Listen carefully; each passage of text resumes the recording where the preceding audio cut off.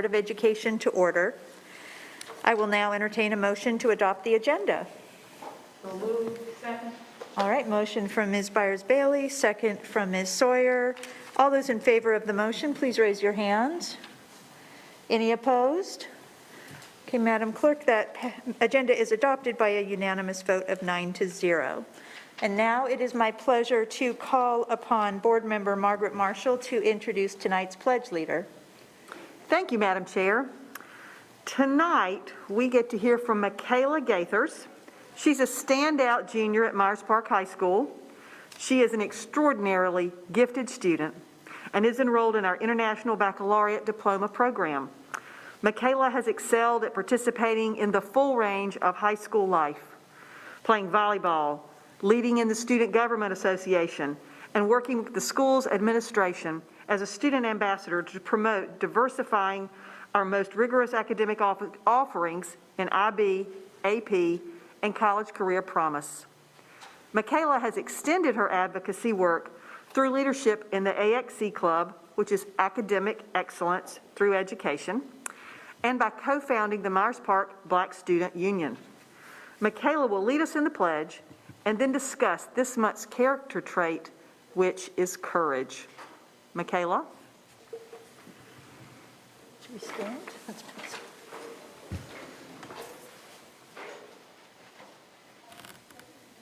To the flag of the United States of America and to the republic for which it stands, one nation, under God, indivisible, with liberty and justice for all. We can't hear her. Can't hear her. Can you ask her to pause and so we can get the audio worked out? I want to be able to hear her message.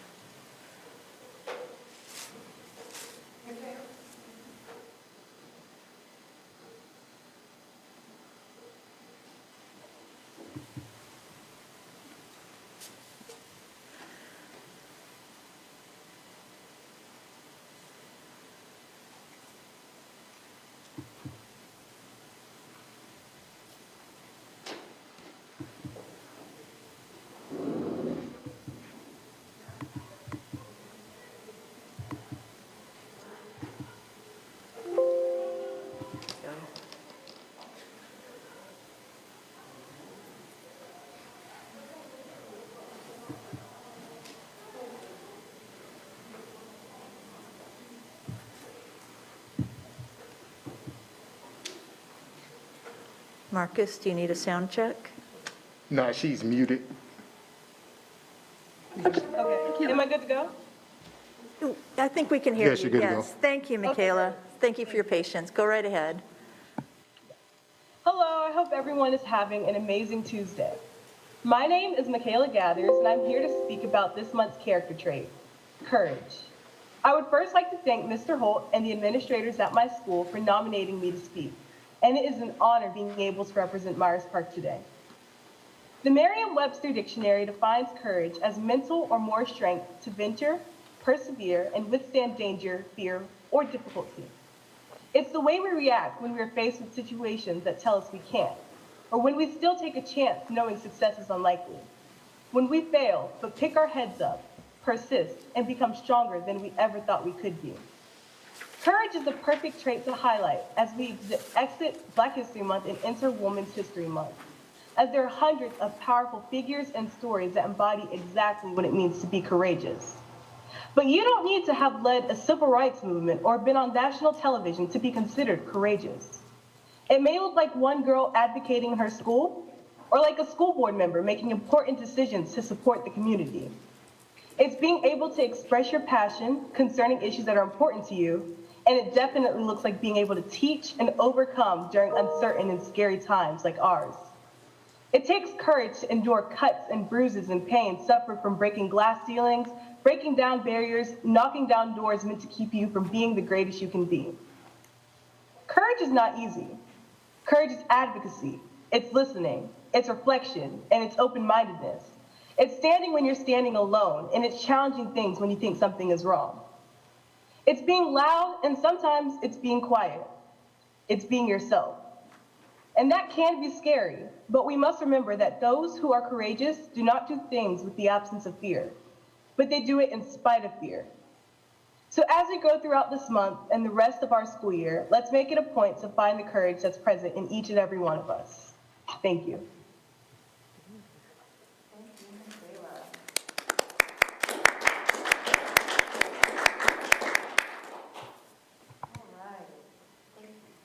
Thank you so much, Michaela. Colleagues, we have a special recognition this evening. We are in the middle of National School Social Work Week, and the theme this year of the week is Beacon of Hope, School Social Workers Lighting the Way. So I just want to point out that school social workers really do light the way by supporting the whole child, by connecting all the professionals who support students and linking students and families with needed services.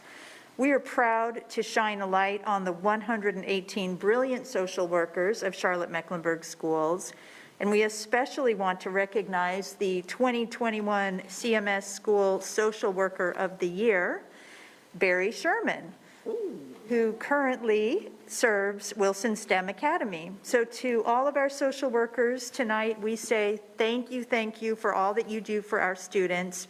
Your contributions help kids to stay focused on education so that they can succeed in school. And congratulations, Mr. Sherman.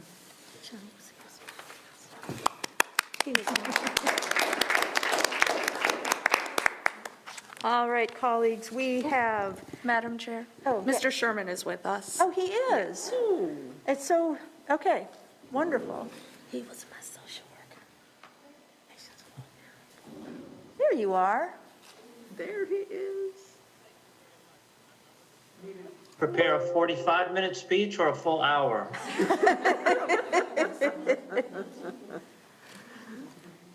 No, I greatly appreciate this honor, and, I think this time we're living through has really affirmed and reaffirmed for lots of people, hopefully, how vital educators are.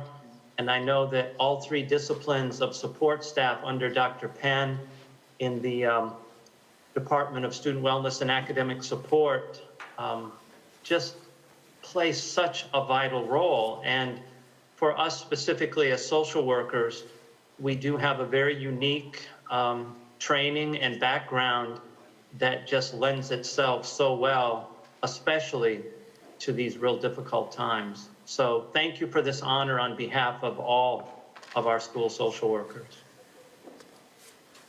Thank you, Mr. Sherman. Thank you to you and all your colleagues for what you do. Thank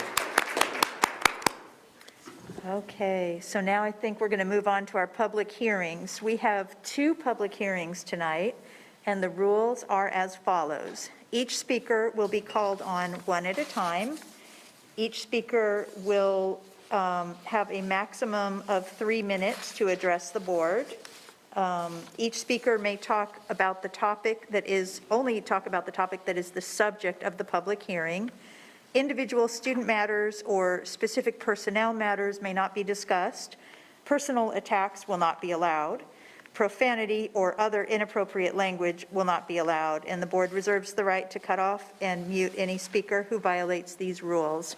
And the first public hearing is on proposed changes to policy GCOA, teacher contracts. We have 2 speakers tonight for this hearing. The first is Arthur Griffin, followed by Justin Parmenter.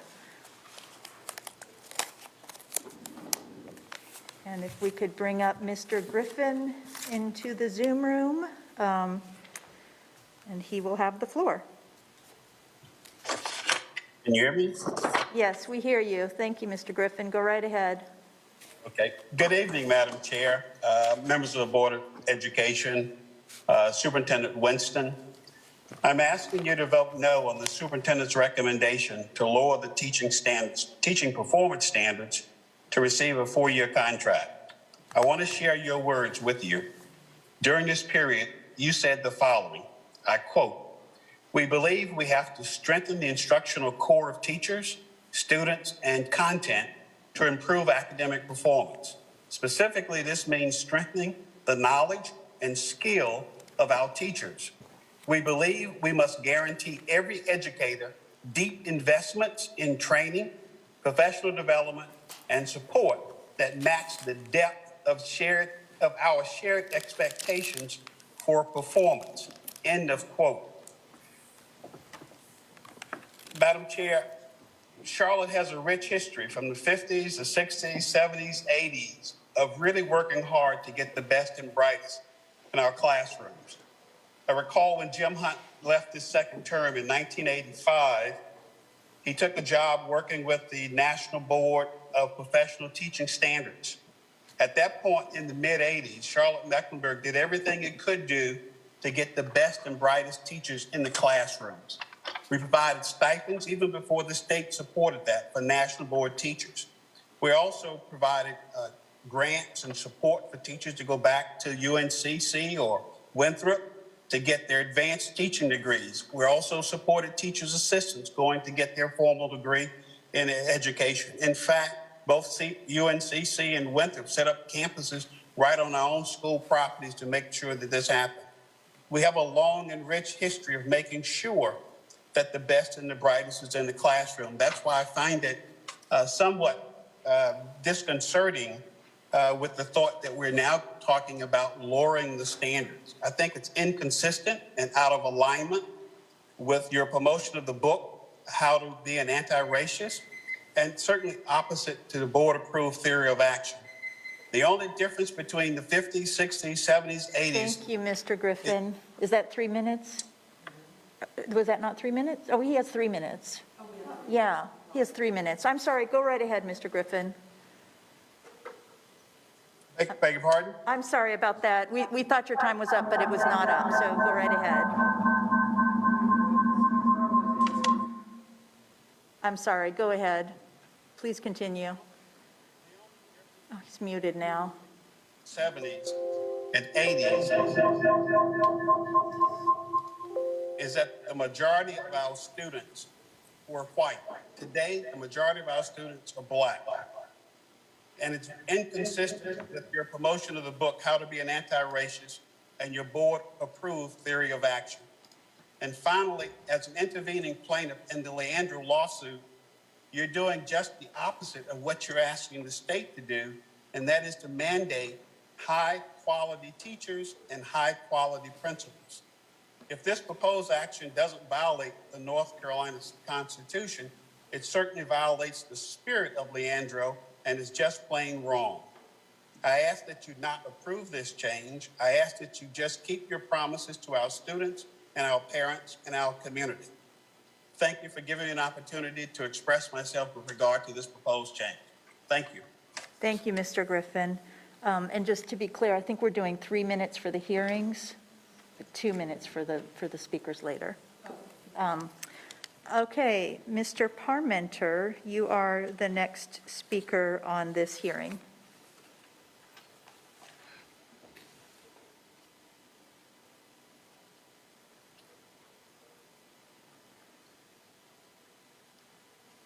Can he hear me?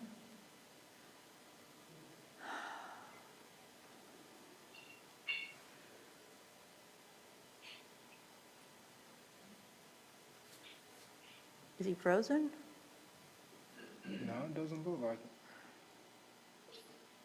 it. He's not frozen.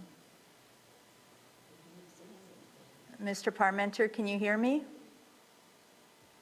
He's,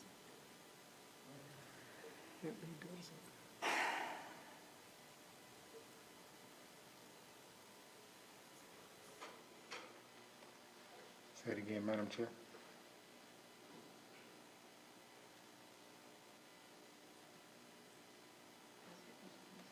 Say it again, Madam Chair. oh, you're asking me to ask Mr. Parmenter if he can hear us? Yes. Can you hear us? I can hear you now, yes. Okay, and we can hear you, so go right ahead. All right, thank you. Good evening, Superintendent Winston and board members. This has been a really challenging year for everyone when it comes to education. And now that vaccinations are ramping up and our community health continues to improve, it's time that we can start looking ahead a little bit further down the road. As we come out of this pandemic and hopefully can get back to some semblance of normalcy next school year, teachers are going to be the ones who are doing the heavy lifting when it comes to diagnosing our students' learning needs and getting them back to where they need to be academically. And we're going to need to have good teachers who are committed to Charlotte-Mecklenburg schools. That means now more than ever, we really need to be intentional about how we approach recruitment and retention. Currently in CMS, teachers get one-year contracts for the first 3 years they're with our district. After that period, they're eligible for their first 4-year contract if they've been rated proficient or higher. But after the first 4-year contract, they are then required to be rated accomplished or higher on 3 of 5 standards to get another 4-year contract. So in other words, proficient is good enough for their first 7 years of employment in our district, but then in year 8, it's all of a sudden no longer sufficient. Now, I researched this as best I could, and Mecklenburg County was the only county I could find with a policy like that on the books. We all agree that it's important to have high standards for teachers in our district, but having evaluation benchmarks that are so out of line with other nearby districts puts us at a competitive disadvantage, especially at a time when we're emerging from a school year that will definitely have a lot of teachers considering their options. I also wanted to mention that approving this amended policy would increase the number of African American teachers who are eligible for 4-year contract renewals by 92%, and Hispanic teachers by 88%. That's for next school year. So in its current form, this policy has a disproportionately negative impact on teachers of color. I urge you to support the proposed policy change, which will bring us in line with other districts, as well as help ensure diversity in our teaching corps. Thank you. Thank you, Mr. Parmenter. Madam Clerk, did we receive any emails relating to proposed revisions to policy GCOA? Madam Chair, there are none. Okay, thank you, Madam Clerk. I now declare this public hearing closed. Our next public hearing is on the proposed changes to Exhibit IKFE graduation requirements. Madam Clerk, do we have any speakers for this public hearing? Madam Chair, we do not have any speakers for this public hearing. And are there any emails related to proposed revisions to Exhibit IKFE? Madam Chair, there are none. All right, thank you, Madam Clerk. I now declare this public hearing closed. And now we're moving on to requests from the public, and the rules are as follows. Each speaker will be called in to speak one at a time unless you are part of a group. Each speaker will have a maximum of 2 minutes to address the board, and groups will have 7 minutes. Each speaker may speak on any topic of their choice except for individual student matters or specific personnel matters. Personal attacks will not be allowed. Profanity or other inappropriate language will not be allowed. The board reserves the right to cut off and mute any speaker who violates these rules. And with that, our first speaker of the night will be Megan Schill, followed by Julie Chasney, and then Virginia Gregory.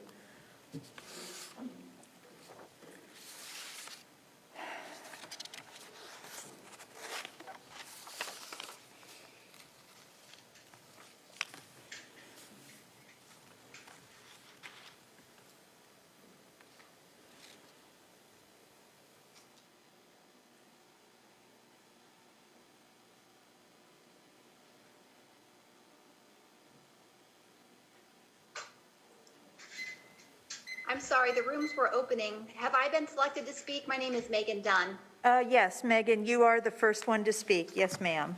Okay, thank you, sorry. My name is Megan Dunn. My daughter is a kindergartner at Old Providence Elementary. She attends the ASEP program Mondays through Wednesdays. I know that ASEP enrollment across CMS has been impacted by the pandemic, with many students enrolled in all virtual, but there were still 19 children enrolled in the ASEP program at our school as of February 23rd, when you made the decision to close it. I am a registered nurse. Throughout this pandemic, I have continued caring for patients.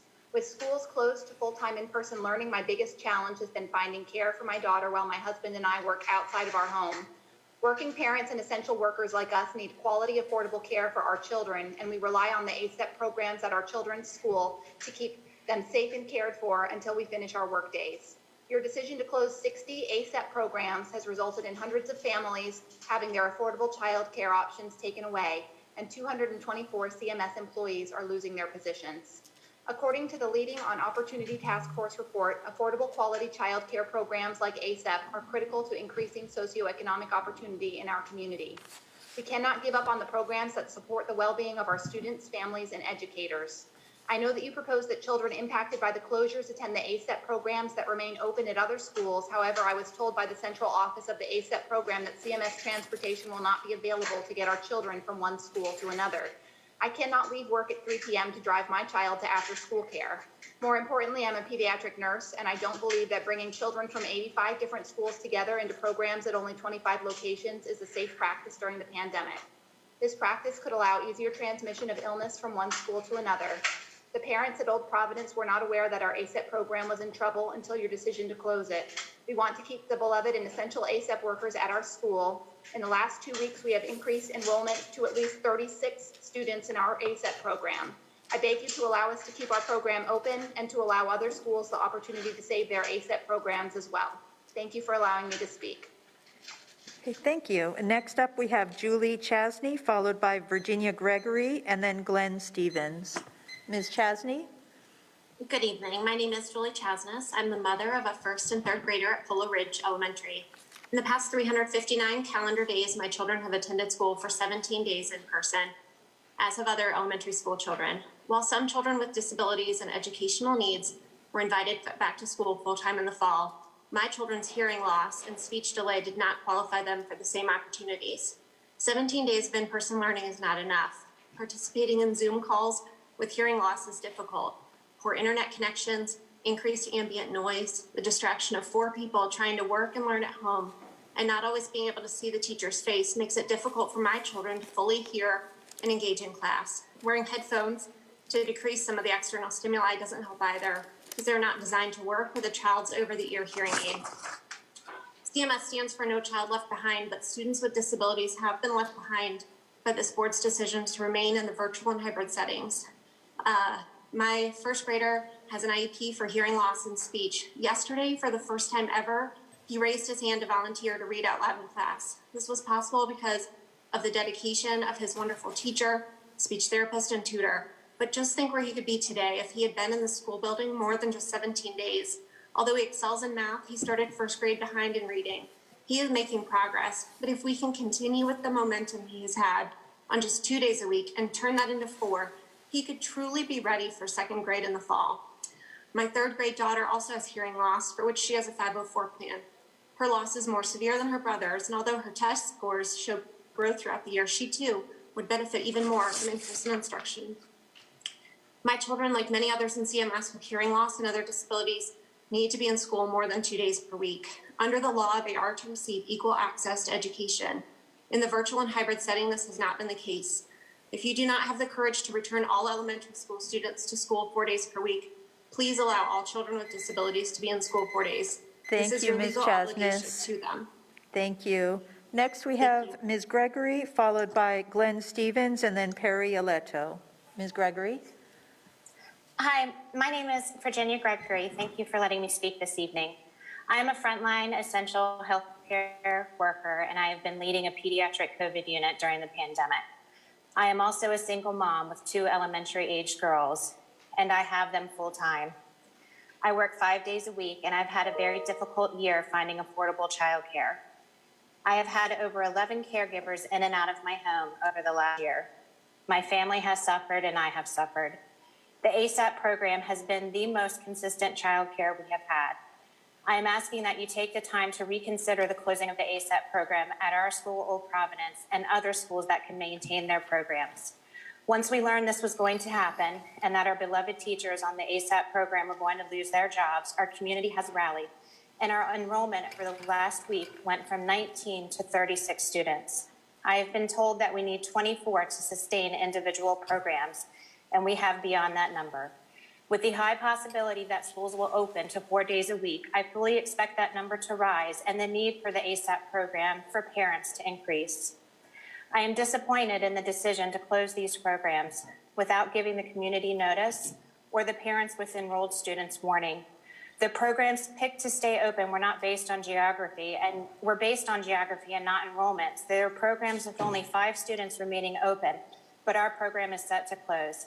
My understanding is that we could enroll our children in another program, but there is no transportation.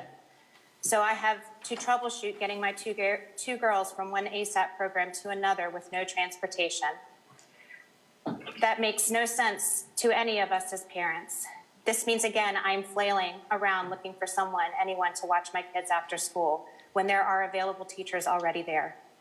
Our program has enough students to sustain for the last 2 months. Please lean into your essential healthcare workers and your essential teachers during this pandemic and find a way to let those programs that can sustain remain open. Thank There you, has Ms. to be an Gregory. answer.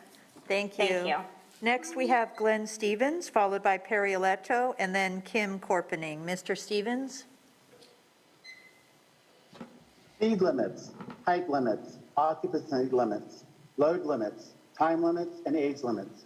Out of context, each of these limits appear to be an artificial human-created construct, a deficit model, as one school closure advocate put it in recent days. However, in context, each of these limits serve a valuable safety purpose, a guide, if you will, to the correct use of a car, roller coaster, movie theater, trampoline, exercise equipment, or motion picture. As with each of the above, performance standards out of context may appear to be artificially constructed. However, one must be able to functionally read the operation manual of an earth mover in order to maneuver it safely. One must be able to compute complex equations in order to design a structurally sound building. The point is that all of us, our students included, will someday be judged against a standard. You may not like it, you may want to change it, but until society as a whole agrees, you are doing our students a disservice by ignoring the standards. According to public information requests, 36.3% of our students were failing in the first quarter. The same request revealed that 41.6% were failing in the second. This constitutes a significant increase over the same periods last school year, with the only difference between the years being having all students in remote learning.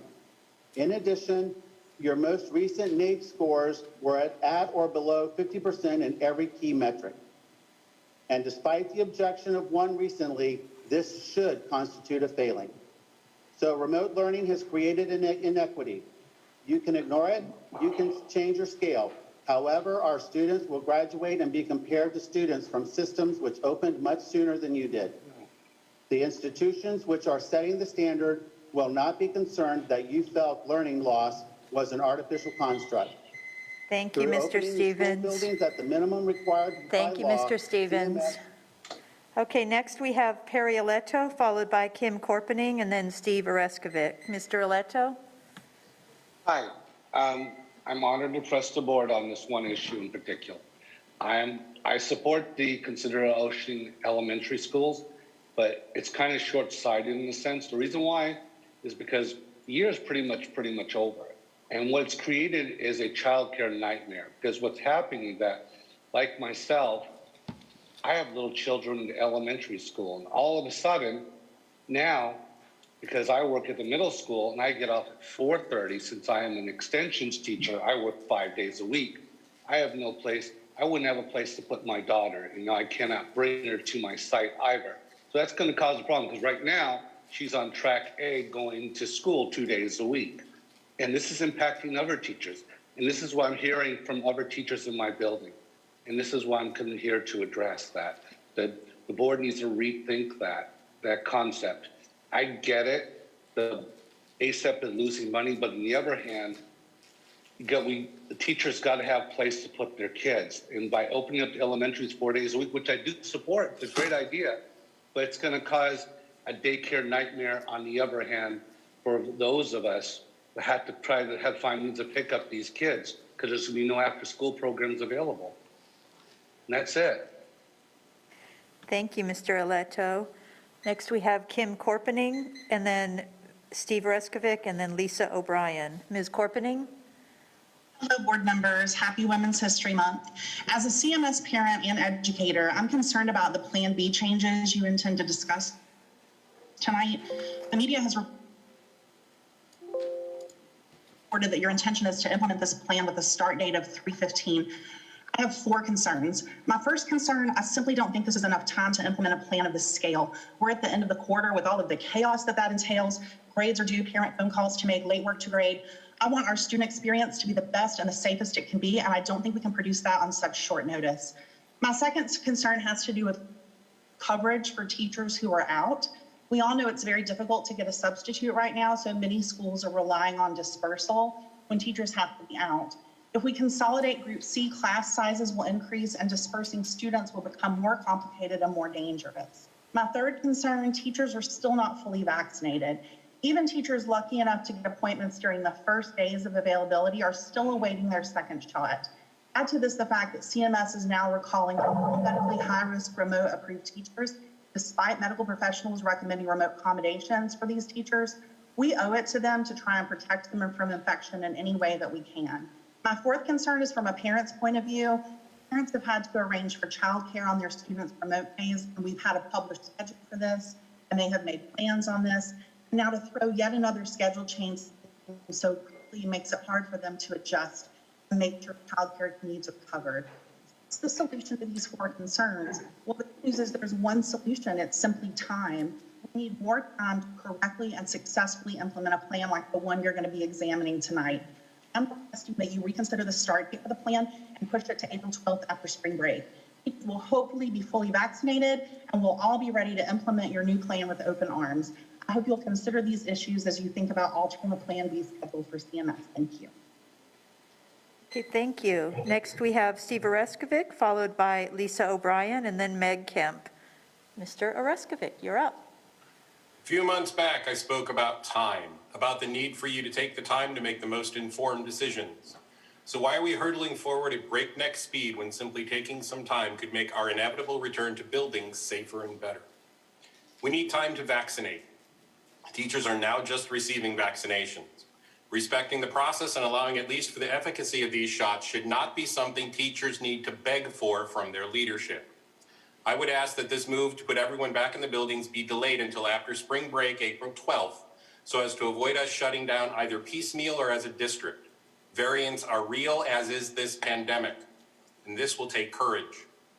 We need time to prepare. I'm sure you have assurances from the district that this move is doable in such a short window. Have you, as a board without current classroom experience, asked the right questions? If this were the case and we were prepared, why is there so much pushback at all levels?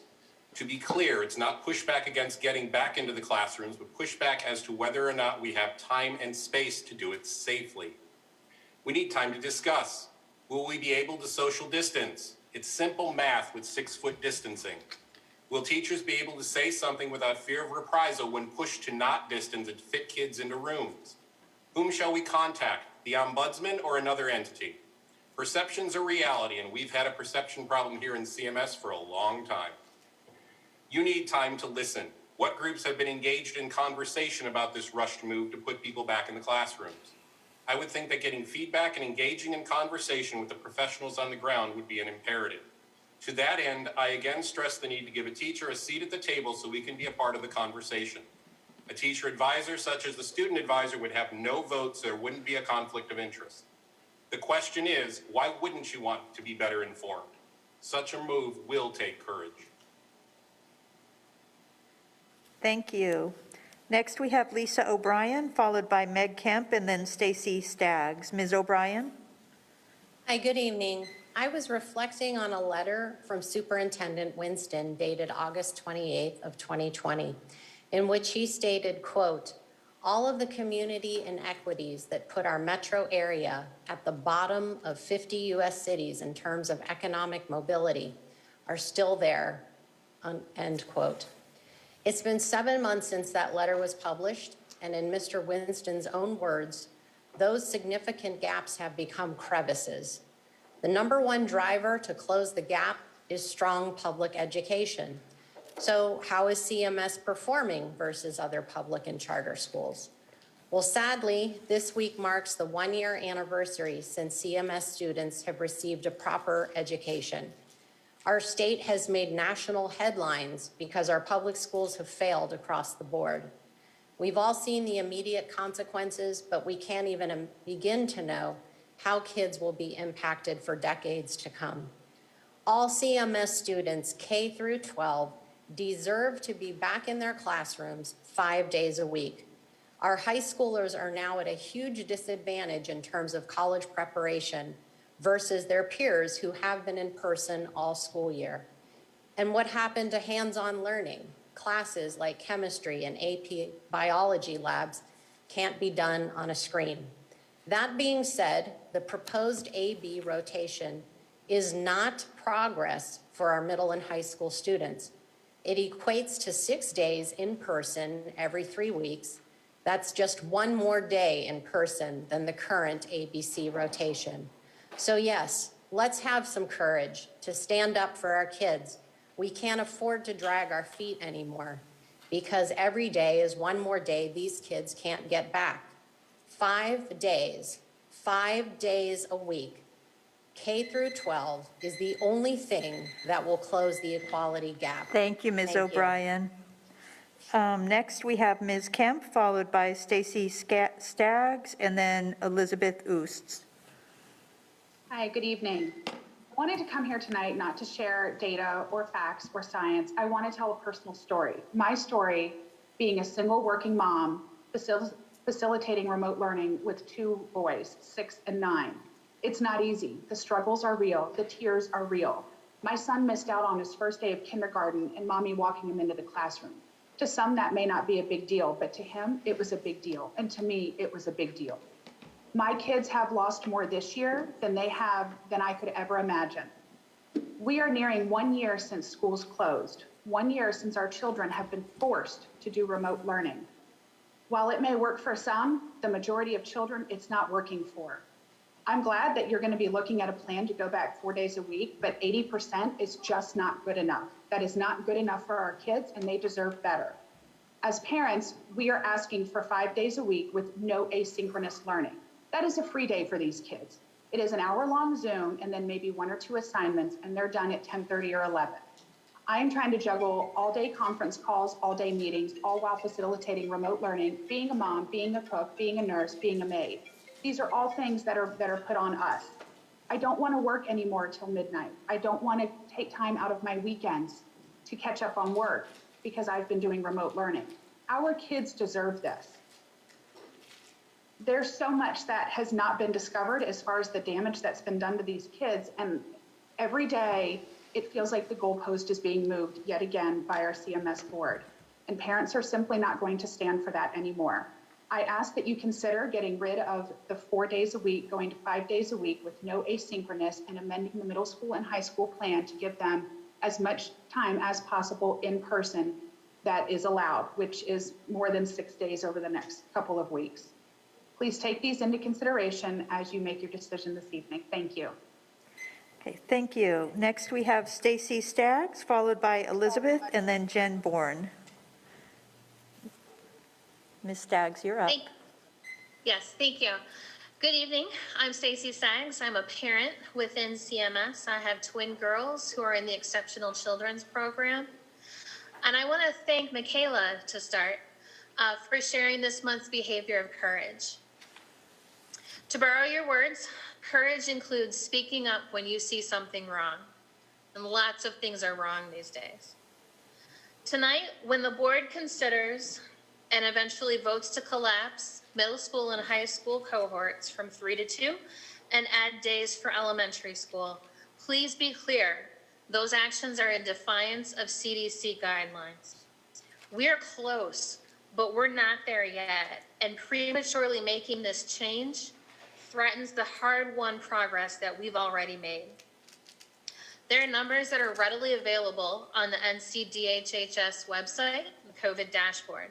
In Mecklenburg County alone, we're over 98,000 cases. Of that, 10% are children aged 5 to 17. There are over 9,000 cases in our county. Contact tracing is an issue that I've brought up a number of times already, and it's just insufficient. It's not because they're not doing their best, it's because they're overwhelmed and there are process gaps that prevent it from being effective. Of those 9,000 cases in Mecklenburg County among student-aged children, only 658 have been contact traced to CMS. That's only 7%. And that would either mean that 93% are happening elsewhere, or the data is just incomplete and ineffective. Therefore, the board is making decisions based on information that is inaccurate. I also want to talk about social distancing and the ventilation issues that persist in our schools. Thank you, Ms. Daggs. All right, thank Okay, you. next we have Elizabeth, and forgive me for not pronouncing your last name right. That's okay. It's Oots. It rhymes I with said it right, okay. B. Yeah, it's inexplicable. Hi, I'm Elizabeth Oots. Oops, I just lost my. You're good. Go right ahead. Oh, sorry. I'm Elizabeth Oots, and I am a CMS mom who's been following the plan to return to building with extreme interest and concern. CMS is proposing a hurry-up plan to combine groups A, B, and C into 2 groups and have students attend in person more frequently. And my concern is especially for middle and high school students. This rush is inexplicable and is in direct opposition to what is stated in the CMS metrics, which state if one or more metrics is in the red for greater than 14 days, we must consider virtual learning for all students in collaboration with the Mecklenburg County Public Health Affiliation. If you look at metric 1, cases per 100,000, measured from October 2020 until March 2021, 19 of 22 weeks have been red, with 13 of 19 weeks being more than double the 100 person per 100,000 red threshold. This means that at present, we have never been out of the red for CMS, for Mecklenburg County, for Mecklenburg County metrics and per CDC guidelines. The risk is simply too great. The consequences of getting this wrong are too high, and I do not see the logic in proceeding when the numbers indicate that this is not a good idea. Thank you. Thank you, Ms. Oost. So next we have Jen Bourne, followed by Keisha Oliver Meekins, and then Meredith Fox. Ms. Bourne? Good evening. I was dreading this. I always dread this because this year has been, it seems like a monthly battle between members of a community where we all live and everyone wants what's best for kids. And as I'm listening to parents with real struggles, I think it's important to know that teachers are also parents and we also have real struggles. My children are full remote because I'm helping to care for a parent who's at the end of life. It's not that full remote is awesome, it's not, but there is a pandemic and there are risks involved if we expose ourselves more than we absolutely have to in my family. And I think everyone has done their very best to make decisions based on what is best for their family. We currently have 40% of our district families who are remote. And when we bring more children into in-person, which is absolutely what everyone wants, and I hope that we can do it in the fall. I hope we don't set ourselves back so that we are going through this next year because it's been toxic and extremely harmful for our community's mental and it's just not been good. So I guess my concerns are that we are constantly being told and the board is being told that we're ready, that everything is fine.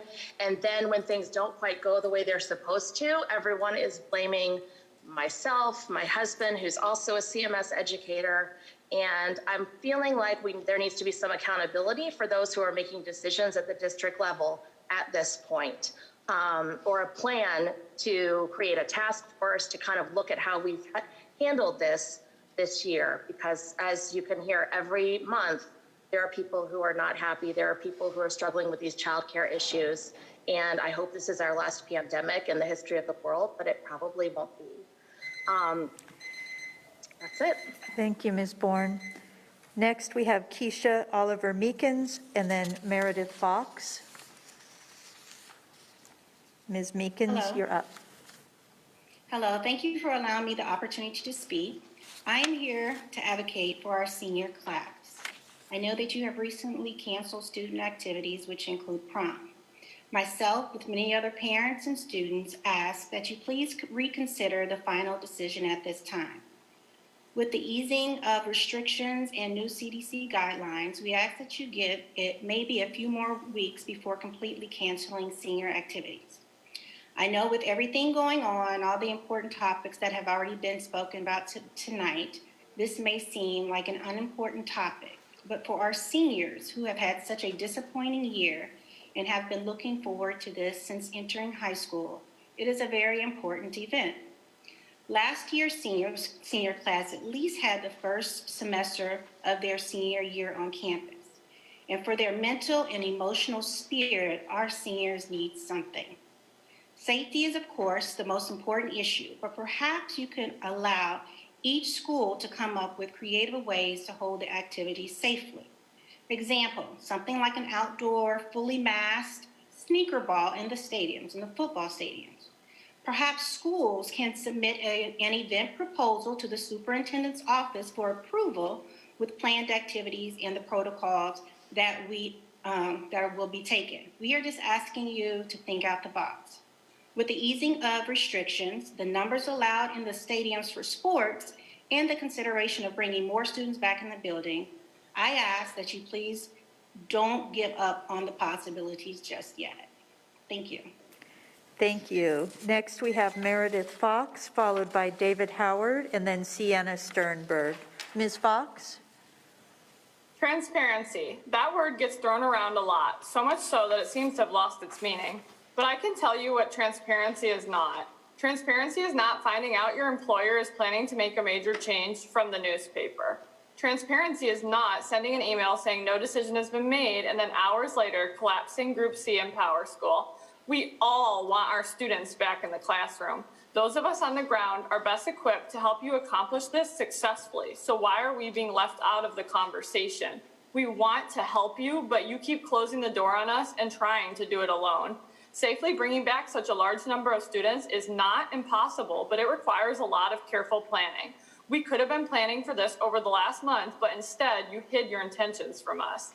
To reopen in such large numbers on 3 days' notice to prepare seems irresponsible. Here's what we need from you. Push back the date and invite us in. Ask each school to present their unique and collective needs to make this a safe and positive experience for students. Even once our students are back in the classroom, you will still need our help. We can throw out terms like learning loss and blame remote learning, but the reality is only about 33% of our students in grades 3 through 8 at our Title I schools were proficient in reading in the 18-19 school year. Only 33%. So maybe returning to normal isn't such a good thing after all. Ask us to help you envision how we can return to something better for our students. Shirley Chisholm once said, if they don't give you a seat at the table, bring a folding chair. For now, we will keep showing up with our folding chairs and high hopes that someday we can have a more permanent seat at your table. Thank you. Thank you. Next, we have David Howard, followed by Sienna Sternberg, and then Susan Webb. Mr. Howard.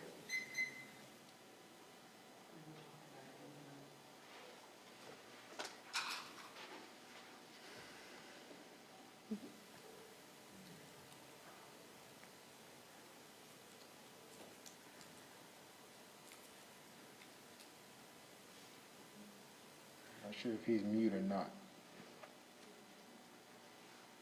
Is he on mute?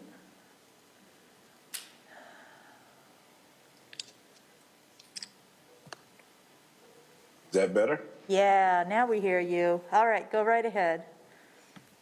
I said, good evening, Madam Chair, school board members, and Mr. Superintendent. I said my hat goes off to you, so I will make this my remarks quick. You guys have bigger fish to fry, it sounds like. I do respect what you all have to deal with. So I'm here tonight to talk about the letter that I sent to many of you guys over the weekend about the renaming of Barron's Academic Center. I'd like to take my hat off to Principal Range and the students, as well as the staff are doing such a great job of following a very transparent process.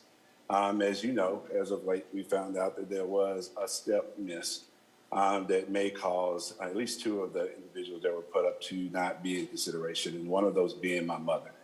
And I'd like to just reiterate some of the points that I made in the letter. That, you know, the process was thorough, the process was was fair, and we all did exactly what we were told we needed to do.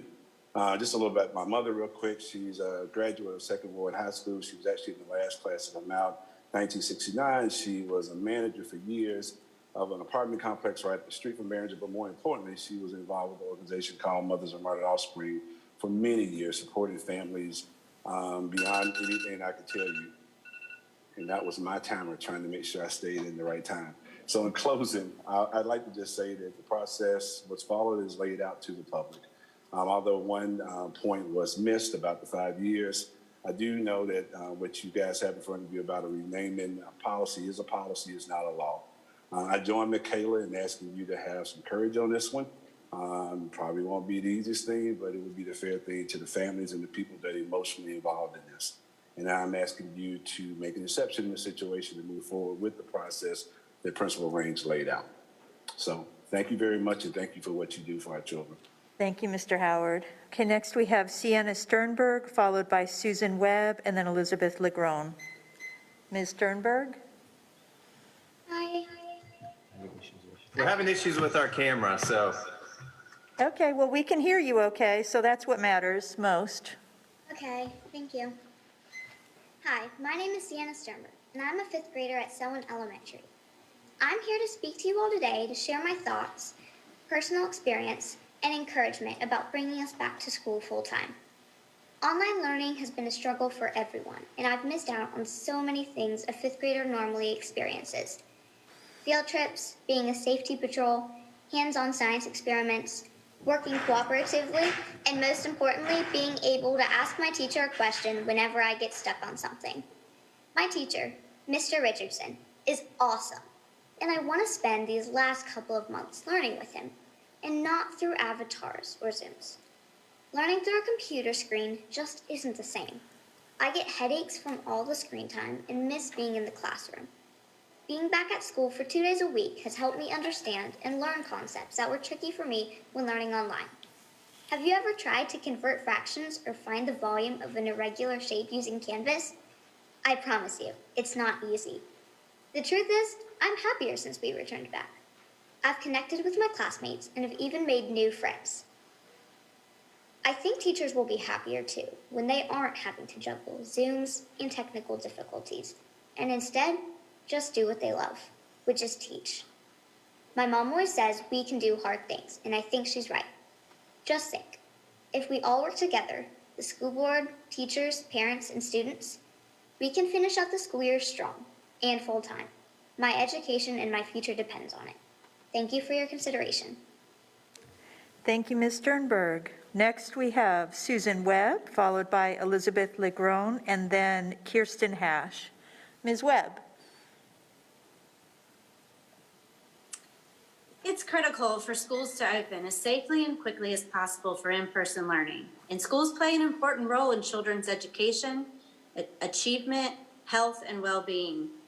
None of us can disagree to these statements. As a parent myself, as a 1st grader at Ray Farm STEAM Academy, we've been given the option, like everyone else, to choose between in-person or virtual learning. Now I'd like to look at the facts as it pertains to our situation for K-8 in-person learning. Fact 1, from Governor Roy Cooper. What's new is that research done right here in North Carolina tells us in-person learning is working and that students can be in classrooms safely with the right safety protocols. It is safe to reopen our schools. Fact 2, one of the most dramatic impacts on a child's education is that of socialization process. As 2 working parents, finding the balance of our own work, providing socialization for our kids, and proper learning environment within the current remote setup is challenging. Our options are limited for our kids to give a proper balance of socialization and proper learning. This balance is something that they would normally receive in a Plan A school environment from well-trained educational professionals. We as parents are still required to be working as we're continuing to contribute to this economy of ours, whether these kids are at home, around working parents all day, or yearning for attention, or in other environments. This is not giving our kids the proper socialization or education for their age. Fact 3 is that community spread has substantially declined. Let's look at the neighboring counties, state districts, neighboring states, and even taking private schools out of the equation. It is safe and has been proven that these kids can safely go back to school under Plan A.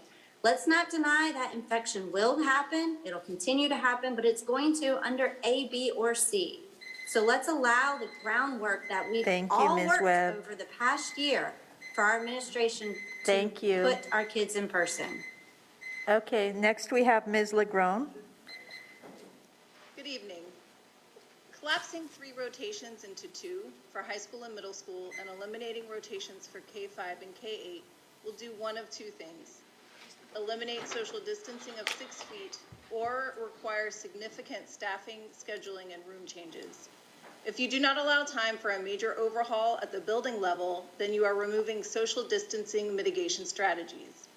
If this is your decision, you owe the public an explanation why, contrary to guidance from all local, state, and national health authorities, this board and CMS leadership do not believe or do not care that social distancing diminishes the spread of COVID. Please be aware of the significant upheaval this schedule change will cause, including changes to room assignments, student schedules, furniture needs, and teacher accommodations. Make sure you're transparent with parents that these changes are coming and allow grace and flexibility with district employees during this very stressful time. Furthermore, if CMS and the board follow through with this plan, we need updated guidance.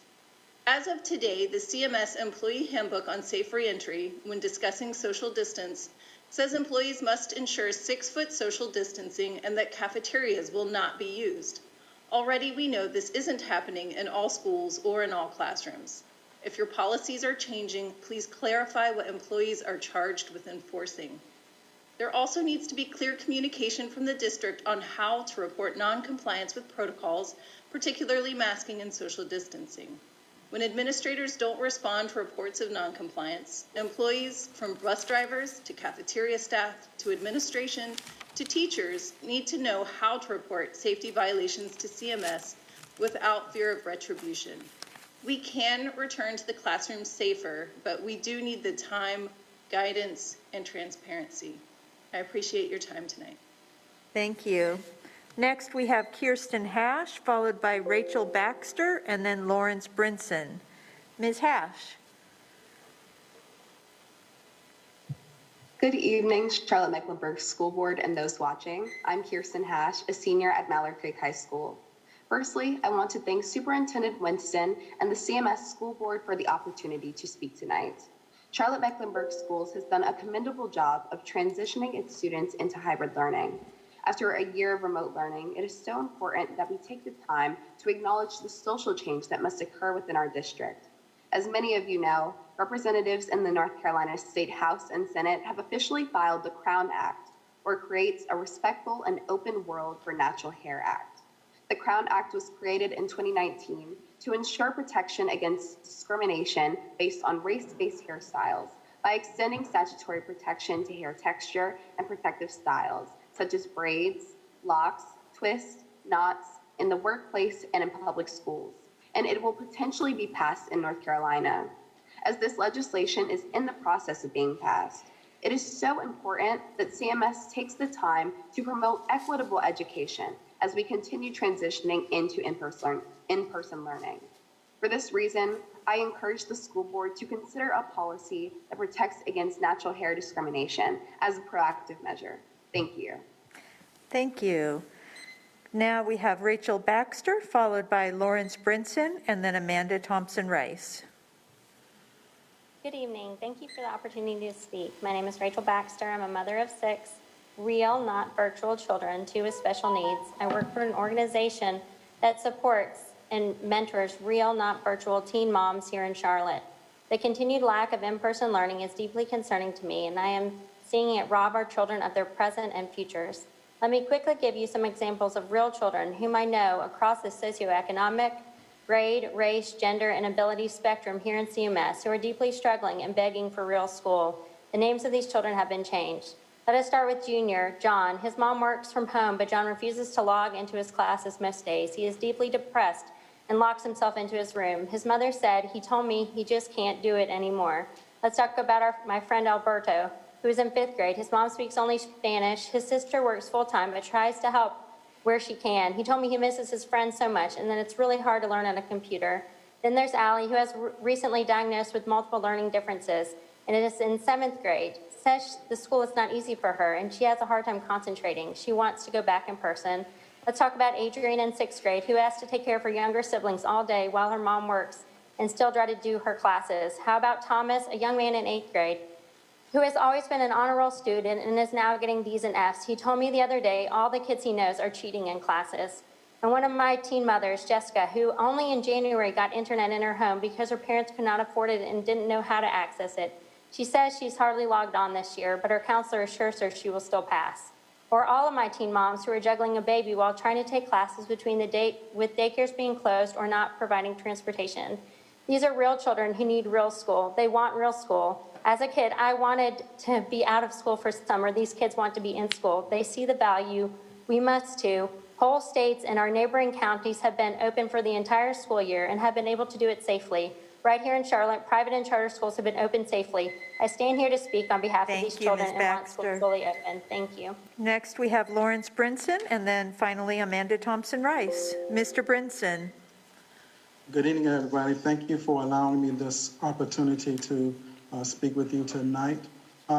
Just want to remind people that no one wants to fully return to our campuses more than educators. The issue has never been about if schools should return to in-person instruction, but how in-person instruction can be done safely. Since the return to in-person instruction, there are concerns about the consistency and access to vaccinations for our educators. There's been difficulties with educators getting appointments, and also those that do get appointments getting the lead time in order to be vaccinated. We would like the district to reduce the burden on educators to get vaccinated by increasing your collaboration with the appropriate agencies to provide opportunities for educators who want to be vaccinated. Governor Cooper has designated educators as essential frontline workers, and President Biden has called for every grade school employee and child care provider to receive at least one dose of the vaccine by the end of the month. With that being said, we ask for the district to look at ways to help educators access the vaccination. One way could be by offering or increasing on-site vaccination opportunities. Educators need access to the vaccine to ensure that our workplaces are safer, and educators need to have access as soon as possible, especially in the wake of increasing in-person learning days. Thank you for your opportunity to allow me to speak.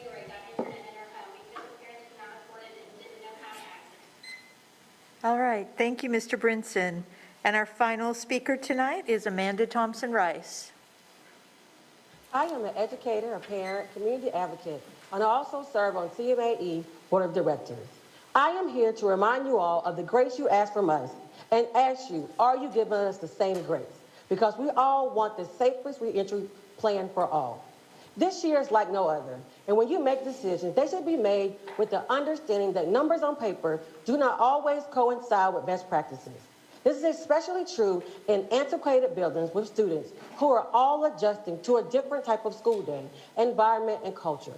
As an advocate, I receive concerns and suggestions from all employees, bus drivers, custodians, teachers, administrators, etc. And they all are saying the same thing. They are not listening to us. In my classroom, I used to create a space for continual open dialogue and reflection, where my scholars learn and understand they are valued stakeholders in my classroom. As employees, we want and deserve the same thing. Every new decision should be made after gathering input from individuals doing the work. Registrars who are trying to shuffle kids while being compliant and content with content and maintain social distancing. Were they consulted? Parents changing their schedule for the 6th time with chair care, drop off, etc. Were they consulted? Bus drivers whose routes will be changing again. Were they consulted? Administrators, teachers, instructional assistants who are all trying to save face and be the amazing educators they are. Were they consulted? Thursday evening, Friday morning, many stakeholders who value CMS and want to see us thrive were all in a state of confusion. Not because we are not all in, but because we're being left out. This pandemic should have shown us one thing. We are stronger together, and do not dismiss the strength and the power of we.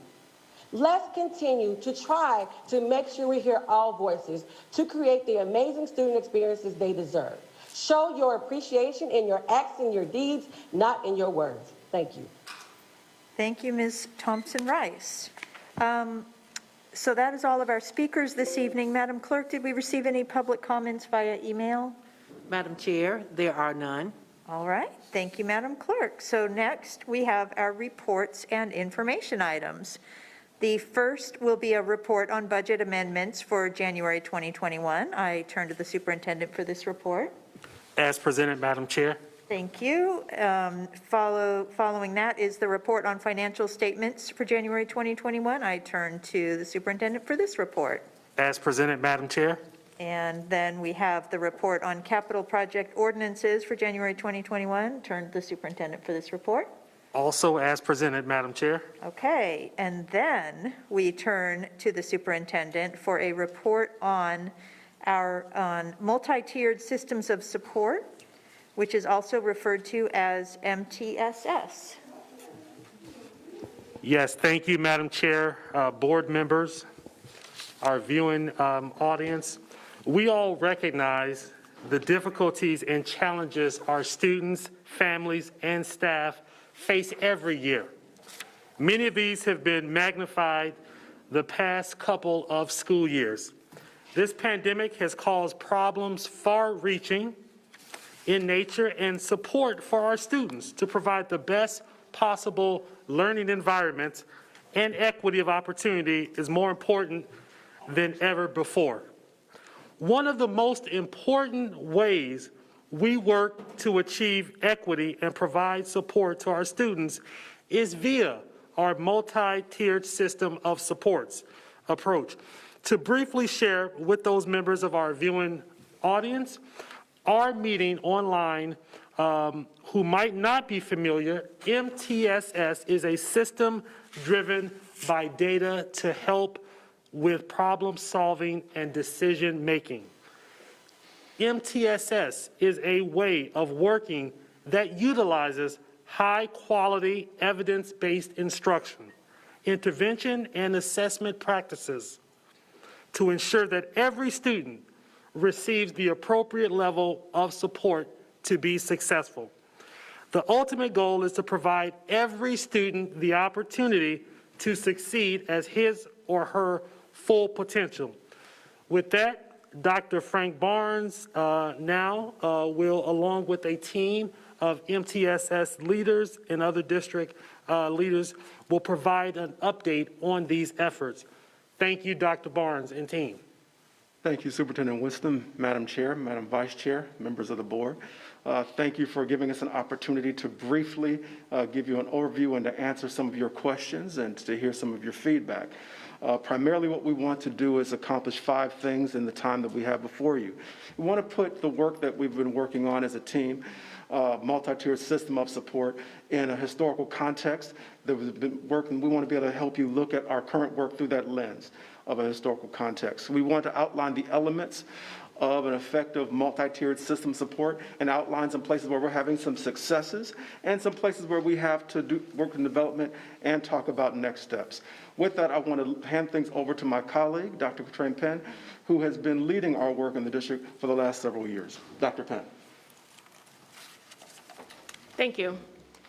Let's start with a brief history of MTSS in both CMS as well as the state of North Carolina and at the federal level.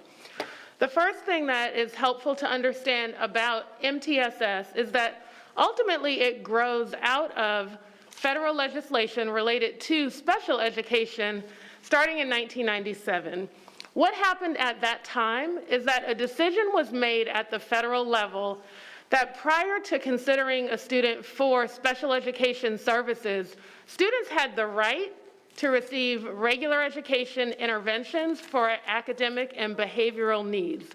Around that time, in many of our public school districts across the country, you would have started seeing team processes such as an intervention team or something that we would have called an SST or a student success team. And again, those were regular education teams that worked to provide intervention to address academic and behavioral interventions for students. In 2004, special education law was updated once again on the federal level. And at that time, they decided that if we were going to consider that a student might have a learning disability, those students should be able to receive intervention first, and we can look at the student's response to intervention to decide whether or not they might have a disability. North Carolina adopted rules and regulations that allowed us to use a student's response to intervention to determine special education eligibility in the year 2007. A few years after that, the state said, well, you know, it's not just those individual students who are struggling and who might need intervention. We need to require across our great state that every student who is at risk of academic failure receive a personalized education plan. That's what we called the PEP. So we've got two different layers of support being provided to students. We've got the PEP layer, which is for large groups of students who may be at risk of academic failure. And then we have that higher level of intervention for individual students who are struggling and might be at risk of having a disability. So with those two things going on, around 2013, the state of North Carolina said, we're not going to do PEPs anymore. We're not going to do these individualized intervention teams in response to intervention. We're going to roll it all into a single process that's called multi-tiered system of support.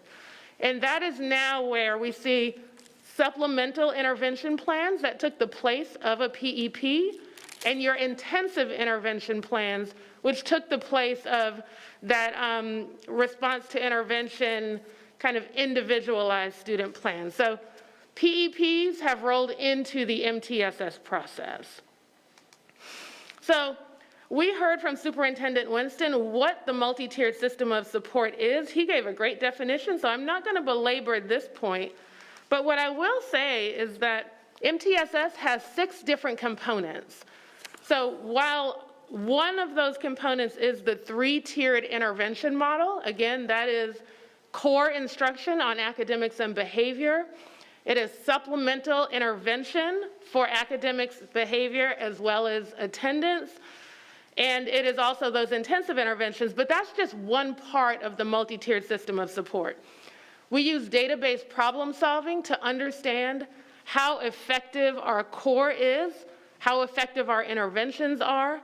We evaluate data at the group and individual student level to understand how we're being successful and where we might need to do more or different. Communication and collaboration between the different teams who are supporting students in the building is a critical component. Having the infrastructure for implementation, such as a time and place in the day for students to receive intervention, is critical. And as you'll hear from 2 of our school leaders today, the role of both leaders in the building, but also leadership teams, is critical for implementation of an MTSS framework. MTSS is not just academics, though.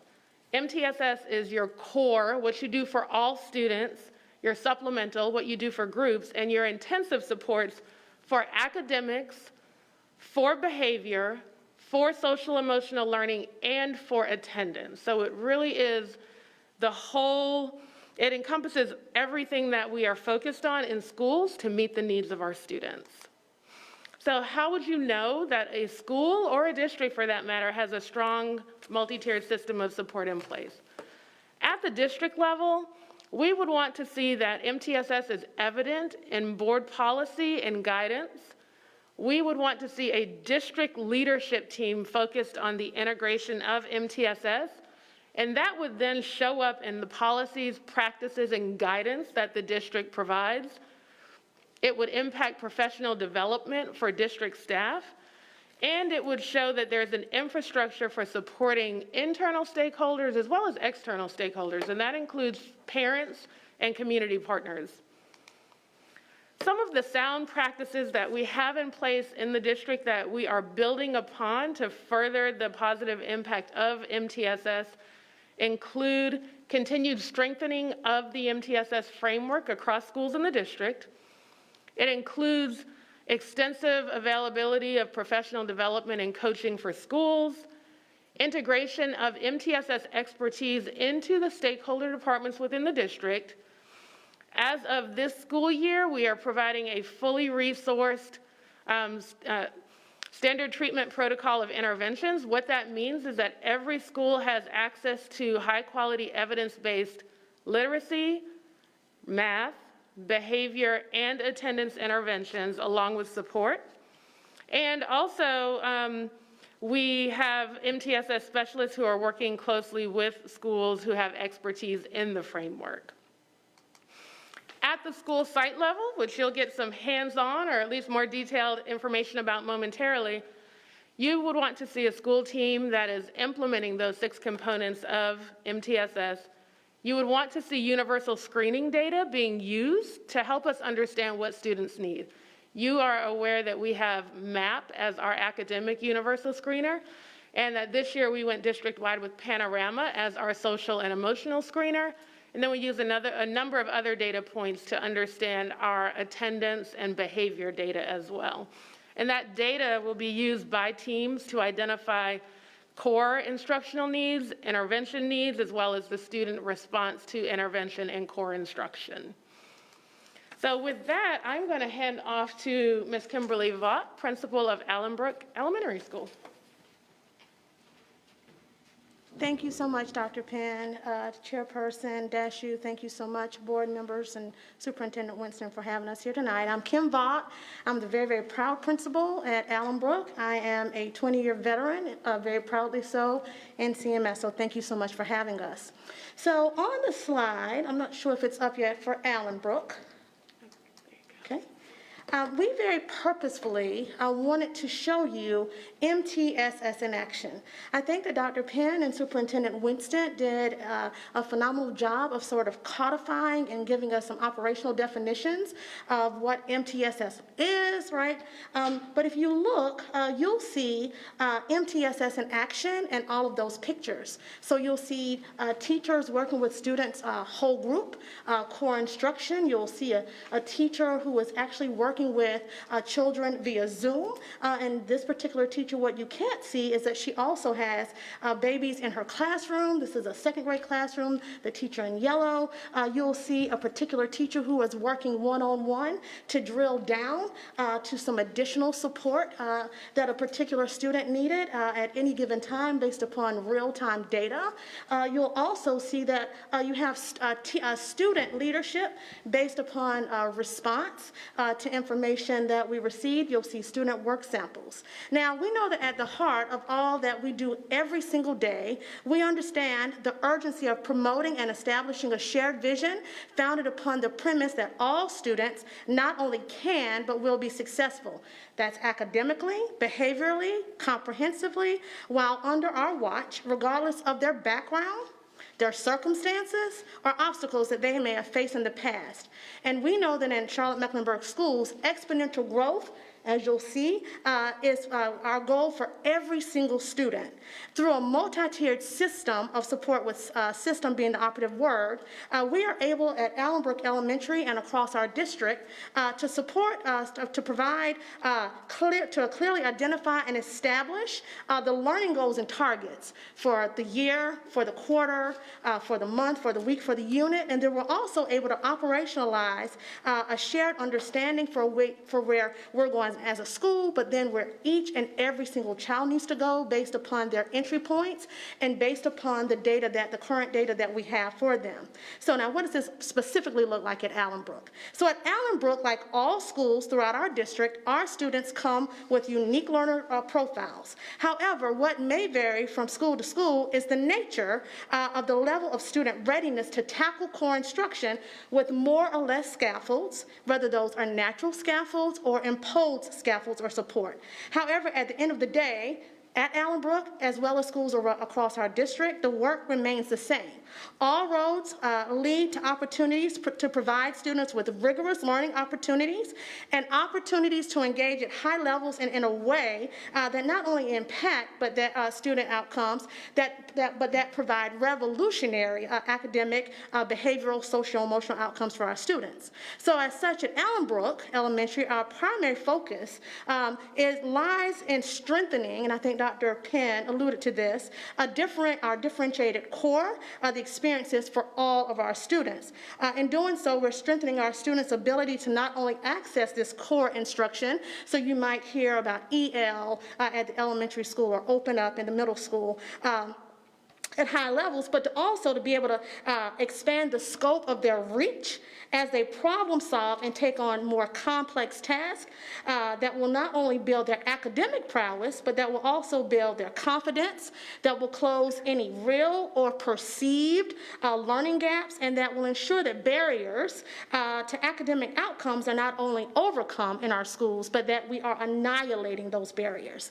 We're not only growing learners at Allenbrook and across our district, but we're growing leaders who know how to learn through this system, this tiered system of systematic supports. And that's regardless of what, background or circumstances students might experience. Also at Allenbrook, in alignment with the nature of the work that we're doing to ensure that students are provided with these learning opportunities, what you'll see bedside each and every day, you'll see teachers and teacher leaders involved in professional learning communities or these planning sessions where they're looking at data, they're looking at student work, they've taken a look at the map data, they've taken a look at the panorama data, they've taken a look at the EL benchmark data that we get several times throughout the year, and they're formulating small groups or one-on-one sessions for students. We're formulating opportunities and plans to not only, teach, but then to come back and to evaluate how our students are doing through a process that we call progress monitoring, right? And then based upon that feedback, we're able to come back and once again, not only align our resources, but then look at our master schedule, look at how we're aligning our talent, or the human capital in our building. Who's teaching who when, right? How are we, shifting personnel to match the needs of individual and collectives in our particular school? And so at Allenbrook Elementary on any given day, you may see students who are working whole group. You may see students who are working individually. You may see students who are working in small groups. But at the end of the day, it is a very systematic approach and structured, very methodical opportunity that throughout our district that we are taking on to make sure that our students are not only growing, but that they are thriving and that they're making exponential growth in both what we call growth from a state perspective, but then also proficiency. Right? Thank you so much.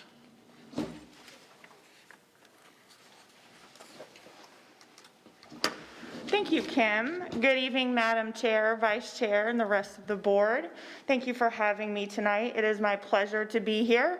My name is Lauren Fowler, and I am the extremely proud principal at Myers Park Traditional School. Like Kim, I am a veteran in the district. I have spent my time teaching, and as a reading specialist, I spent a year in the communications office, but the vast majority of my time has been spent as a leader in the schools. Just like Kim, I'm going to talk a little bit about the MTSS process at Myers Park Traditional School. I would like to start just by naming that MTSS is not a one-off. Rather, it's a fluid process that happens daily and continually in schools. It is the core instruction of what we do for our kids in all facets of who they are as a learner. So if you look at the pictures on the screen, these were all pictures that were taken on Monday. So these are all ways that our students are currently learning and able to experience and access the core. Just like Kim, there's a variety of different opportunities for our students that are highlighted in the pictures. In the bottom, you will see we were able to use playgrounds safely on Monday, so that is a way that we are definitely building the social and emotional needs of our students. You'll also see science, that's a big tree in the middle of the second picture that our kindergartners are working on. They're working on a unit about living and non-living things. So they're talking about how a tree has both living and non-living things composed within it. You'll see whole group instruction. You'll see kids who are logged in on Zoom, but you'll also see kids who are learning in person, spaced out in the classrooms.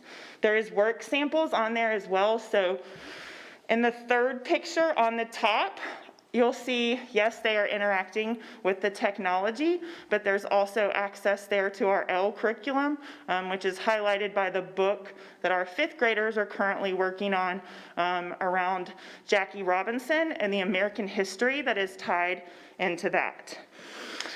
So I also want to highlight that as a district, we have been on an equity journey over the last couple of years, both at a top district level, but also when you look at us at the school level. This has included our MTSS process. So what does this look like in a school? It means that we all now have access to the same curriculum. In our elementary world, that is Envision for math, and that is EL for literacy. This includes phonics, and this includes writing. In math, it is our Envision curriculum. For social and emotional learning, it is Caring Schools with differentiated resources to help us with the vast needs of social and emotional needs that come with our students right now, particularly in COVID. It also has different methods for us to use in helping students with attendance. This year, all of these things have been able to happen both online and in person. The largest lever at Myers Park Traditional that we utilize, though, within the MTSS framework is our core. Differentiated core instruction is how we meet individual student needs. The assessment platform, SchoolNet, that we use as a district allows us to capture real-time data on our students, provide feedback to the child, as well as provide feedback to the teacher on what needs to happen in the next teaching steps. Similar to Allenbrook, our opportunities for students are embedded, and this is going to look different in service model based on need.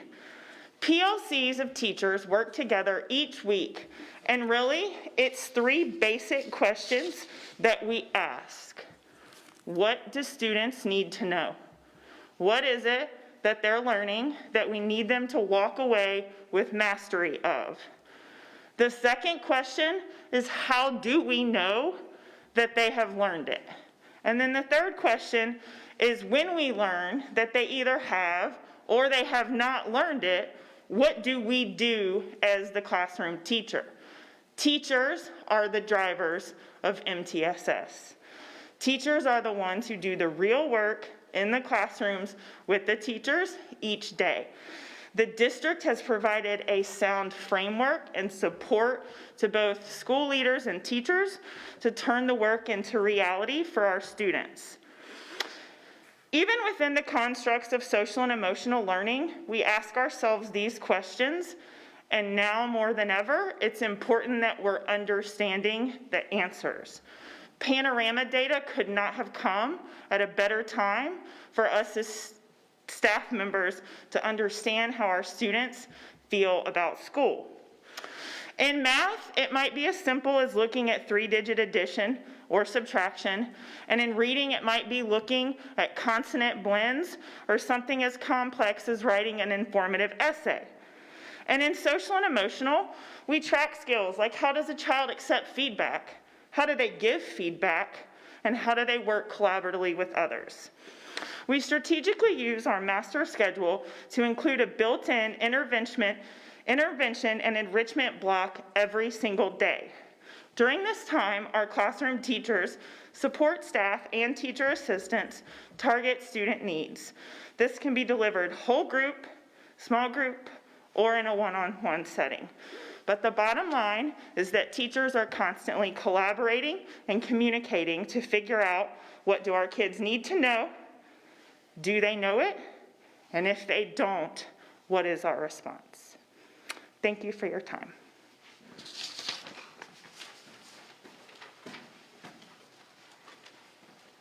Thank you, Ms. Vaught. Thank you, Ms. Fowler.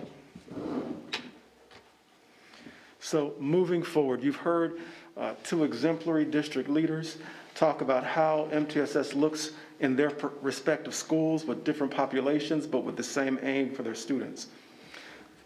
So as we think about some of the things that we've been doing well, there's some things that we need to improve on to make sure that what you've heard in 2 schools is seen and experienced in all of our schools.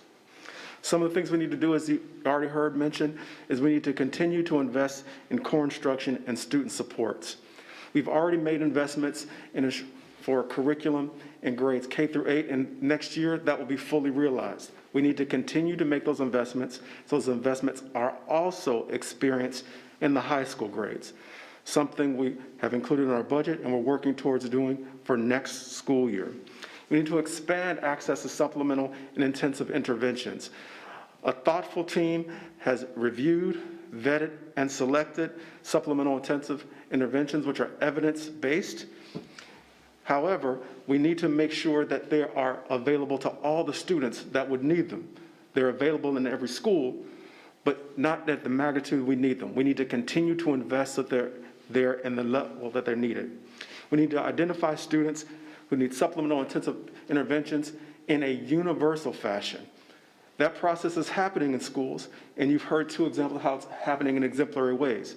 We need to make sure that the process and the metrics used to identify those students are done in a universal fashion, so no matter what CMS school you're in, you won't be deprived from the supports you need or pushed into something that you don't.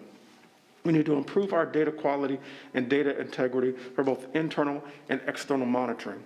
Approximately 3 years ago, the state, as a partner in this work, articulated to districts that we'd have a platform to be able to record our work in. That has been a work in progress with our colleagues at the state and only became available this past December. Absent a platform for us to use, schools have been left to their own auspices, to find out ways to record this data on their own, doing so diligently and professionally, but not always similarly, which means as a system, as we're supporting them, as we're monitoring our system progress, we don't have a uniform way to collect these data. This is certainly discouraging and disappointing as we, as a part of our intentional planning, divested from a platform that we had so that we could adopt what the state would require us to use. That system called ECATS, which I believe is an acronym for Every Child Accountability Tracking System, is what we're going to start adopting, which we just got access to this December.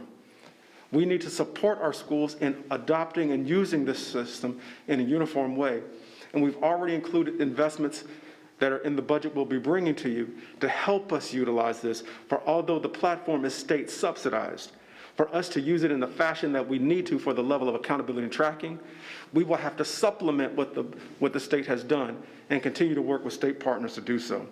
And I look in Dr. Penn's direction. We need to continue to integrate both the attendance and behavioral components along with the the instructional areas. We've been focused heavily on instruction, necessarily so. We need to continue to look at all 3 elements because students have various needs, some of which are non-academic, which influence their experience of school.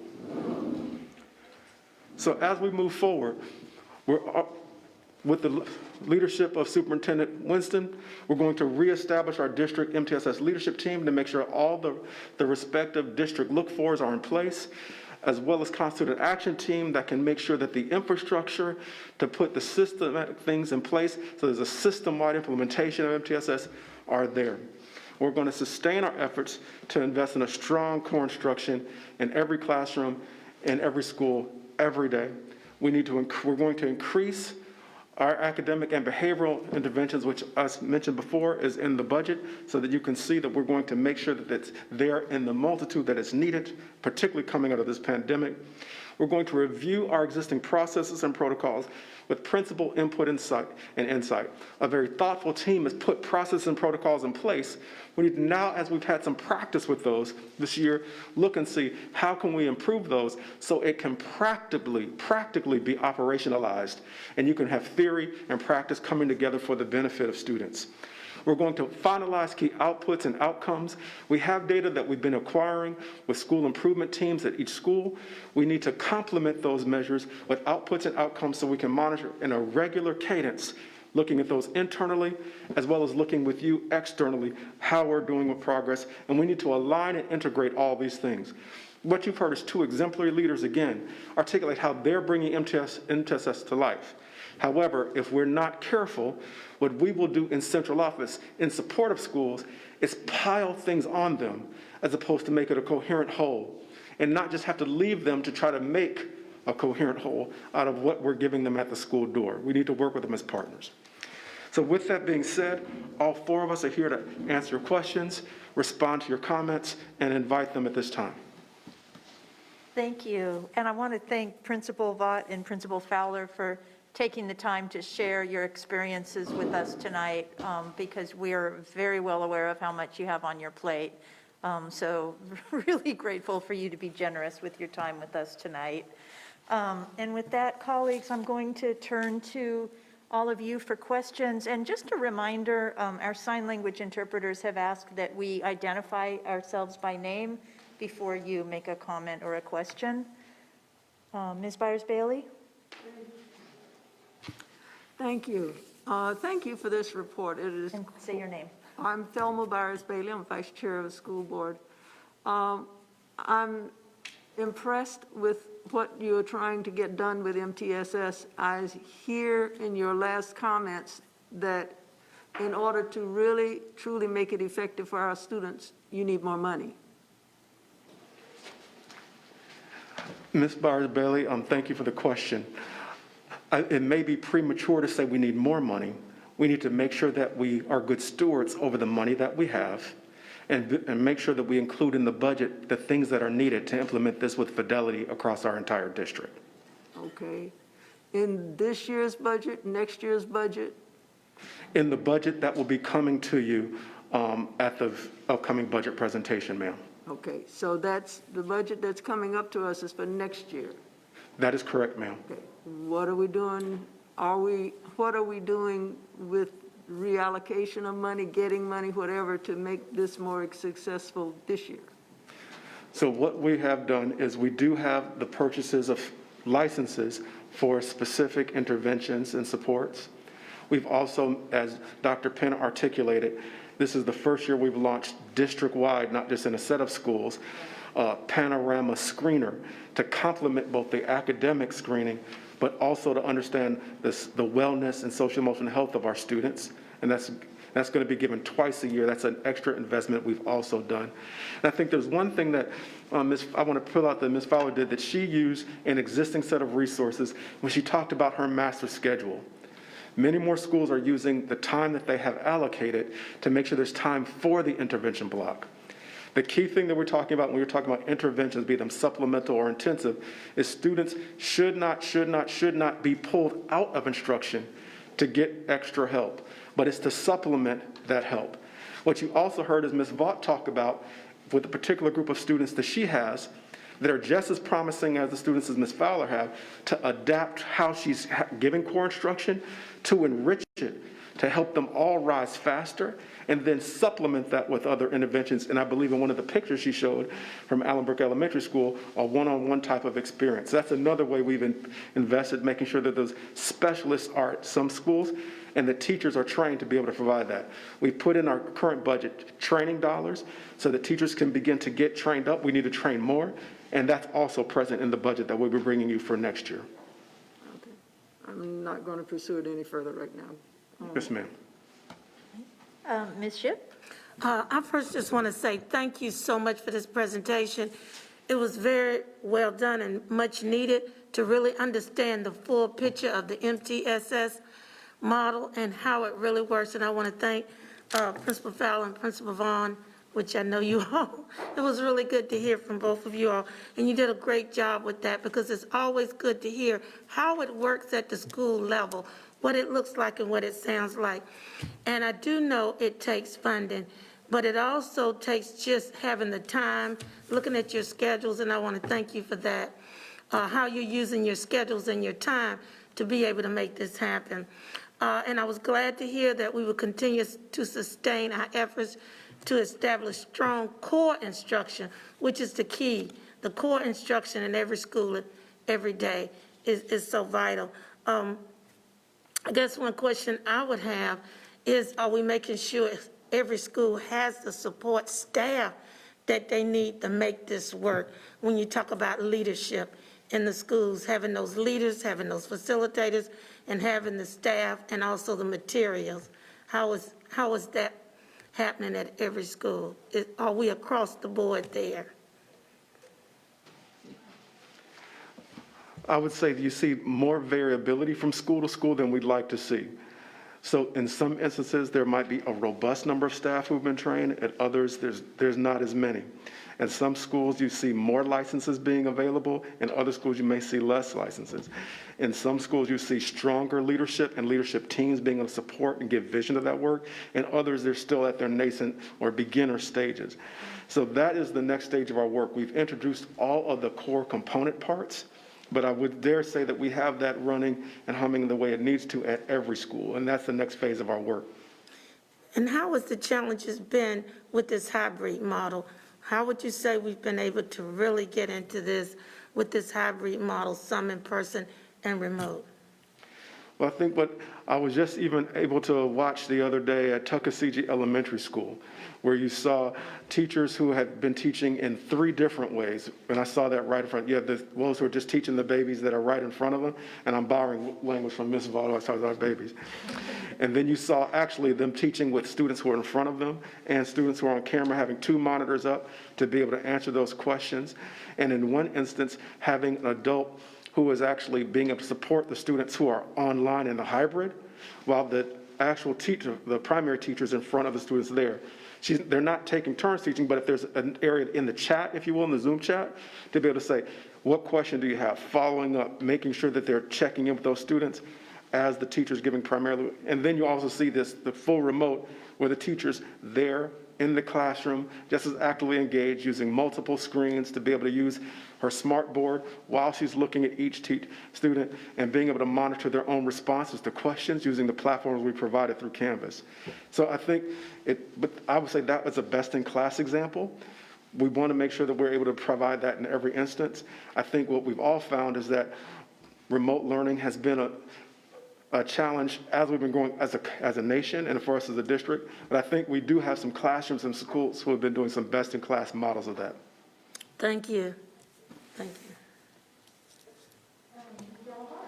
Thank you, Madam Chair. Thank you all for being here. Just a couple. Oh, sorry, Jennifer De La Hara.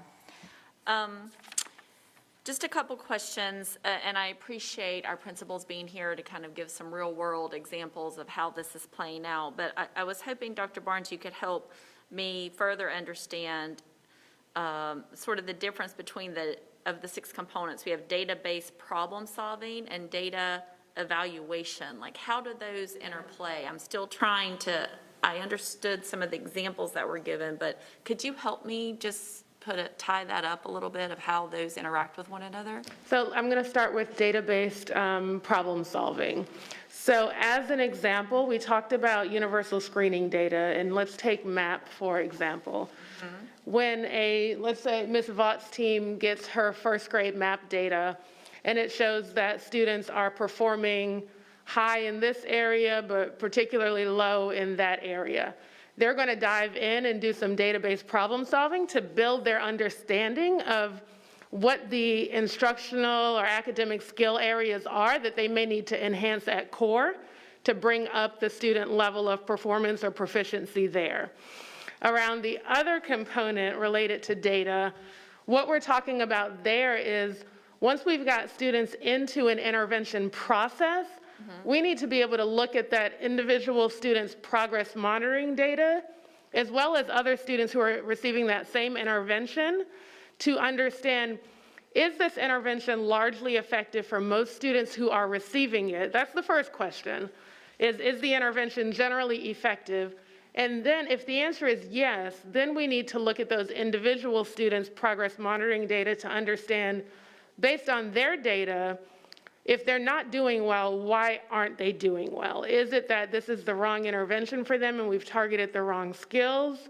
Is it that it's the right intervention, but they're just not growing, so we need to do something more intense? So those are the two. That's a school-based team that's making that decision. Absolutely. Okay. Yes. Does that help?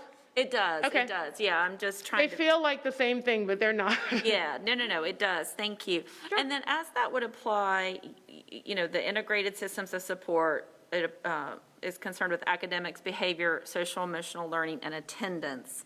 Like, how would that play out with attendance if you're talking about supplemental or intensive? Are those just thresholds when students meet certain dates at this point that it's flagged? Like, what's an intervention like when it comes to attendance? Yeah, so that's also a great question. So for attendance, there are a number of different things. There are some state mandated actions that we have to take in relation to attendance based on the number of unexcused absence that a student might have. Those include things that you've probably heard of, like the 3, 6, and 10-day letters. Some of the attendance interventions that we have available in the district, and this speaks to Dr. Barnes' remarks about us provisioning a standard treatment protocol of interventions. We are offering a high-quality evidence-based intervention for students in grades 4 through 12 called Check and Connect, which is a mentoring-based attendance intervention for students who are showing signs of becoming disengaged. So that's an example of one where we are developing a cadre of trainers who will train school staff, and school staff are developing groups of mentors who can provide this intervention to students. Additionally, we provide an intervention called an attendance review conference, which is a multidisciplinary team that comes together to provide wraparound supports to a student and their family. Attendance is often a family issue, not just a student issue. And so that is one of our more intensive interventions. Outside of COVID, we work with the court system around truancy as well. That is probably the most intensive intervention. Right. We also run a school-based truancy court program. So those are some of the interventions that we offer for attendance. Okay, that's helpful. Thank you so much. Just a couple more questions. Someone mentioned that we just had access or gained access to this program, the ECATS program, in December. And so how does that affect us in the sense that are all the schools now able to participate, or we're still pushing out, because we want that uniform method of collecting the data, and it seems that we haven't really had that. Maybe just expand just a little more on that. Yeah, so ECATS did become available in December. There are portions of the platform that are still coming online, if you will. It's still not a completely active platform. And so at this point in time, we have provided training. We've been providing training for schools since, I think since probably August or September, we did our first sets of trainings. But again, because of the learning stance that we've been in, I would say that we're not all in ECATS yet as far as documenting our formal intervention plans. I will also add that from a behavior standpoint, many of our students, because they are not in the school environment, are not demonstrating behavior in the traditional sense. And so there's not a significant volume of traditional behavior intervention happening right now. I would expect that as we get deeper into the school year, we'll see, and more in-person learning, we will see more need for behavior intervention. So ECATS is available, but at this point in time, there are not a significant number of plans relative to the number of students that we might anticipate. We are monitoring ECATS utilization and look forward to seeing more plans as schools get a better handle on exactly what the student needs are. Okay. And then lastly, I heard Madam Vice Chair's question around the budget and thinking about the student supports and possibly reevaluating and moving that around. But did someone also mention to me that we've paid $50,000 to $60,000 for a license to the actual program? And is that going to be part of the budget that we have to? I'm wondering if that will also show up in our budget for next year. Are we trying to make sure there's money so that we can actually have access to it? Can you clarify which program? ECATS. Well, ECATS. to have additional licenses to be able to access ECATS, not the actual interventions. I know they're the license for that, but maybe I misunderstood, but I was under the impression that we were having to also purchase additional licenses or access points, if you will, for us to be able to access the ECATS. So in a sense, yes. So what we have, the state has a contract with the vendor that is the developer of the ECATS system. However, the state contract does not provide school districts with a lot of the different features that we would need in order to be able to analyze the data that comes in through the ECAT system. And so likewise, the state contract does not provide us with the level of access that we need in order to be able to properly train staff to use the system. And the prime example I will provide is that typically with an electronic or web-based system that manages student data, you have something called a test school and test students. And what you can do in that test school is pretend that you're developing an intervention plan for a student, pretend that you've got a group that you're running interventions on, and use that to show people how to develop plans, how to run data. There's no test school in ECATS. And so in order for us to be able to train, we would either have to be able to use real students, which is a no-no, or we have to use state-related videos as our only training method. So in order for us to gain broader access to the system, we have in the 21-22 budget included a request for a consultation contract, which for the 12 months will come in at roughly $45,000. Okay. Thank you. I appreciate the clarification. Thank you. Thank you for your presentation.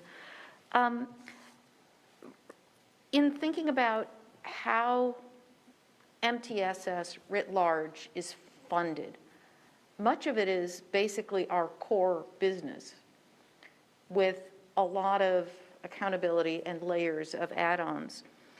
But it doesn't sound like the state did not provide the new curriculum. The state did not provide Panorama, I don't think, did they? And they're providing kind of part of ECATS 3 years late. Is that a fair, or several years late? Your observations are all accurate. I just want to make clear that, I mean, we've gotten some, oh, the state fully funds MTSS, and I'm not sure that's accurate, and I think we need to be upfront about that. So we are currently developing an attendance evaluation tool or buying one. Is that, did I miss that? Or a behavior. I'm not sure what you're referencing right now. But we have, so in terms of the inputs to our data right now, our map, yes, and Panorama and attendance, which is probably just days there. And then there's the behavior, which is also just number of incidences, I imagine, which would be a trigger for. That's correct. Intervention. But it's not something that was provided to us as a package with funding to implement it, or with, say, teaching assistants to, in parallel with the teacher providing core, to provide either the supplemental or intensive interventions. Because what we're asking teachers to do is do all these things all at once. And I just want to lift that up as when we talk about whether we have the resources that we need to accomplish it, we can ask teachers to, in a classroom, teach the core and simultaneously do supplemental and simultaneously do intensive. But we could probably do it much more effectively and reach more students if we had extra people in the classroom. And those extra people translate into budgetary dollars. Our budget is 85% people. And those are the people that we need to actually operationalize these interventions. Yes, and if there's a question in there, I hear the question but I hear the question being about what are the rigors of implementation, and I would love to offer one of our principals an opportunity to speak to that. Yes. You are spot on, Ms. Sawyer. So for instance, at Allenbrook, we have classroom teachers, a few classroom teachers at every grade level. And you're exactly right. So they teach core. So we start with our math lesson or our literacy lesson, which typically lasts, 20, 30 minutes, whole group. And then they're asked to then break that down and differentiate it based on, how Johnny did with this, or Keisha did with this, or Juan did with that, right? But all of that is still core instruction, right? Based upon Envision, based upon EL, based upon the science curriculum, or whatever it is that we're looking at. So that's our core instruction. But then at another point during the day, as Principal Fowler alluded, right, then we have teachers. Now, so I've looked at what my kids have done during that core instruction, right?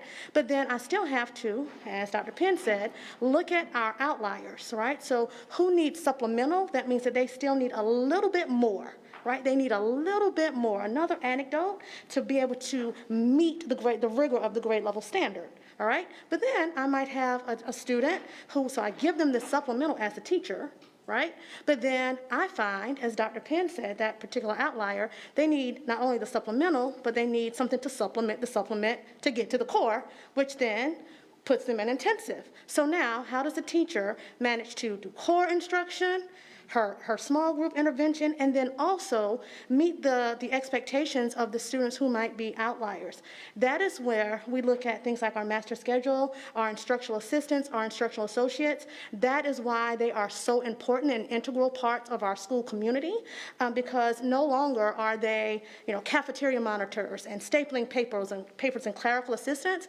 Our instructional assistants are now diagnosticians, right? We are training them to be able to look at student data, to know how to respond in real time. And then there are also practitioners, right? So many of the times the same training around EL benchmark data, looking at that discrete next step for phonics. So if we're in first grade and we have a kid, the next thing that they need to learn might be the ED role, that inflectional ending of ED, or ING or blends, or whatever the case is. So now we have facilitators who are not only working with teachers during regular PLCs, but they're also responsible for then pulling those instructional assistants and associates and training them. So as an example, as we think about, varying funding sources, right? Just depending on, poverty levels at schools, or, whether or not we receive Title I funds, or that kind of thing. So for instance, Allenbrook is a restart school, right? So I receive federal funds, Title I, but then I'm also receiving restart funds. So as a leadership team, we decided to take those restart funds, and at the very end of the school year, we're now able to onboard some of our ASEP workers, our leaders in that, to bring them on for end-of-year contracts. They've already been in our district, they've already been in our system, and now we're able to hire 5 to 6 additional individuals to really get in there and target, right, some of that, the lag, or some of that just-in-time instruction that maybe teachers don't necessarily have the time within their 7 to 8 hour day to manage, right? Different schools who may not receive that particular funding have different strategies for doing that. So Ms. Fowler, right, won't receive those restart funds, but as a very experienced principal, she now knows how to take those instructional associates, look at her master schedule, and make those determinations. Would it be beneficial across our district to have some leveraging of additional professional development, opportunities to look at the structures by which we, assign and allocate those resources, such as instructional assistants, instructional associates, facilitators, coaches at all of our schools, K-12? Absolutely, right? And so our district is constantly talking about how do we, manage time, talent, and resources. All 3 of those things are always taken into consideration when we are aligning and looking at ways, we call it at Allenbrook, getting the blood out of the turnip, right? How do we get the blood out of the turnip? That is, there's no real dollar amount that you can put on that. It is truly getting bedside with the professionals, whether that is a coach, whether that is a tutor, an instructional associate, an instructional assistant, at our schools to provide them with the tools, the support, the motivation, the know-how, right, and the synergy to move students forward in a manner that, proves amicable for all and that provides outstanding outcomes. So that is one of the things that we've done at Allenbrook, is really consistently look at, okay, how are we leveraging district resources. I'll give you a very brief example. So for instance, I think I heard someone speak about, I think I heard Dr. Penn speak about MAP. We got our MAP data back, right? And so we were able to then leverage an individual from our districts, from Dr. Barnes' team, right? We were able to tap into Dr. Barnes' team, the Ducey team. So I got my MAP data back. I saw the gaps, and I had a member of that team come and provide professional development for all of my staff, every single person, certified, non-certified, right? And so now we're able to break out those small groups. We know exactly what to target. We know exactly what time of the day. We know that Johnny's going to get 3 small groups, and Kim Vaught's going to get 2 small groups. I know that you're going to be in this corner getting this at this time of the day. I know that this is the exact resource that you're going to use to move you, but that has taken a systemic and a systematic district effort to be able to do that. And I definitely think that we have the infrastructure in place to get that done under the leadership that we have from curriculum instruction, from assessment, from our assessment department. But it definitely is not a top-down approach, but a very fluid, comprehensive approach to the work that we're having to do from a human capital standpoint. Yeah. Thank you. Thank you. That's really helpful. Any other questions? Ms. Fowler. This is Brianna Fowler speaking, and I just have a quick question, just a couple questions. Are we using the MTSS program as a program focusing towards our elementary school students? I understand that our elementary school students are constantly being left back emotionally due to the pandemic and having a barrier due to emotional settings not being there and not being able to socially interact with their peers. So I guess this is a dual question. In our MAP testing, do we see a difference in the impact of our younger students being in a remote setting? And then my second question would be, is the MTSS program mainly focusing on our younger students, like our elementary school? So you clearly have taken a CMS test before. Yes, testing at home can bring false positives, but it can also bring false negatives. So I think that's just where the data problem solving that Dr. Penn talked about earlier, you talk about that with your team. But you build relationships with your families so that you also know on the other side of that screen what is sitting there and how you best serve that family. I think in the elementary world, we are no longer, we've always served families, but that emphasis on serving a family is much more intense than it's ever been before, because in kindergarten, we have to have the help of an adult to interact with us on that screen to truly get the most impact for that 5-year-old who's sitting in kindergarten, right?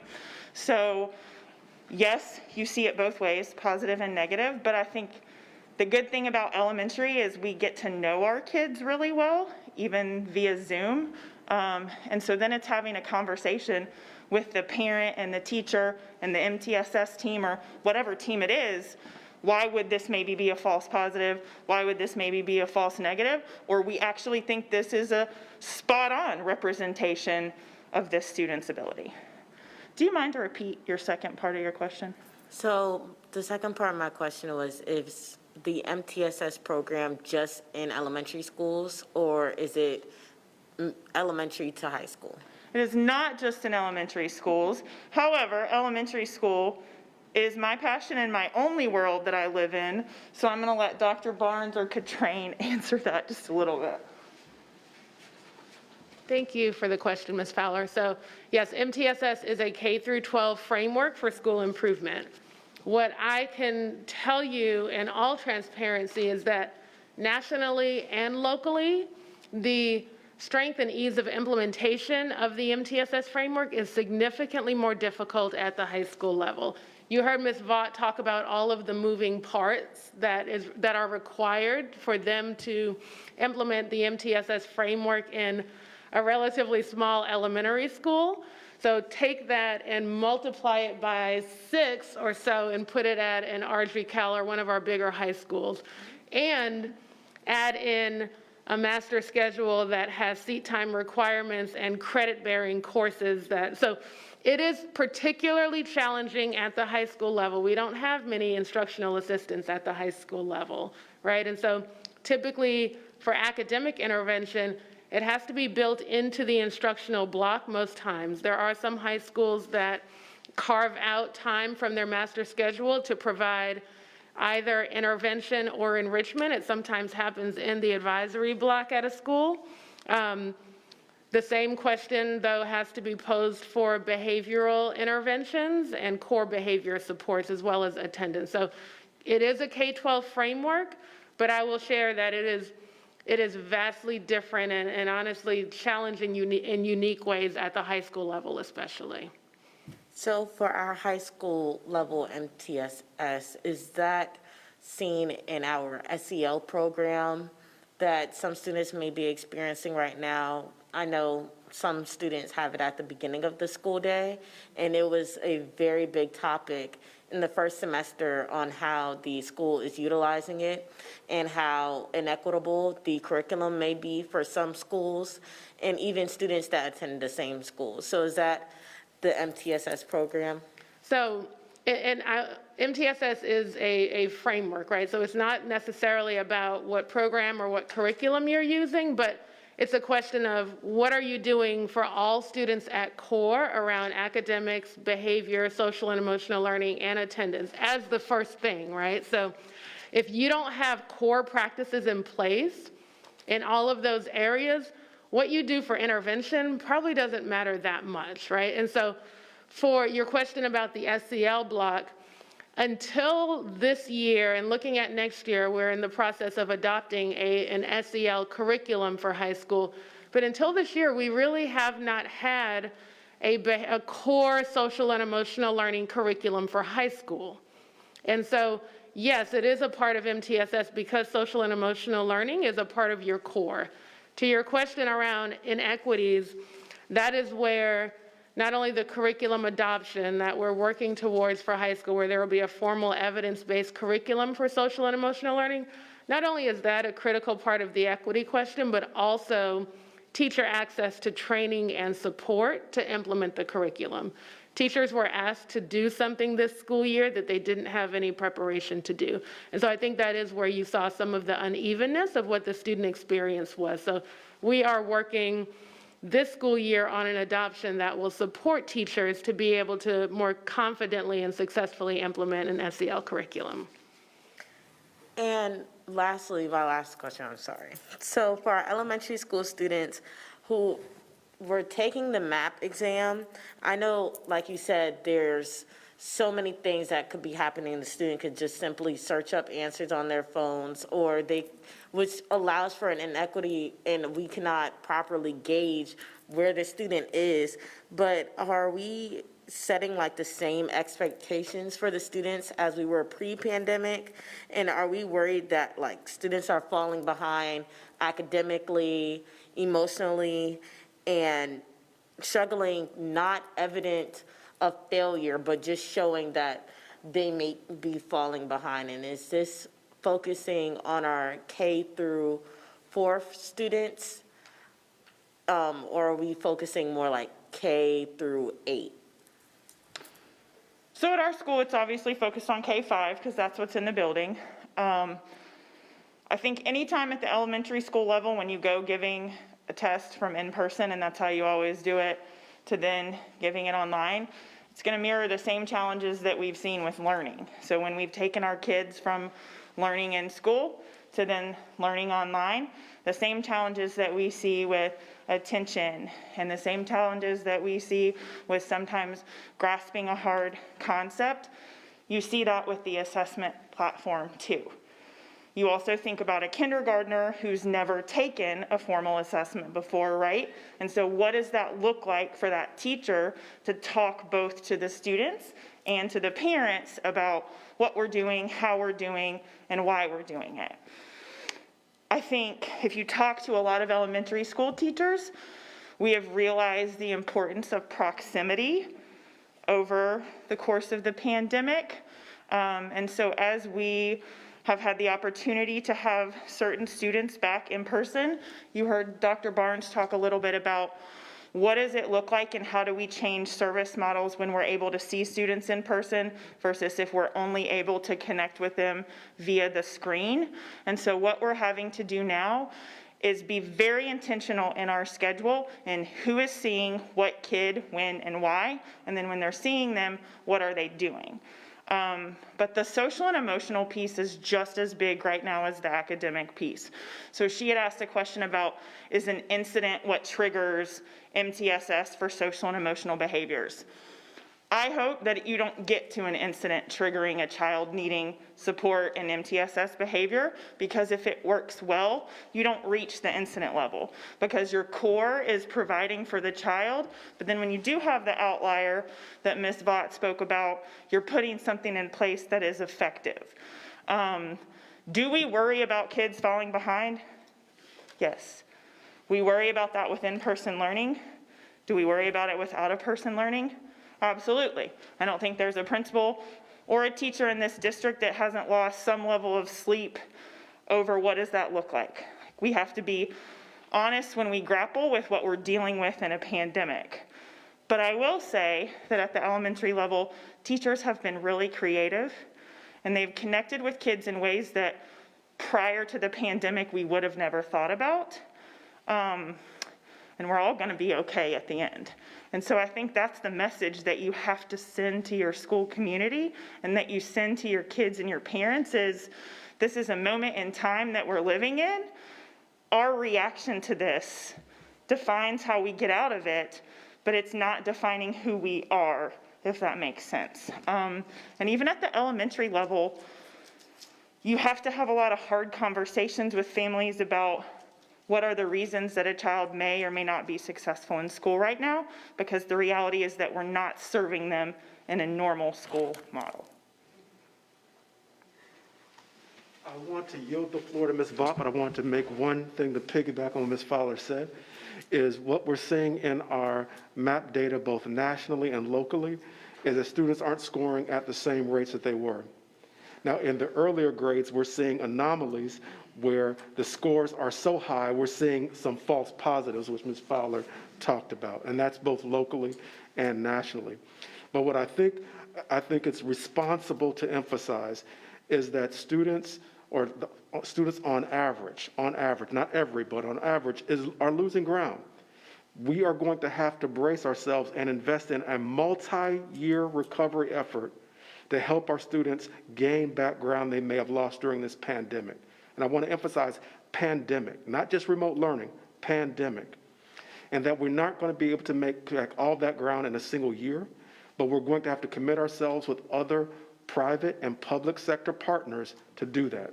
And I wanted to emphasize that because I think it's so important. As hard as our teachers and principals are working, they're doing their best during a pandemic to be able to educate our students. And I think what you have here is two exemplary leaders who are leading exemplary teachers in two different schools, but with equally valuable children to help them lose as little.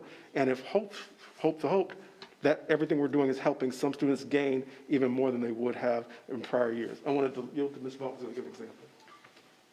So some wise person at some moment in time told me that hope is a confident expectation, right? So the good news is this, Brianna. So as you were speaking about MAP data, we hear a lot about MAP data. But one of the things that we might not talk about is the fact that there's something called teacher withedness, right? We learned that in Education 200. And so while MAP data gives us a more formal, you can print the report out in these pretty graphs and these colors, and you kind of take it in a standardized format, I think that the other important thing to lift up, right, from pre-K to 12 in Charlotte-Mecklenburg schools is that our teachers have teacher withedness, or they would not be here amongst us. I will tell you that. You all have very high expectations for us, and I will tell you that just based on conversations I'm having with principals and teachers across the district, those expectations, we're all on edge to not only meet but surpass those. So for example, not only are teachers looking at that one MAP data point, but they can give you 30 other data points, right? Whether it's an EL benchmark. So the EL benchmark is an assessment that we give typically in K2 classrooms, formally 3 times. Those assessments are one-on-one. right? So, and it's via Zoom, but the kids are typically in a breakout room with the teacher. So you kind of break down that barrier where you have other kids. It's the teacher and the child, and they're looking at their acuity around phonics, their fluency. Are they able to decode words? Are they able to spell words? And believe it or not, you have kindergarten students. So that work sample that I put up was an example of a first grade student who literally uploaded, like many of us are learning to do that, right? They're able to take a picture with their Chromebook and upload it, submit it to the teacher in real time, and get real-time feedback. So the map data might say one thing, and because our teachers have what we call teacher withedness, they're able to look at multiple assessments, multiple pieces of data. It might be the way that the child answers a question in the classroom, right? It might be how the child performs on a specific task to validate or invalidate, right, or to confirm or disconfirm that one screener. Remember that MAP is just a screener, but because we have such, strong instructional support structures throughout our district, and this understanding, this ongoing push around professional development, PLCs, daily in our schools, teachers are being pushed, as school leaders, we're being pushed to look at multiple data points. So we're not going to look at one moment in time, right, to make a determination as to whether or not this particular kid is falling behind. Rather, we're looking at the student comprehensively, right? And believe it or not, we actually have teachers going to homes to give assessments, right? We have teachers, bringing in, the parent might say, I want for my child to be remote. All right, Ms. Smith, can you bring Candace into the school at 6 o'clock? I want to just work with her for 30 minutes to see if this happens. And those are the kinds of things that are happening at our schools so that we're not taking a one-sided approach or a one-sided view. We really are able to get comprehensive data on our students, even in a remote settings. Why? Because hope is a confident expectation that our students will be successful. So teachers, even in hybrid learning or remote settings, are finding the 13th way, because that is the way we do it in CMS. Yeah. Thank you so much. Any other questions? Okay, I have a couple of quick questions. As far as, so I know we've had this 4-year gap between the old platform by which we were tracking MTSS data and getting ECATs online from the state. How much time do you anticipate, now that we've got access to ECATs, or at least basic access, do you have a sense of how much time this transition is going to take to get it fully up and running in our schools and get data logged and be watching and learning from the data that ECATS is collecting? Yes, I appreciate that question. I would like to think we could be up and utilizing the system at its full capacity, I would estimate by late fall. There are some features of the platform that actually do not work properly right now because we don't have end of grade data from last school year, right? So the platform has, for example, an early warning system. Most students have no data populated because it works on prior year EOG scores. And so there are things like that where the system does not function properly because it was not designed for a pandemic. Mm-hmm. Mm-hmm. And my last question is, on your last slide, the second to the last bullet, you're talking about next steps for district improvement, and you have finalized key output and outcome measures to regularly monitor indicators on an established cadence. I just want to highlight that and say that would just love to talk more about that. And you may not be ready to tonight, but that's I think the ultimate, that's the most important part of this conversation tonight. So yeah, let's all be in tune with that. What are the key outputs? What are the key outcomes? How are we going to monitor them? What are our goals here? What's the cadence with which we're going to monitor those outputs and ultimately those outcomes? Because it's all about it's all about our students and our student outcomes. And and I want us to be able to understand these interventions help, students grow in these ways. And if not, if that's flailing, we need to understand what to tweak to get our kids what they need. And that's what it's all about. So thank you. This is a real important report, and I'm really grateful to all of you for bringing it to us tonight. And thank you, colleagues, for all the good questions. Thank you. Thank you all.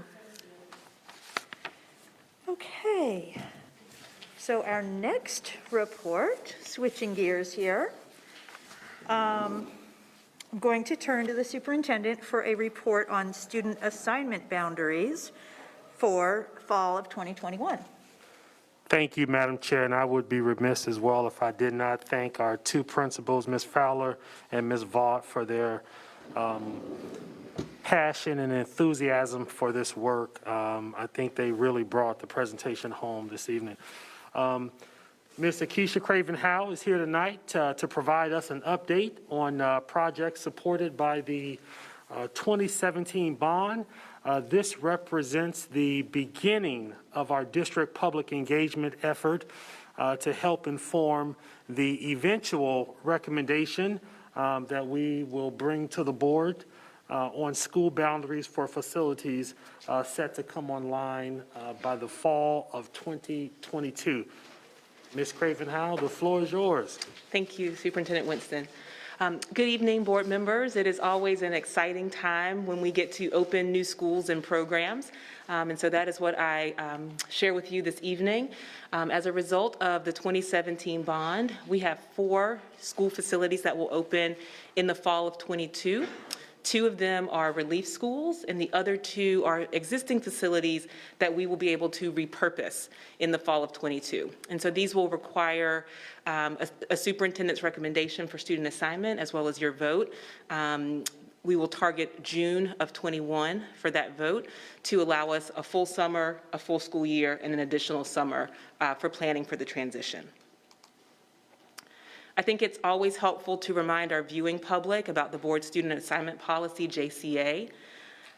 The single requirement in that policy is that all of our attendance boundaries be contiguous. That is an unbroken line that surrounds the school. The board also directs the superintendent and staff to be mindful of 4 priorities, and those are home to school distance, intact feeder patterns, socioeconomic diversity, and school utilization. In addition to those priorities, policy JCA also instructs the superintendent and staff to be mindful of additional factors. And you see some of those listed there. The first school that we'll take a look at is an elementary relief school. It is listed in the 2017 bond as providing relief to Bain, Lebanon Road, and Piney Grove Elementary. The actual site for the schools sits on the Mint Hill Middle School site, and that does fall within the Crown Point Elementary School boundary.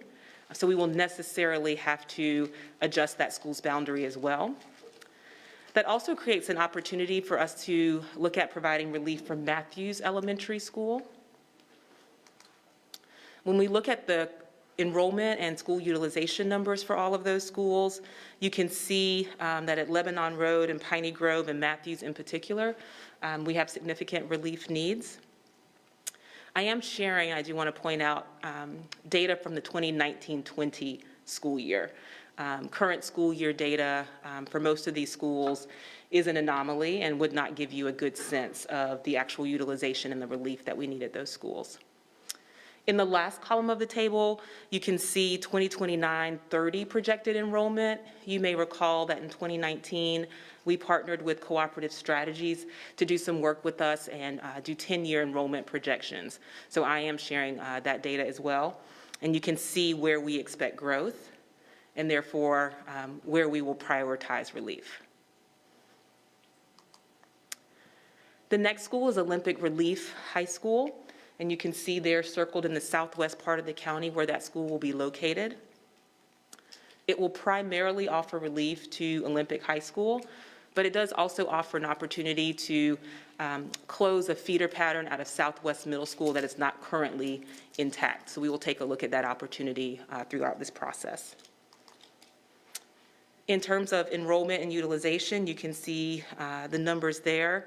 I have listed all of the high schools that have a tangential boundary to Olympic High School. And you can see where the utilization is for each of those schools, as well as that 10-year projected enrollment from the 2019 year. The next two schools are not brand-new buildings, as the first two are, but instead facilities that we are able to repurpose as a part of the 2017 bond.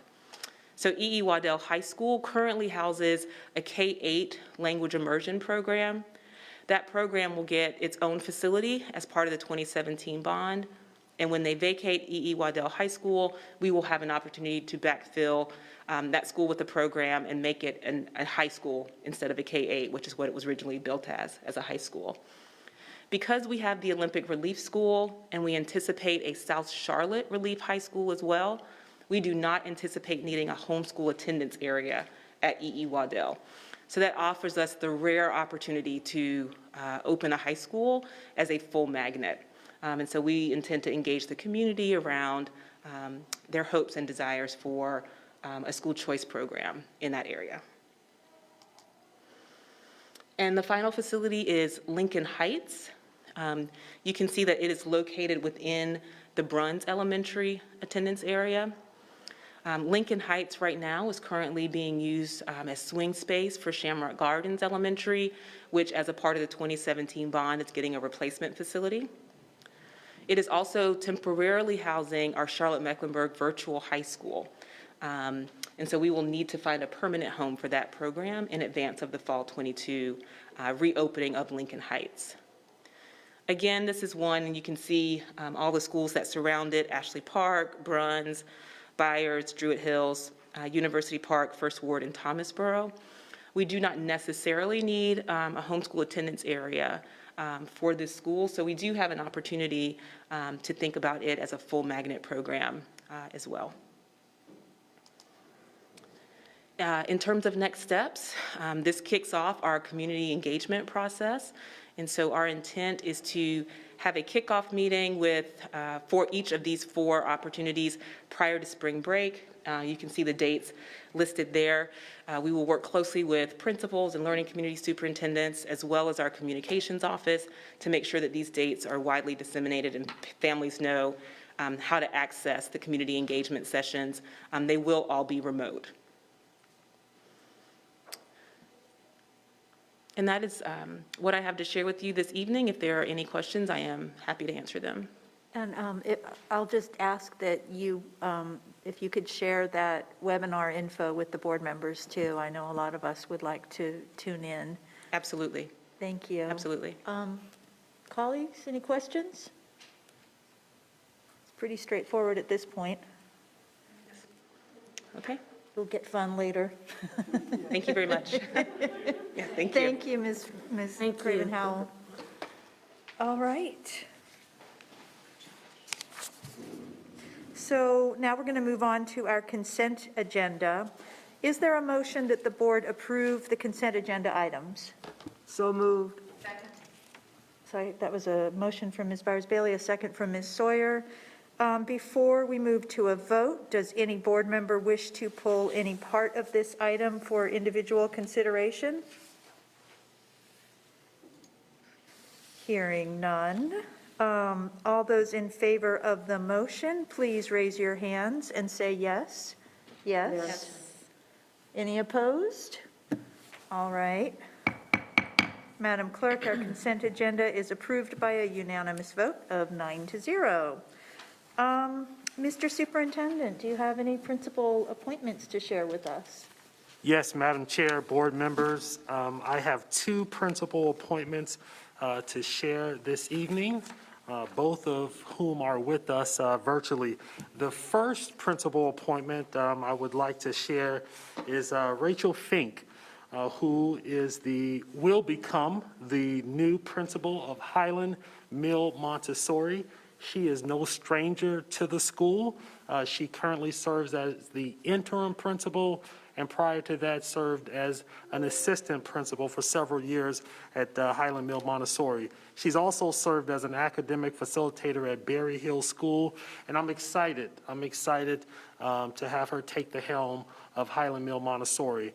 And at this point in time, I would like to give Ms. Fink an opportunity to share some brief remarks with us. Hi, everyone. I am so excited to lead such an amazing school and Montessori community. I want to thank my family for supporting me and all of the tremendous educators and administrators who guided me along the way during my 18 years with CMS. Thank you to the board and Superintendent Winston for this opportunity. I am ready to work tirelessly for my staff, students, and their families, and to ensure they are all seen, heard, and valued. And if you can hear the knocking, that's my 7-year-old son.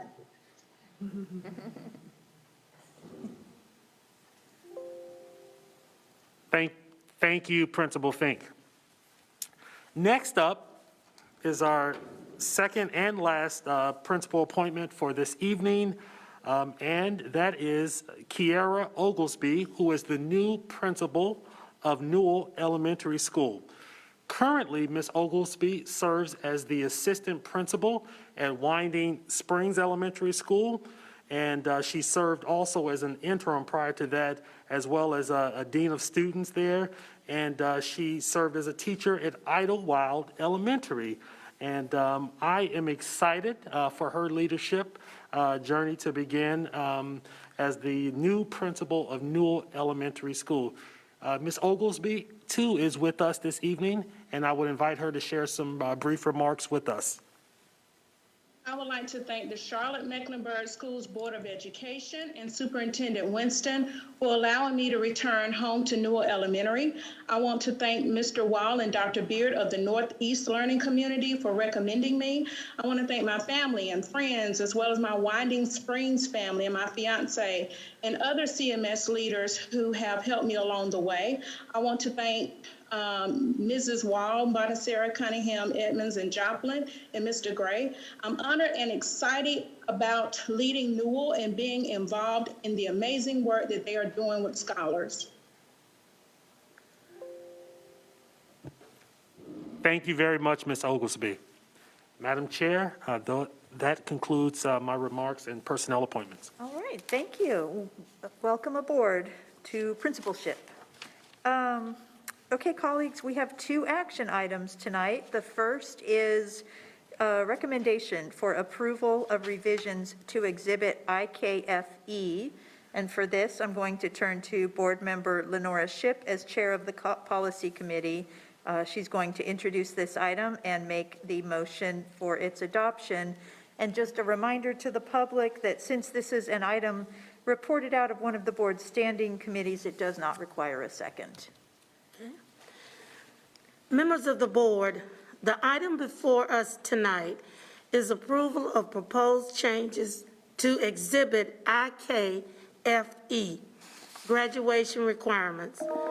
The purpose of this recommendation change is to align with DPI's changes to courses required for high school graduation.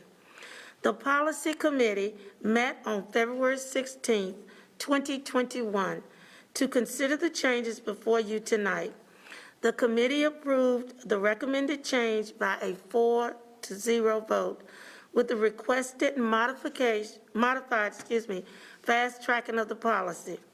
With that, Madam Chair, I move to approve the recommended changes to Exhibit IKFE, graduation requirements, as presented.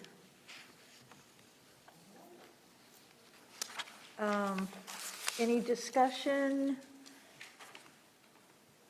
or debate? Anybody have any comments or questions before we move to the vote? All right. Well, I will go ahead and call for the vote then. All those in favor of the motion, let it be known by a show of hands. Any opposed? And Madam Clerk, the motion passes 9-0. Our next action item and our final action item tonight is proposed revisions to the 2020-2021 school calendars. Before the board acts, I'm going to turn to the superintendent for a review of the metrics report and also for a recommendation on this item. Thank you, Madam Chair and board members. At this time, I would like to recognize Ms. Christine Peugeot as well as Mr. Damon Willis. They will provide an update on our district COVID-19 metrics. And after the metrics presentation and discussion, Dr. Matt Hayes will present a recommendation on modifying the school calendar based on our evaluation of the past several weeks since our schools returned to in-person instruction.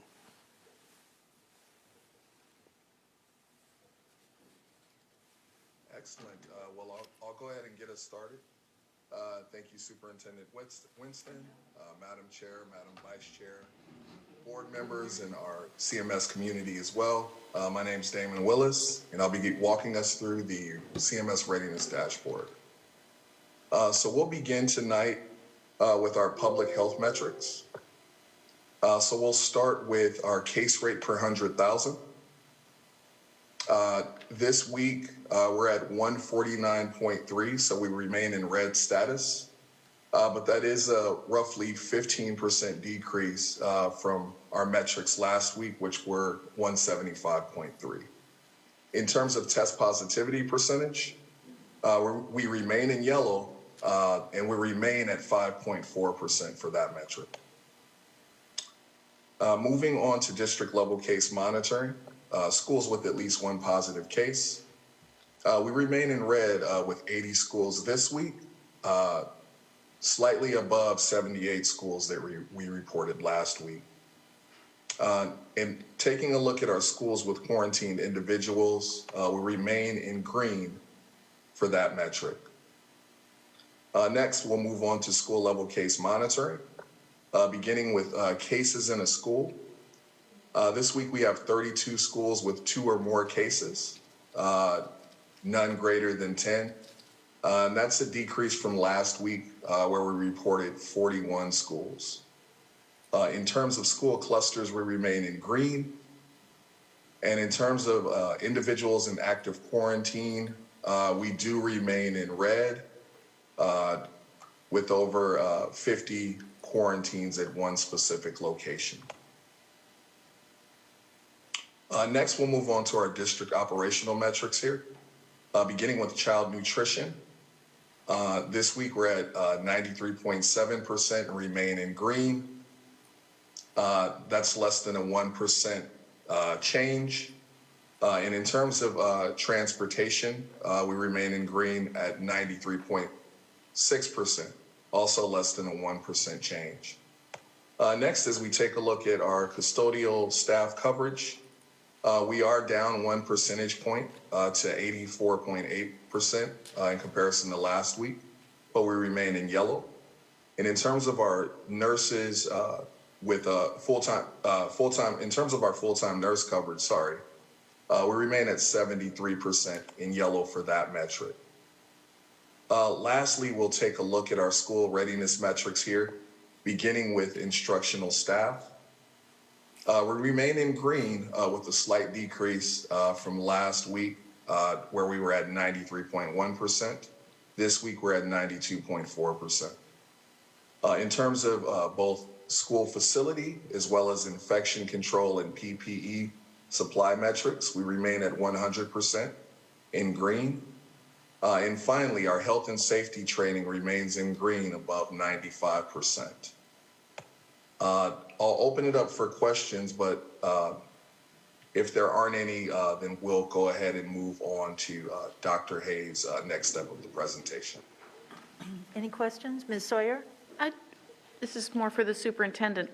Do we want to consider adding to the dashboard report those schools or grade levels or parts of schools that are shifting to remote learning so that we have a running tally of those available for the public and for us?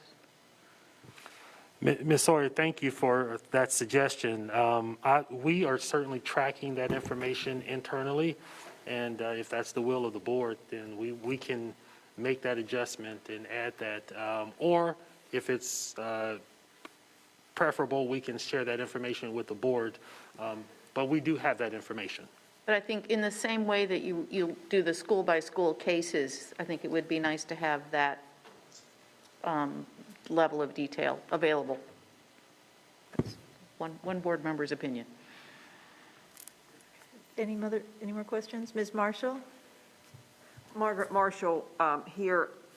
I've gotten a number of emails in the last few days about quarantines with staff and students, and I know that our listing by school is only positive cases for staff and students, and we've talked about this a number of times, so quarantines aren't listed on that report. And we roll quarantines up in total into the school level case monitoring in that, part of the dashboard. So I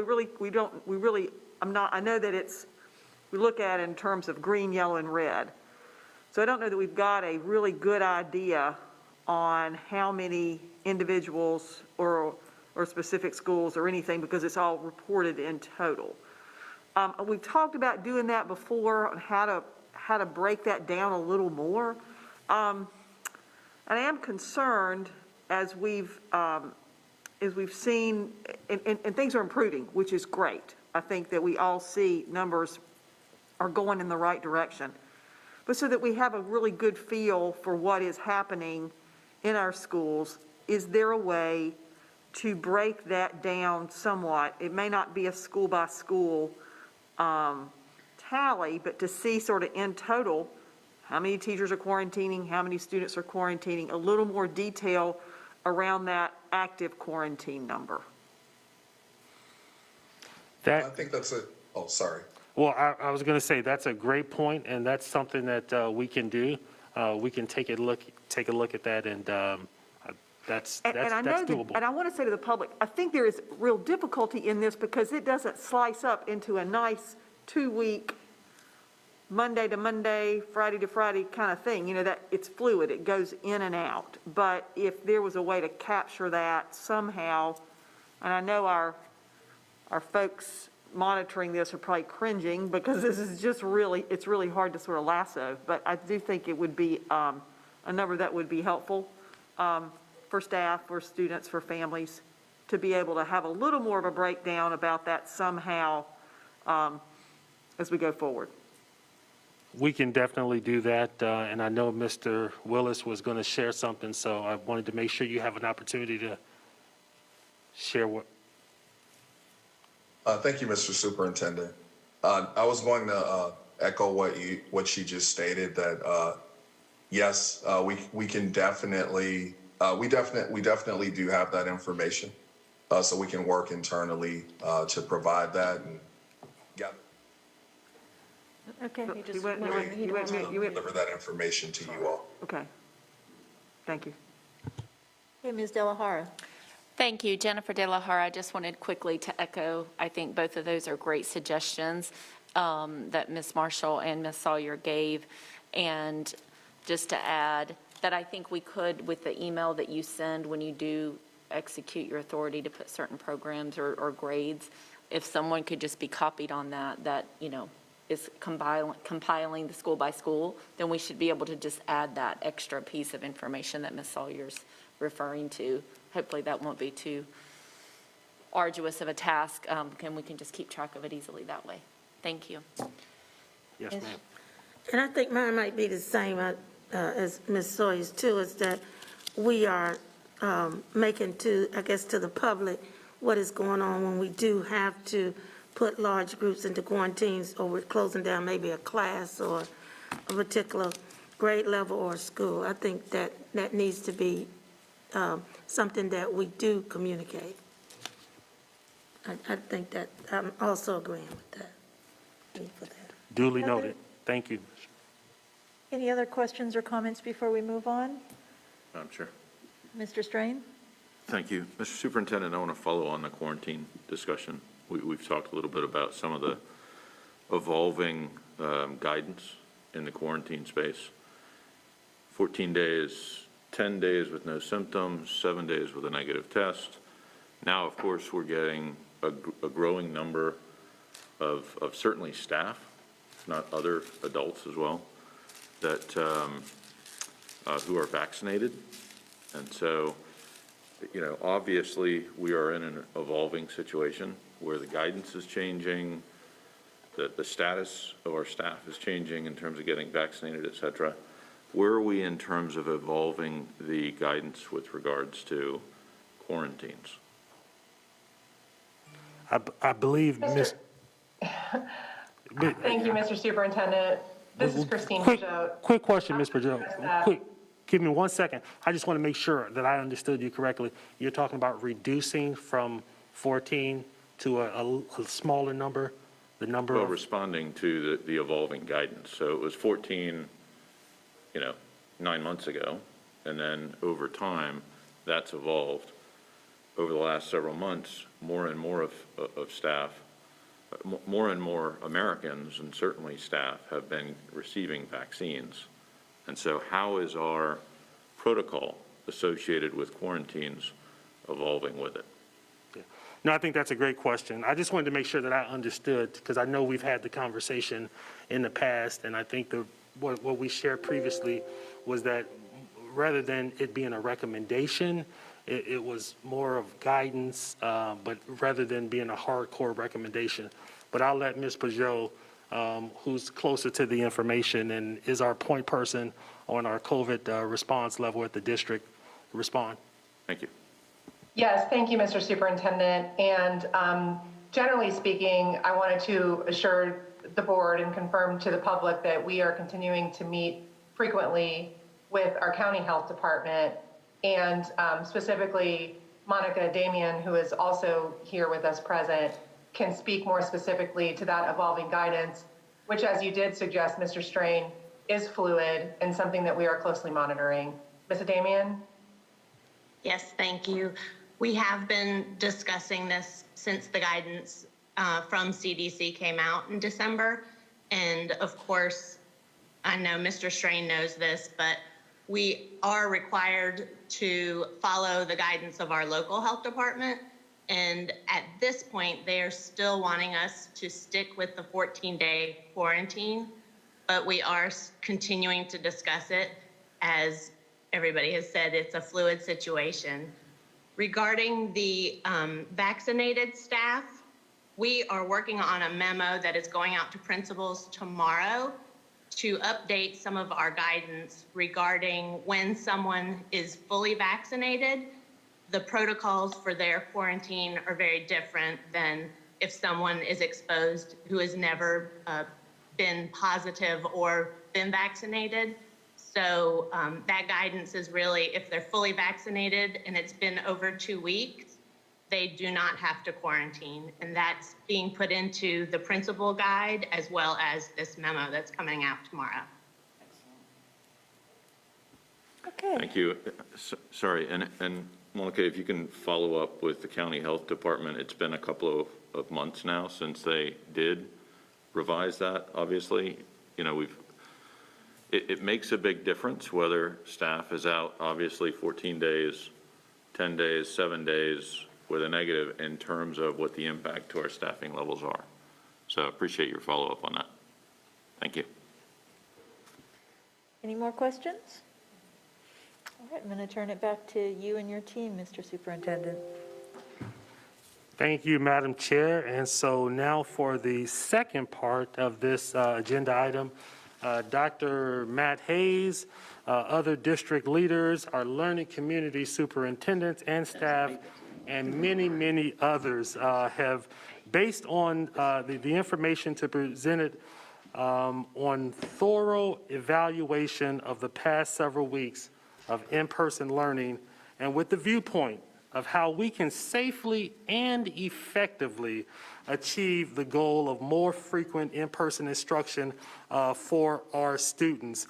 Dr. Hayes and the team have engaged our principals, our building level leaders, and other building level staff, and encouraged feedback during the past several weeks. Several input sessions have been held to gather that feedback. And that feedback and that insight from those meetings informs what you will see here momentarily. And so with that, Dr. Hayes, I'm going to turn it over to you. Thank you, Superintendent Winston. Tonight, we're here to share with our in-person rotation proposal as we move forward. So just first of all, would like to just start off by making sure, as we stated at the last board meeting that we're in, that we had started on that day, which was actually our first week in rotation of the A rotation for our students in middle and high school, was that we went ahead and we started looking at data at that point in time, looking at the frequency of several things, which are included but not limited to the effects of students coming in the building, cafeteria, food distribution, arrival, dismissal, class changes, symptom screenings. All of these were components that led us to be able to evaluate to what extent we'd be able to increase not only the number of students in the building, but also the frequency of those students. So the proposal that we're bringing forward this evening is beginning March 15th through May 28th, our pre-K students and our students with disabilities who have been identified through an individualized education plan, IEP, process to receive in-person services will continue daily in person. Beginning March 15th through May 11th, our middle and high schools will collapse Group C into A and B. And I want to just make sure that everyone is very clear on that, is that our A and B groups are not changing. Only C is being collapsed into A and B, into 2 rotations. Students will attend weekly. Monday and Tuesday will be Group A. There will be a remote learning Wednesday, and then we will have Thursday and Friday for Group B.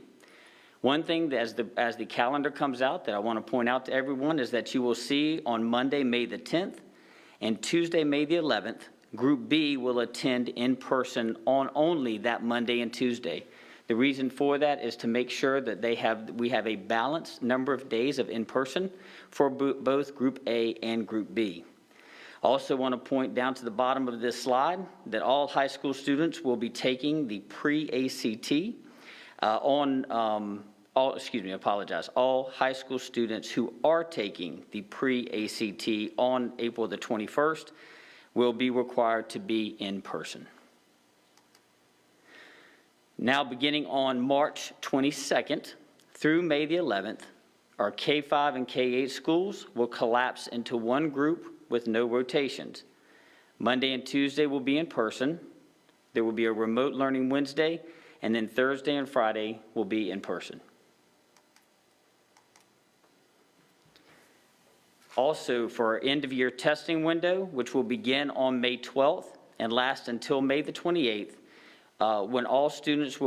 this is when all students will return to remote learning, except for when they are required to be in our schoolhouse for taking in-person exams or testing. Testing for year-long courses and for fall makeup tests will begin on May the 12th. If you remember, at the conclusion of our fall semester, of our first semester, students were given the opportunity that if they did not feel comfortable coming into the building, that they could take those assessments at a later date. This gives them that opportunity. Advanced placement, international baccalaureate, Cambridge testing, all will have testing windows that will be determined within the confines of the established calendar and also based on guidance issued by that testing organization. Our pre-K and students with disabilities whose IEP plan requires them in-person instruction will continue with in-person instruction during the end-of-year testing window. So one thing that we want to be very clear on this evening is that we will not have an open opportunity for families to switch between full remote academy and in-person attendance. The reason for this is that our secondary students that are in middle and high school are still under Plan B. And underneath those restrictions, they are not able to have more than 24 students per bus, nor are they able to come social distancing of 6 feet, 6 feet on center by their desk, and in the hallways, and as they move through the building, 6 feet distancing between 2 individuals. So it is critical, as we build out these opportunities for our students to come to our schools by buses, that we maintain our full remote academy students in full remote, and our in-person students in person, because that is how everything has been set up at this point in time. I will tell you, though, that as we stated at the beginning of this semester, we will always still have in place our hardship opportunity if a family meets the criteria that has been set forth here that you see on screen. That has not changed since we have had that at the beginning of the year. Three other critical components to this that have to be considered also for the hardship that have not had to be considered in the past, especially when we're dealing with our students that are in middle and high school. First of all, that is, can we ensure that there's 6-foot distancing in secondary classes? Our classes are the same size, our bodies are bigger. We have to make sure that we can accommodate that first. The second is, can we accommodate the student's schedule? And then third is, if the student needs transportation, is there space on the bus that would not exceed past the 24 number of students by the guidelines? No additional changes will be made in attendance to rotations between A and B or B and A, once again, for the same reasons that I spoke to earlier. So we have changed one sort of terminology that we've used. We will be having remote learning Wednesdays. These are opportunities that will enable teachers the opportunity to provide focused instruction to whole groups of students, provide time for planning and delivering differentiated support to students, and the plan for hybrid and instructional for teachers responsible for both in-person and students simultaneously will have this opportunity to utilize this time to bring those students underneath the same modality of learning, which would be remote. So a timeline that's set forward at this point in time is beginning March 10th through March 14th. District Connect 5 messages will be sent to all families to announce students' new attendance rotations. March the 11th through the 12th, schools will communicate any bus route changes to the families. On March 15th, middle and high school rotation changes will begin. Also on March 15th, our K-5 and K-8 schools will be preparing the building to receive more students and reviewing student schedule in order to ensure the safety protocols can be maintained inside the classroom. It is critical as we listen to our principals that they have this extra time to make sure that the environment for our elementary school students and the environment for our K-8 students is properly prepared. On the week of March the 22nd, our K-5 and K-8 students will begin their rotation changes at that time on the 22nd.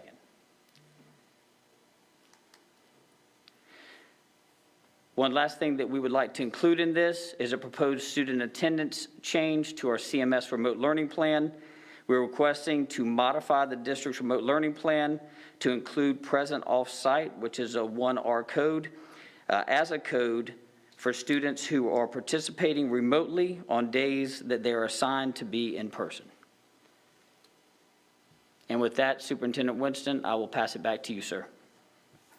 Thank you, Dr. Hayes.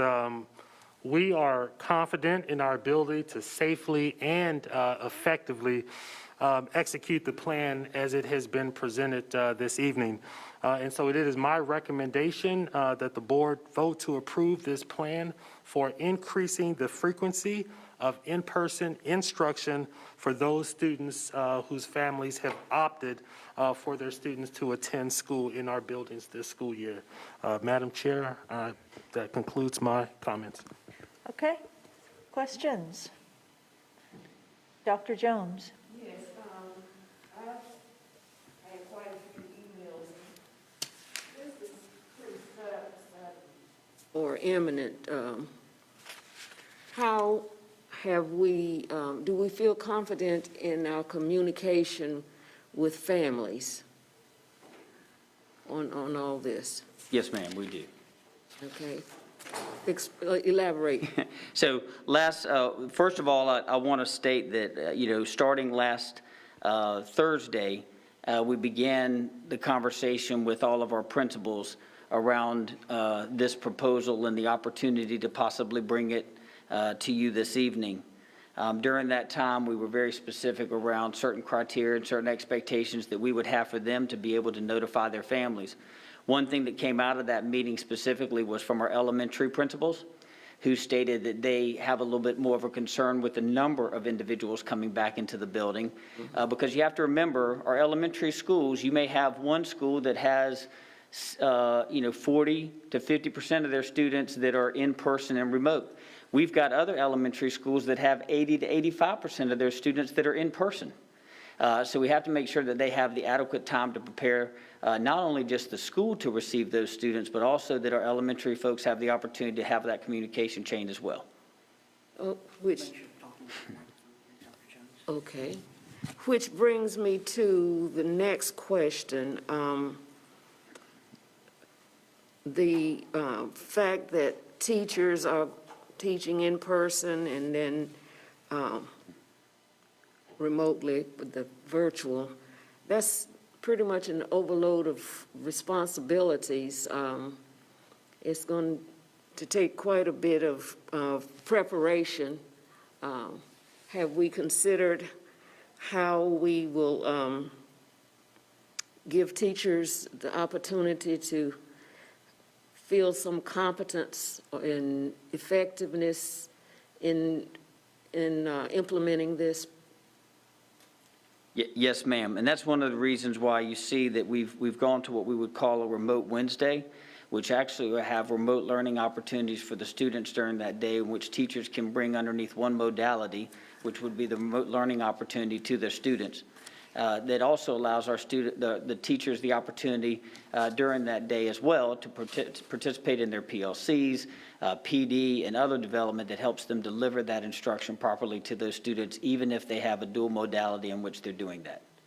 But I also just want to state that as we talked with our principals, one of the key things that I said to them clearly was that each of our schools has a learning community superintendent.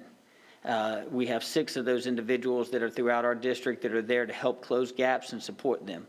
So that is what they will actually do. So if there's an individual school, because each school, some schools have exactly the format that you're speaking to, the modality in which you have a teacher that may have to teach in both modalities, right, in person and full remote.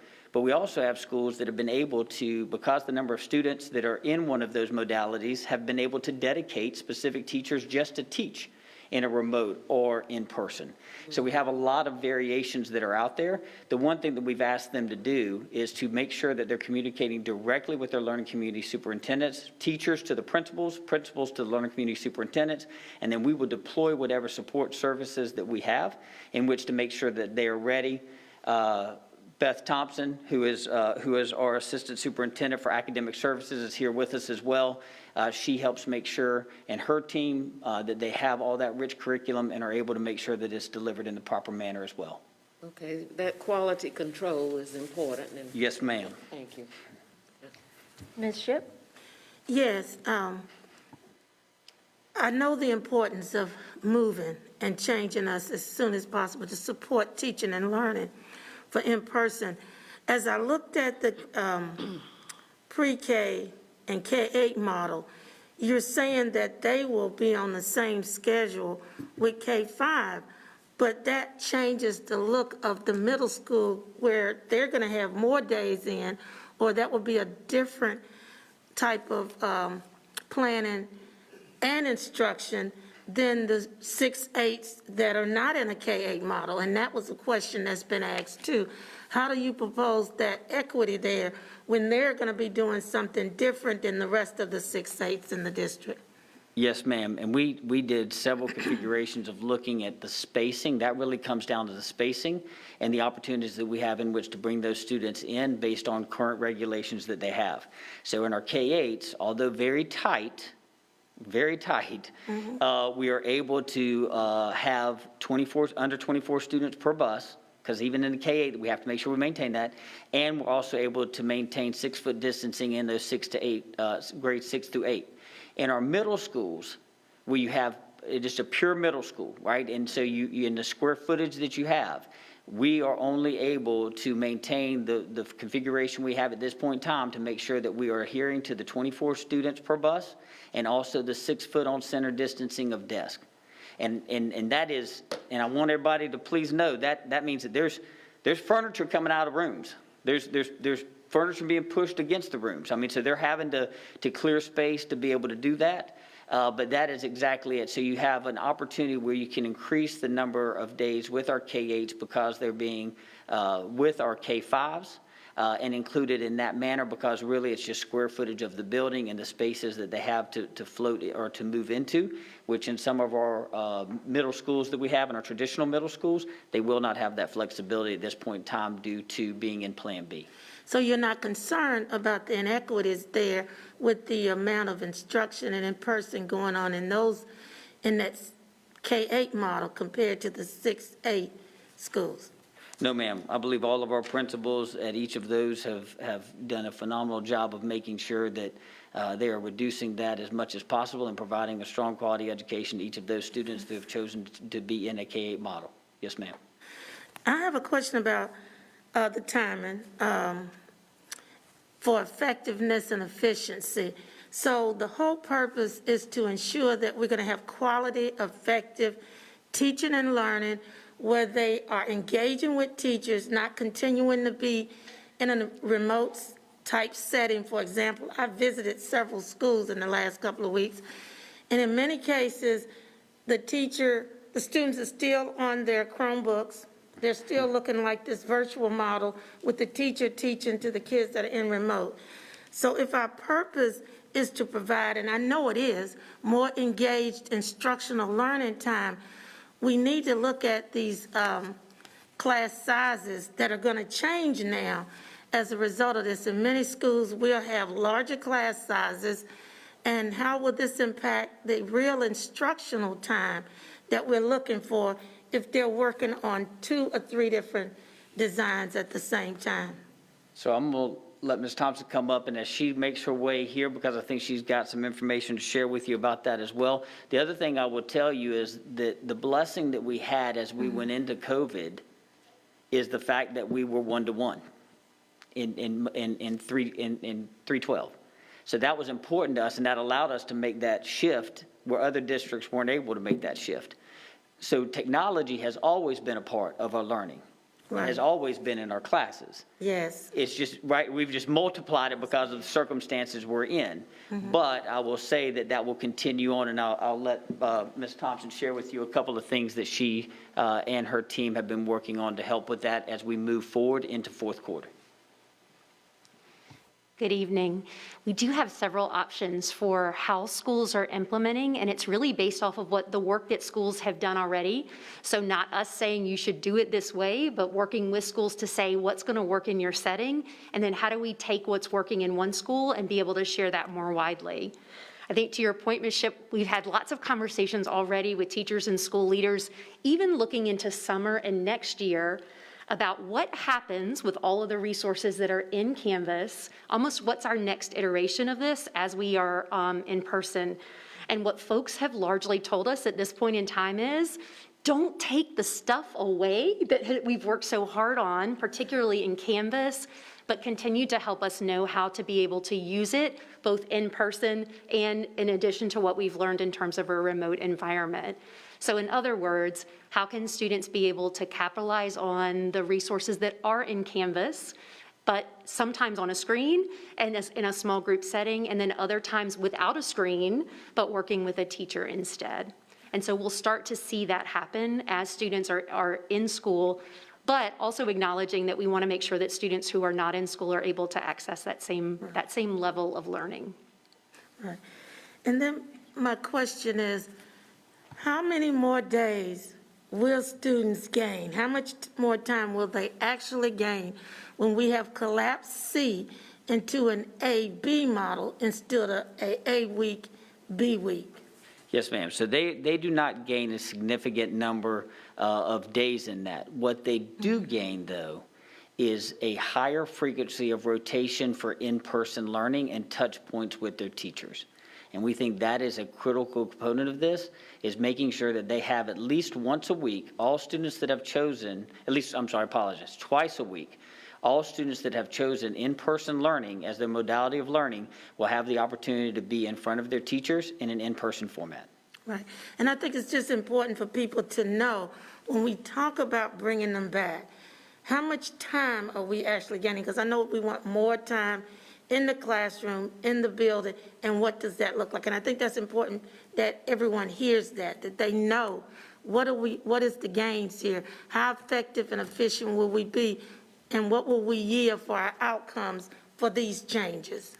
Yes, ma'am. I'll tell you, to look at, if you would just put that in, one of the reasons for being able to begin and launch this rotation on the 15th is because that actually would be the second rotation of A, once we began to be in person. So that means that C, which is finishing up now, would wait 2 full weeks before having an in-person opportunity for learning while the others were in session. C, the group this week, waited their 2 weeks. And so what it really does is instead of waiting 2 weeks, you literally are waiting a couple of days to be back in that classroom and have that in-person opportunity with your teachers. And are we, and this is my final question, are we dispersing students as opposed to having substitutes? I know, and I've been in the schools, as I said, that they were already using dispersing. Now, when we bring in more students back, how is that going to work? And because it's always important that we take a look at how we disperse students anyway. I was in a language, I was at Eve Waddell, the language immersion magnet, which is really something to see. So when we talk about that, how is that going to work in terms of making sure we have the substitutes and the bodies there, and they're going to be able to do the teaching and the learning? Well, I think it's important to know that that was part of the conversation that we had with principals last Thursday, and we heard from them some of the pain points around substitutes. We heard around some of the things that they had as far as dispersals and places and opportunities that may have been closed areas of the building, and they were requesting opportunities to open those areas up to allow for students to move into for various reasons. So we took that advice and we created new opportunities for them in their buildings to open up those spaces. We also, through Ms. Pajot, who was with us just earlier, has also, her and her team in HR are digging into how do we make sure that we have subs for our schools, going through other options than what we've done up to this point, knowing that the need may be greater in which to do that. And then once again, the last thing that I'll share is that on this topic is that when we gave our principals the opportunity to reflect with us on a proposal, we also gained knowledge into what they needed. And we knew that our principals just need to get their heads thinking on what it's going to look like to be able to process and move it. We collapsed C into Power School. To allow them was not a permanent fix. Want to make sure everybody's clear on that. We are able to store where we are at that point in time, so we did that. But we were able to collapse those, and what that did is that allowed our principals the time to really generate the groups, generate the classrooms, and start answering to those questions that you're lifting up tonight. They were able to do that. We met with them just again yesterday to see if anything had really come up, just double checking with them to make sure.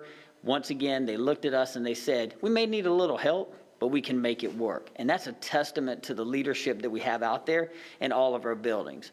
And we do appreciate them partnering into that. Yes, ma'am. Thank you. So I see Ms. De La Hara, and then Ms. Marshall, and then Ms. Cheek. Thank you, Jennifer De La Hara. So to follow up on, actually first, let's follow up on what you just said about what happened with the Power School. Can you explain that a little bit more? Because I think there was a lot of confusion and you have an opportunity to help, I don't know, set the record straight here. Not a problem. Be more than happy to. Yeah, we actually are able to historically store where students are based off of what rotation they were in. One key thing to think about here is as the transportation department, Adam Johnson and his team, as they created the routes for our students this year, they were way smarter than most of us, because what they did is they said, we're not going to create routes for Group A, routes for Group B, and routes for Group C. What they did is they created a route for all 3 groups. So basically, depending on what week it was that you were attending, you went to your bus stop on that day, okay? What we're able to do here is collapse C into A and B, which means all we're doing in a situation of buses for transportation is making sure the numbers worked. We had to make sure, especially at our secondary, that we weren't going over and extending past 24. We were able to do that. Did not change anything with the student schedule, was no permanent change that was made into Power School. It was just allowing us to be able to do the research that we needed to do to make sure that we could still fall in accordance to what the state has told us we must do under Plan B. That also, what it also allowed our principals to do is to look at how many students now they had in each of their classes that weren't just A, but were A and part of C, B and part of C. Why is that important? Because we have to make sure that we can maintain the social distancing. Once again, especially because we have to remember, even in Plan A, we still require social distancing in the hallways and in open areas. Want to make sure that they could do that, that we could, as we open this up, that we're not violating any of those policies or regulations that are in front of us at this point in time. But I will say, apologize, if for some reason our proposal does not go through, all we have to do is go back to historically stored data, we put it right back in, and we have A, B, and C as it's designated for each of those students right back up and running again. It is not a permanent change That was until going we to be make my it next one. follow-up question. Like if we all voted no on this tonight, you have the ability Yes, within ma'am. Power. Okay. Yes, Just ma'am. so that folks are clear on that. So thank you. Also, in your response to Ms. Shipp, you mentioned that certain parts of the building had been closed and you were able to meet the need and open up. Can you, that's news to me, or maybe I just misunderstood. Why would that be, that certain parts of the buildings were maybe closed off? So for example, like with our cafeterias, like I said before, we have some schools that may, in a certain rotation, probably, we have schools out there that have 60, 70, 80% of their students that are in person. When you're looking at bringing them in a rotation, then you're able to say, you know what, we're going to have you eat in the classroom, right? And they're able to move and function, do what they need to do. We've had many of those cafeterias have not been open. Students have gone, got their food, they've gone back to the room and eat, and then they take their trays and things back when they're done eating. What we're doing at this point in time is opening up those cafeterias for schools that need them, give them that opportunity to do that. Once again, making sure that they maintain 6-foot social distancing, make sure that they are wiping the tables down and cleaning those areas properly for the next group of students that are coming in. We have not had gym classes that have been inside the gym. We will be able to offer that opportunity for students that are inside the gym. Once again, safety regulations are going to require us to make sure that students, as far as equipment usage and those type of things, that all of those things are being cleaned for that opportunity to be there. So that's when I say spaces being closed off. There were some of those spaces that now, as you add more students in, as you add more opportunities in that full rotation, you're going to have to utilize those spaces now where before we didn't have to. And some of those spaces may actually even need to be used for instructional spots, especially around our K-8s. If for some reason a room in size and social distancing becomes into question, it gives them an overflow space to be able to move into. So that actually is one of my questions, and I know Ms. Shipp mentioned this, but I want to reiterate it because I've heard from some of our K-8 administrators and teachers who have concerns about it just being too tight and not being able to distance 6 feet. And I hear you telling me that it will be tight, but you can do it. And I guess I just want to hear you reiterate that because I'm very concerned because they're looking at whatever numbers they have. They see their A and their B rotations, and they know that there are 12 students in the class, and that exceeds what they think their capacity is to be able to maintain the 6 feet of distancing. So talk to me more about that and help me feel better, more convinced that we're able to do this. Yes, not a problem at all. So based off of the current configurations that they have at this point in time and what we've been able to do on square footage of the classrooms and number of students to occupy those spaces, all of the data tells us they could do it. Now, what we're asking our principals to do at this point in time, and that's one of the reasons of moving them away from the 15th and back to the 22nd, is to be able to make sure that they have that proper lead time to be able to do that. Many of our schools, up until this evening and this presentation tonight, did not know that we were moving that back, or that was even an option to give them an extra week of planning in which to be able to execute on what they need to as far as space and utilization. So I'm pretty sure to many of them, this is a relief to know that it's on the table at this point in time to have an extra week to get that planning done. But once again, the thing that we've shared with them in all the meetings that we've had with our principals is you have a learning community superintendent. Many of these things are individual to the school. So there's not just a system-wide fix for it. They're individual to that school and individual to that school's population, and how many of those students are in person and how many are in remote, for remote learning.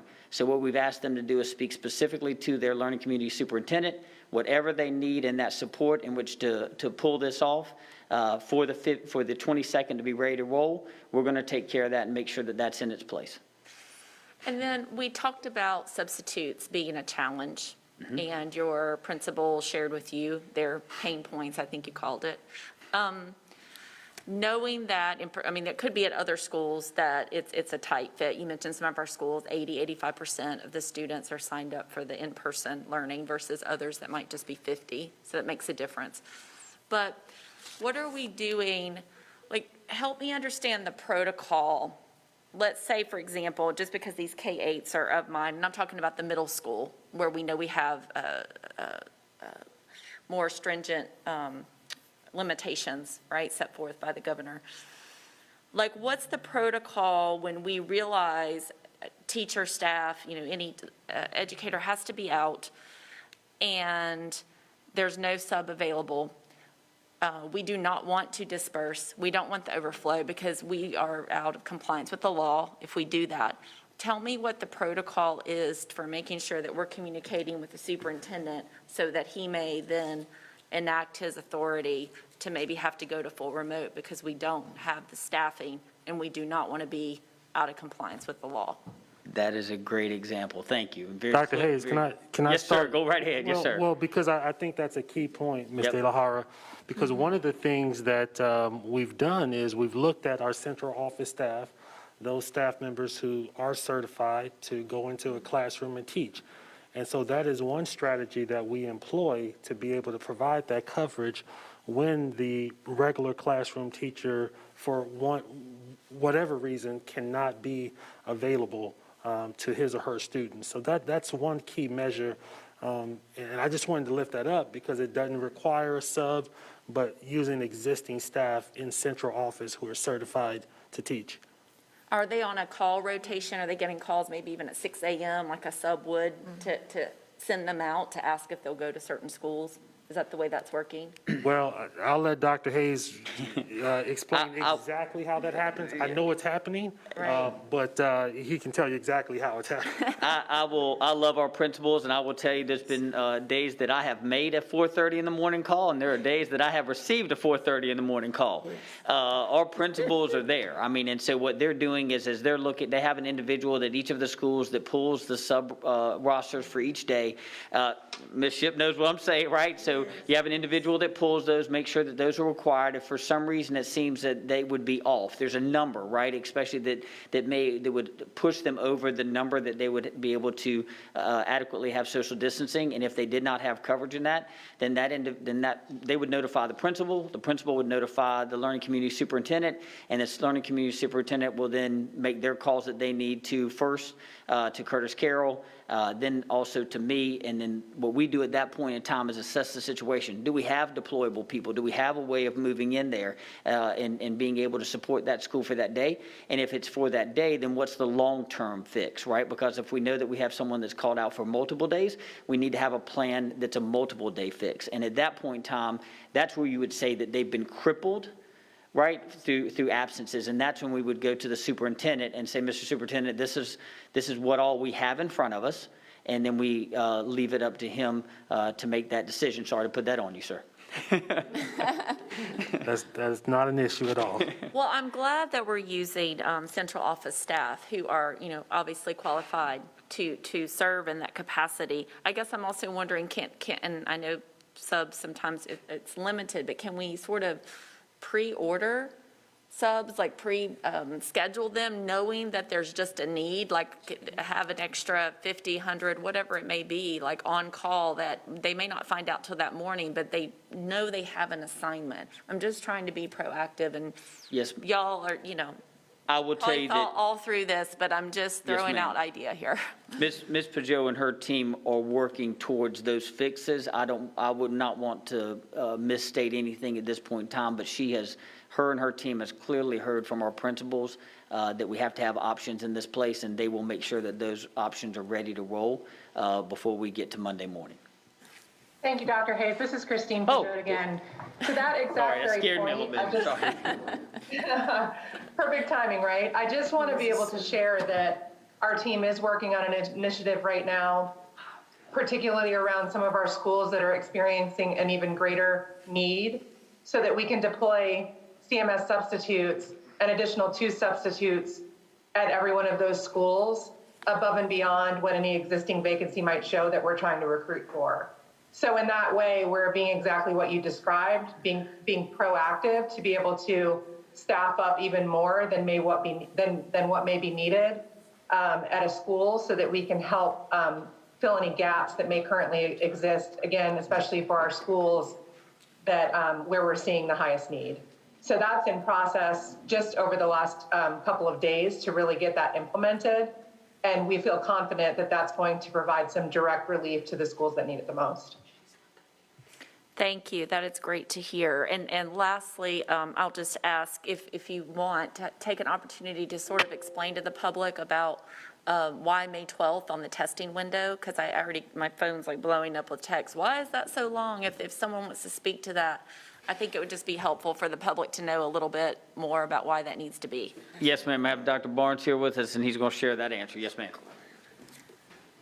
Ms. De La Hart, thank you for asking that question. For end-of-year testing in conventional times, we have 10 days for year-long courses and 5 days for semester-long courses.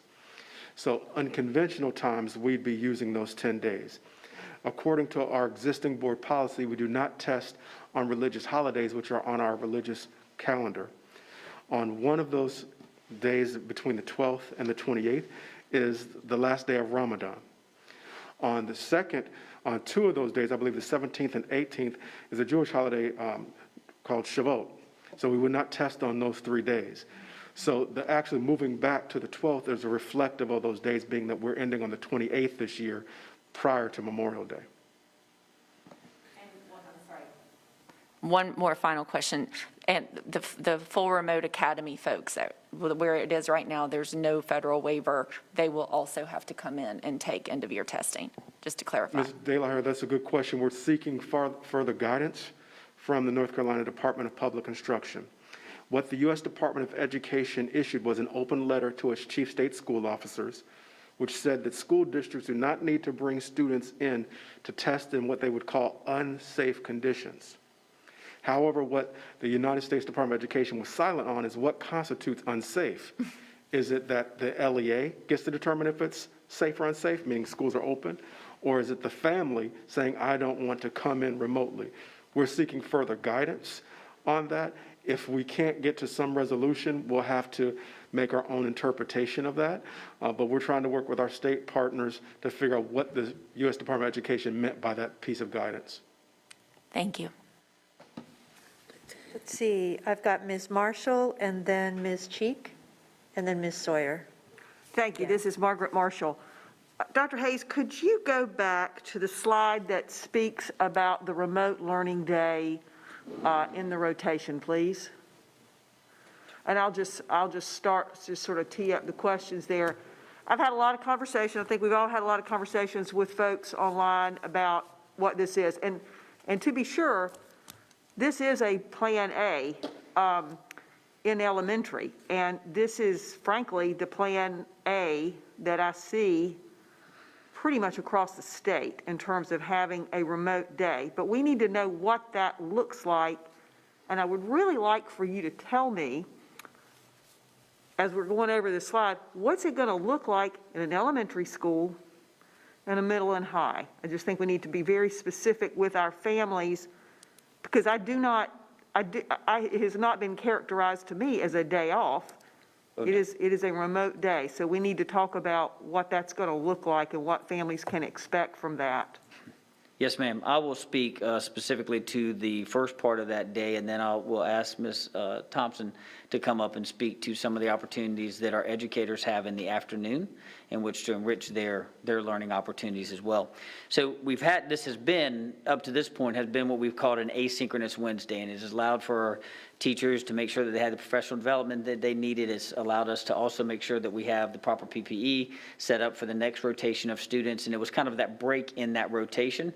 It also allowed our teachers that, as Dr. Jones was speaking about earlier, those teachers that have dual modalities to have an opportunity to be able to get taken care of what they need to take care of for their students.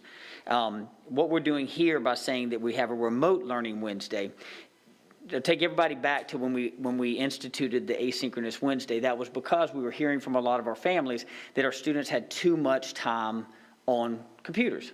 And so we were trying to figure out ways that we could reduce that amount of time while still providing an instructional opportunity to our students.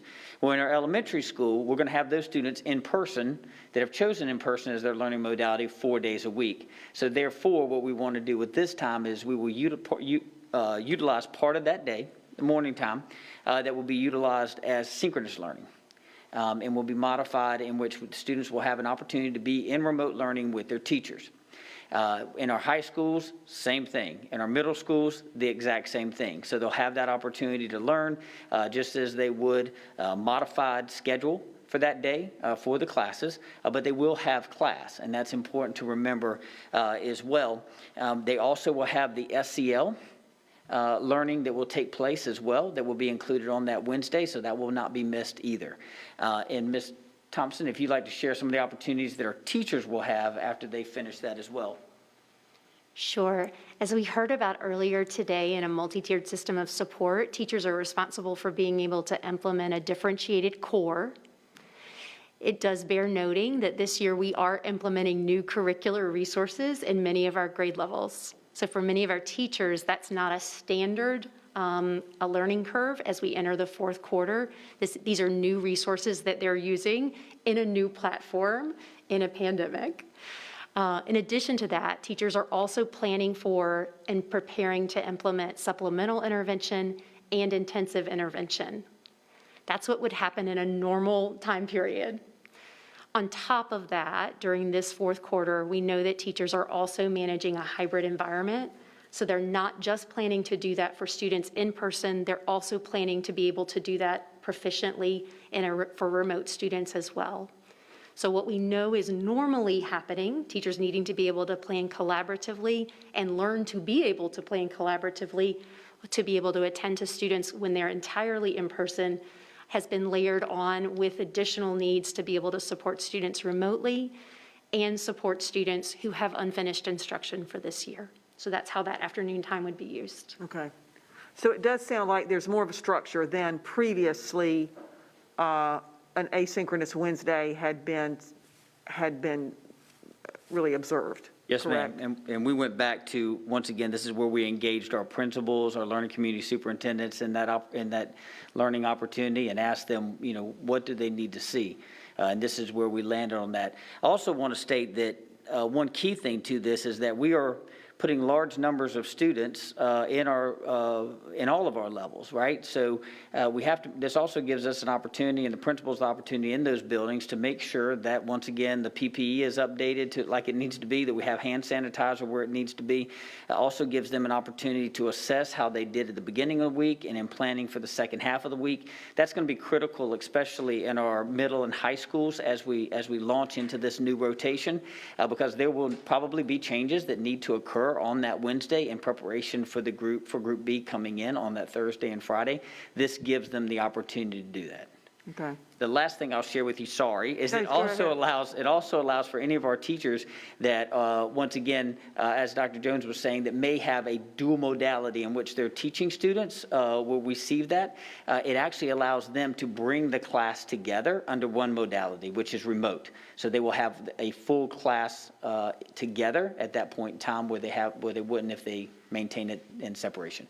Yeah, I think in some of the emails that I've gotten, just want to make sure that obviously we're talking about lots of educational terms, but for parents to know that certainly most of our middle and high school teachers are teaching students in front of them students at an at-home rotation, and students in the full remote academy. So we don't have two staffs to teach the folks that are in person technically and that are remote. So this is the reality of where we are. And I know that that's happening in elementary schools too. It just depends on how they've set it up. Yes, ma'am. So I do think that's important for people to know. And I'm going to ask another question too about, I'm going to go into the 1R.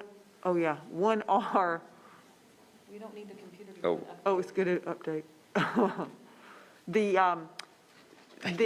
1R coding for absences. We went over that pretty quickly, and I think that that's important for folks. You know, I don't know if you could get to that slide or not. That was, Yes, I ma'am. think, maybe the very last slide. No, it wasn't. It was maybe before. Yeah, it But was. anyway, That's it. there it goes. So let's talk again about, give me an example about what you think that is and how that is communicated from home to school.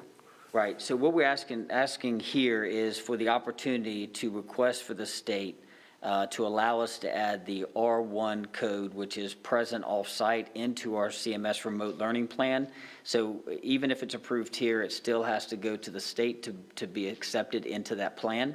What it allows us to do, which we haven't been able to do up to this point, is it allows us for a student that is supposed to be in person, that chooses to not be in person but still engage remotely, to be counted as being present.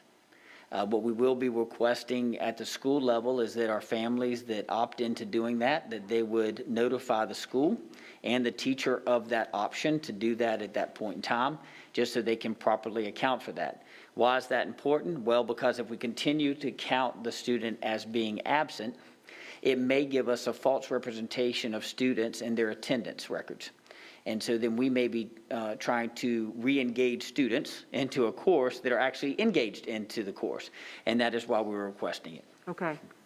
And the last thing I want to talk about is the testing again, because I think that, you know, when parents hear or when families hear that May 12th we started to testing and that is remote, but let's think about an elementary student and what that is going to look like for an elementary student, because they will be in their school taking their end of grade tests just like they always have. So when they finish that, let's talk about what that schedule is going to look like for those elementary students. I think the high school students are probably a little more used to some of that. But what's that going to look like for elementary students as they begin that testing window? What do you see for their attendance? Dr. Barnes and I were playing rock, paper, scissors to see who would come and yeah. answer that. So, no, you're exactly right. Well, where we are right now, what we know is that we are still, once again, waiting on some legislation from our state, from the feds, to come through to kind of help maybe give a little bit of guidance to that. There may be things that come down that we don't know of between now and the beginning of May that we will have to react to. The other part of that is we have students that are in full remote academy that have made a choice as a family to be in full remote. All of our EOCs and EOGs that we have, any of those state tests we are not able to offer those to our students online or in a remote setting. They have to be in person. And so we have to take that in consideration, that now if you're a school that has set everything up to have 50 or 60% of your students in person and 40 be remote, well, now you've got to bring those 40 in as part of, because everyone has to be tested. And so we're going to be looking to our principals that they're going to have to create these testing days and regiment it may take the week, it may take the 2 weeks.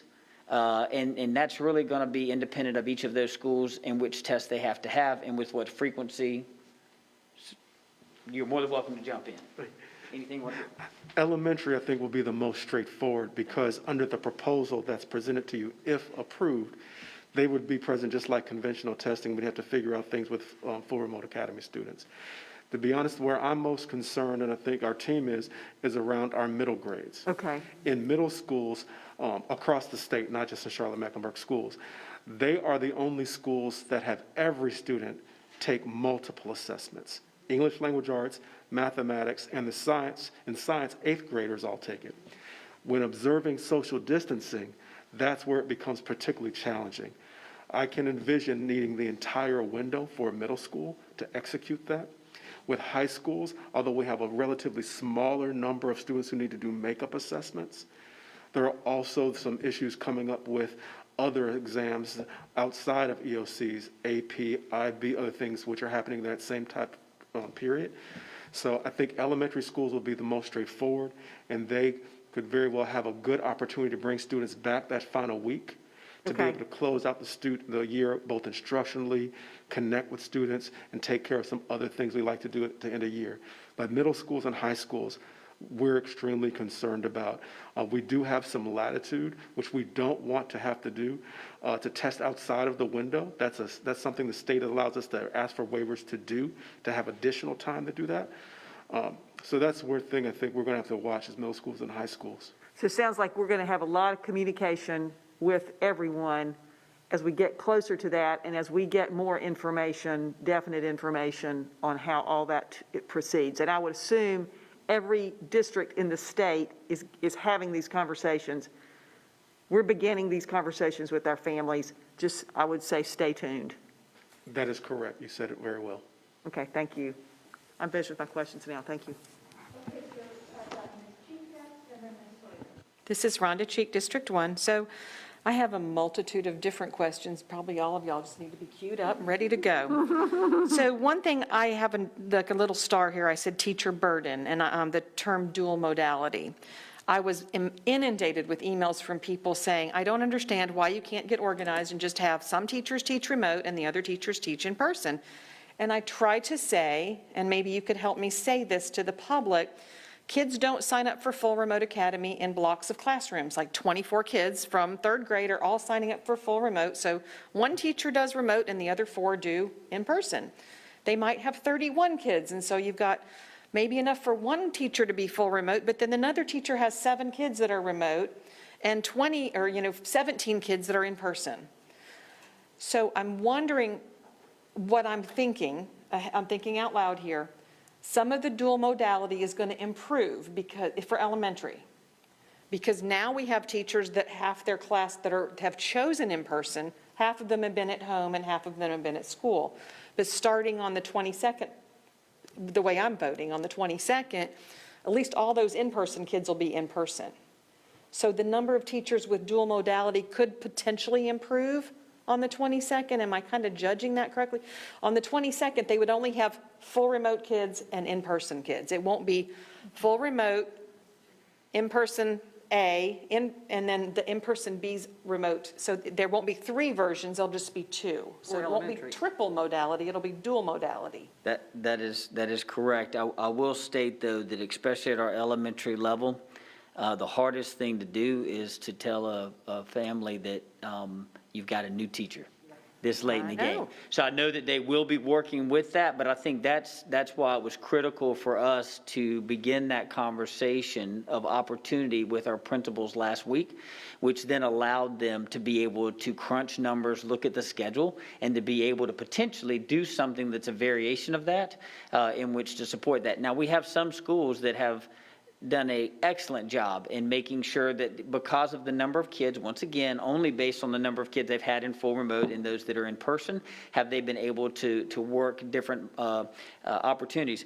I will tell you, and I share this with people all the time, we live this. We live these changes. I have a middle schooler and I have a high schooler. And I have a high schooler that sat in a room with one other student, and I had a middle schooler that sat in a room with about 10 others that were in that room with her. And so, that's just a variation. And like you said, especially when we start looking at the classes, our classes are not where they just evenly divide up into the same numbers, right? Students, especially in our high school ranks, choose to certain opportunities and courses in which to take based on the grades they're in and so forth. So you're exactly right. But that's why it's important for our principals to have that time to be able to sit down, look at what they need to be able to accomplish, and then adjust schedules to be able to do that. And as you said, in like a middle school, all sixth graders do electives at the same time, all of them, whether they're remote or in person.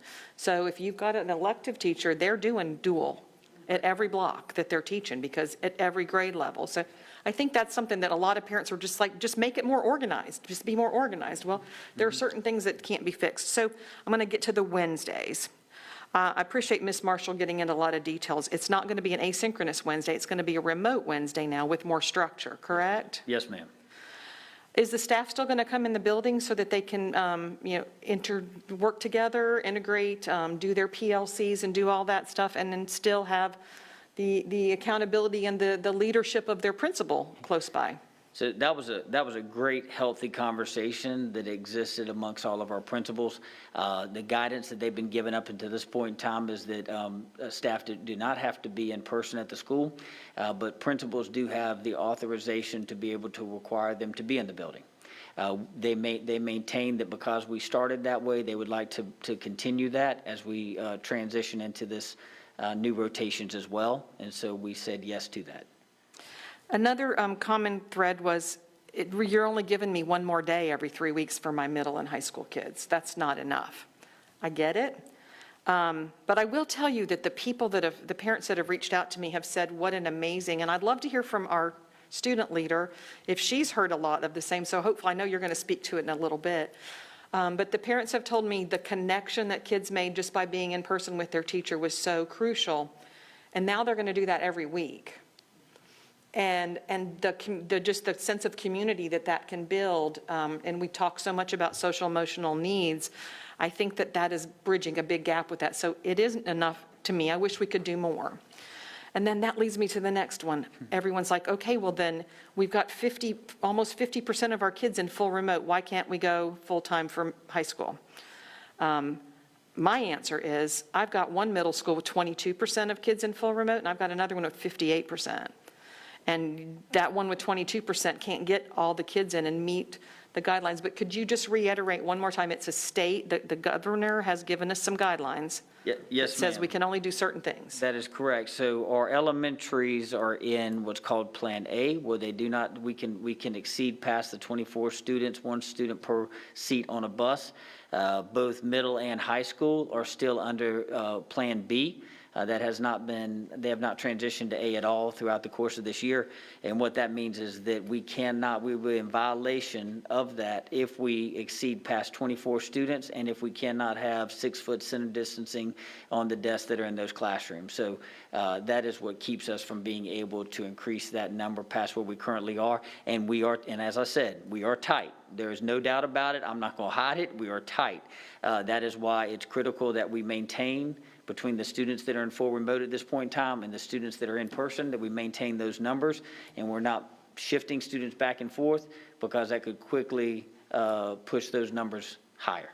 I did hear, I know one of my colleagues brought up the K-8s. I did hear really great news from the K-8s in my area, that all of them have done what they needed to do to change classrooms and move around, and they've all accommodated, and they're all really think that they're ready for that. I think my last thing is, do you think that staff thinks that this is a surprise, like they didn't have any idea that this collapsing of rotations was coming? Because I've been talking about it for at least 6 weeks. So I heard a couple people comment that it was a total shock to them, that how could we pull this on them with nobody knowing about it? I think for anyone, surprises can come in many forms, but I will say that we've been looking at as far as the metrics that we've talked about, we've been looking at the rotations and number of students on buses. We've been out on the bus lot looking to see who's coming in and who's not, and our custodial services have been looking at the amount of facility usage and those type of things, and bus rotations, and who we have in different places at different times of the day. All of our schools have been doing that. I think the main thing here is that we did have the opportunity last Thursday to engage our principals. That was engaging them to get their input around a proposal. And I think that was key to this. And I think that allowed us, there's several components of this plan that has changed since then. Absolutely. As we know, it was in the media, and so that was shared and people were watching the news. But what I will say is that there is there are multiple things that are in this new presentation, in this new proposal, that is a clear reflection of what our principals, and speaking on the behalf of their teachers, said they must have and that they needed. And from that, we were able to include those things, but we also were able to begin, as Ms. Pajot just shared a little while ago, to begin working behind the scenes for pain points that they may have, to be able to close those up. So when we do move to this, we do this in a very uniformed manner with a systemic approach. That would be my questions. I probably have a couple comments later. Those were Okay. mostly comments anyway, but. Yes, ma'am. So Ms. Sawyer? Hi, Carol Sawyer. Going to depart completely from what you've been talking about and ask about food and nutrition. Will meal bundles still be available? Will there be a grab-and-go take-home on Tuesday for Wednesday? What's the plan? So Ms. Sawyer, I have to apologize because that was not, my gut would say yes, but that is not anything that I know at this point in time, but I will definitely find that out for you, and I will make sure that the board is informed on that as well. I apologize. No, that's fine. Yes, It's just, it's one of those things that is important to our families. Most definitely. We will make sure that that gets out in the communication. Thank you. Okay, thank you. That's all. Okay. Anybody else?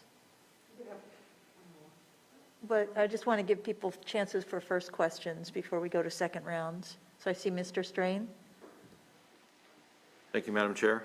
And I appreciate you all doing the work to get to this plan. Couple of questions. One is around IEPs. So when we have IEPs for in-person instruction, for the Wednesdays that are now remote, will those students be in person per their IEPs, or will they be remote? With whatever their IEPs require. So when we have students that have IEPs requiring in-person instruction, they will still be going to school? That is correct, as they have since we started. Yes, sir. They're 5 days a week.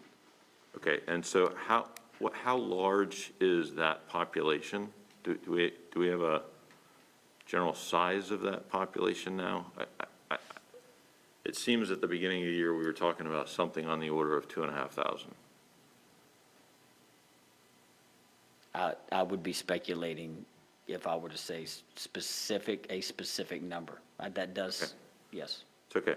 All right, so we've talked some about Wednesdays. I'd like to talk a little more about Wednesdays as well, because we talked about the opportunity to provide kids in-person instruction. Nobody disagrees that that's better for the overwhelming majority of students. And I appreciate you all bringing this forward. It looks to me as if we're increasing our 6-12 in-person instruction from our current plan by 20% and the elementary school students by 100%. Mm-hmm. So that's goodness. There are other options, alternatives, that would increase 6-12 by 50% and elementary school by 150%. Now, the model that we've got is very similar, almost exact to what has been implemented so many places across the state. Ms. Marshall certainly mentioned that, this is a very common model, whether it's a Wednesday or a Friday, that there's kind of a remote day. How do we get to this is what's best for kids, given that there are other alternatives which provide more in-person instruction? So I believe that what we have in front of us is what we believe and what our leaders of our buildings believe is right for the students that are in their buildings. As we've had conversations with them, and as we've consulted with the learning community superintendents, as we've looked at various operational tasks that have to be completed, we believe this is the best option that we have for our students in front of us. And so it's better than using the Wednesdays for in-person instruction for the students. I think with where we are right now, a couple of things came into play with that. As far as that Wednesday, our students will still be receiving instruction. It will be remote. But once again, as we stated earlier, as you're bringing in a large number of students into the facilities that have not been in those facilities in the past, it allows us to be able to not only just meet the needs operationally for those buildings in preparation, but it also allows us to meet the individual needs of our teachers so they can meet the individual needs of our students. I didn't quite track with that. I don't know of any kids that are going into buildings that haven't been there, right? We'll have more. That's good. That's a good thing.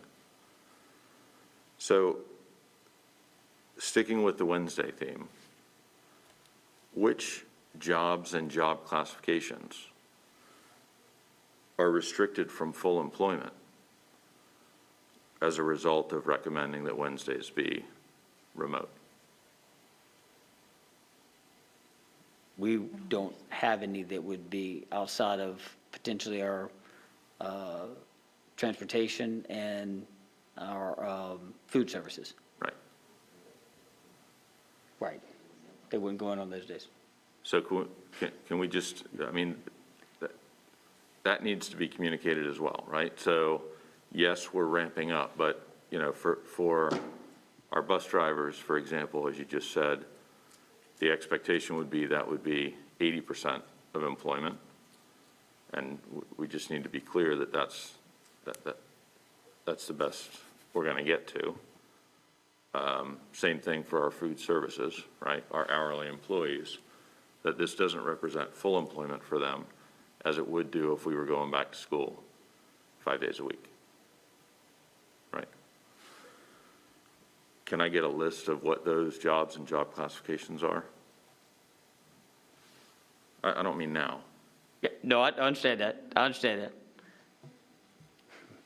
It's not too dissimilar to a question that I asked that I'm still waiting on some data for. So I'm sure Ms. Peugeot has that query.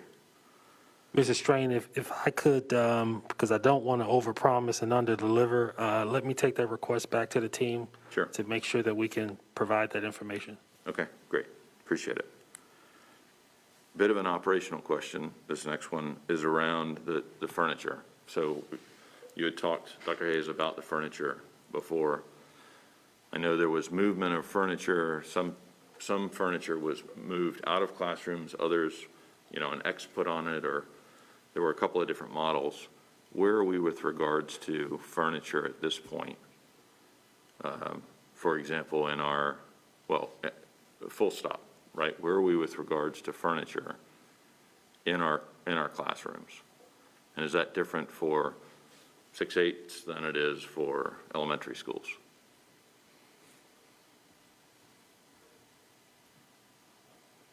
That, once again, that falls under sort of we talked about before as far as having students in remote, students that are in person, full remote in person, square footage of each of our rooms. We don't have cookie cutter buildings.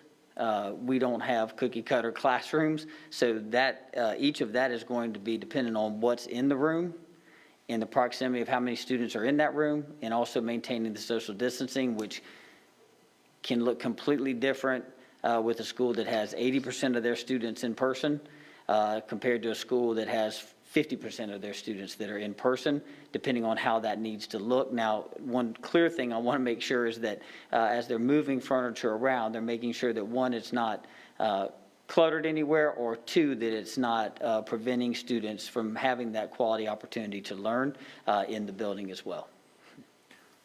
Yeah, so the question comes from, you know, if we're going to double the size of a class, a fourth grade class, does that mean we're tearing some strips of tape off of desks, or are we having to move furniture into classrooms? And that plays to, I'm trying to understand a little more behind the recommendation to delay moving to 4 days a week. I've got to believe some of that is moving furniture and whatnot, but I'm trying to understand what's driving that recommendation for a delay. Yeah, it could be both and. depending on the setup of the school, depending on what resources they have, what furniture they have, how they're deploying those resources and things that are there that need to be in students' hands, and how they're doing that in a safe manner. So really, the extra time, what it allows us to do is really make sure that any environment, whether it's the classroom environment, whether it's a specials environment the students are in, all of those are set up to make sure that they're maintaining a safe environment for our students to learn, and also that they have the proper equipment to make sure that they're cleaned and maintained as students transition in and out of those shared spaces at times. And our building leaders have asked for next week to do that further preparation to pivot from Plan B to Plan A for our elementary schools and K-8s. Is that right? Mr. Strain, on that call that I was on, if they could have banged their fist on the table to say that's what they needed, they would have. That was clearly communicated through their ask to just say, we get it, we understand it, we love our kids, but we got to have the opportunity to make sure that we can provide them the safe learning environment when they come in, and we need an extra week to be able to make sure that we do that, and that we're also able to communicate with our families and communicate with our staff what that needs to look like when those students come in a higher frequency into the schoolhouse. Yeah, and I totally understand that. I have a little bit of frustration in that we've been talking about this. A number of us have been talking about this for about 8 weeks. And I appreciate that they need the time. I just wish we could have given it to them so we could have hit, that 15th date. The middle schools and high schools, there's been some talk about the extent to which students are in classrooms, well, elementary schools as well, but students in a classroom with teachers rotating. I don't know how that would work in a high school, actually, or even a middle school, versus students actually switching classes. Mm-hmm. So how is that working? In particular, I'm hearing a mix of different models in our middle schools. High schools, I can't imagine not having students switch classes. Elementary students, I could imagine students, for the most part, staying in a class together. Middle schools, surely they're switching classrooms as well. Is that that is a question, because it's come up, it's been lifted in terms of some middle schools that may not be implementing that model, but I don't even know how that would work. I really don't mean to keep going back to this, and I apologize for it, but the critical component of that, and it was as I was a building level principal, there's so many things that go into creating a schedule and be able to do it in a way that it meets the needs of the students for what they need as far as for their coursework. So that really is dependent specifically on how many students I have in the class, how many teachers do I have to divide those students into, what is the setup of the classroom. A science teacher would have to have a card and have to move things in which to do certain things from classroom to classroom. So each of those models are models that a principal themselves has instituted for their building based off of the students that they have and how they've actually set up the classroom instruction to take place. There's a lot of different models. You have 4-man teams, you have 6-man teams in middle school. You have some that are rotating, some that aren't. Clearly, even like my daughter, the high schooler I have, in her English class, she has an English teacher because they had enough students that were remote and students that were in person, is that her in-person class, she has one teacher, but then when she comes to in-person, she has a different teacher that's teaching that course, and they're teaming together to help each other's classes in the different modalities in which they're teaching. So I would say there is not one set opportunity or one set schedule that's for any of our schools. Those schedules, as they are every single year, are designed based off of courses selected by students, number of students selecting those courses, and number of teachers in which to teach that course, and then that's how they build their master schedule around that. But given the electives that are taken by various students in middle school, starting in 6th grade, are students sat in an individual classroom in our middle schools with teachers rotating into the classroom, or are students actually moving between the classrooms to attend their different classes at different levels and their electives? Both of those are opportunities that could be happening and probably are happening at this point in time. I've seen both. I have a daughter that's experienced one of those. Okay.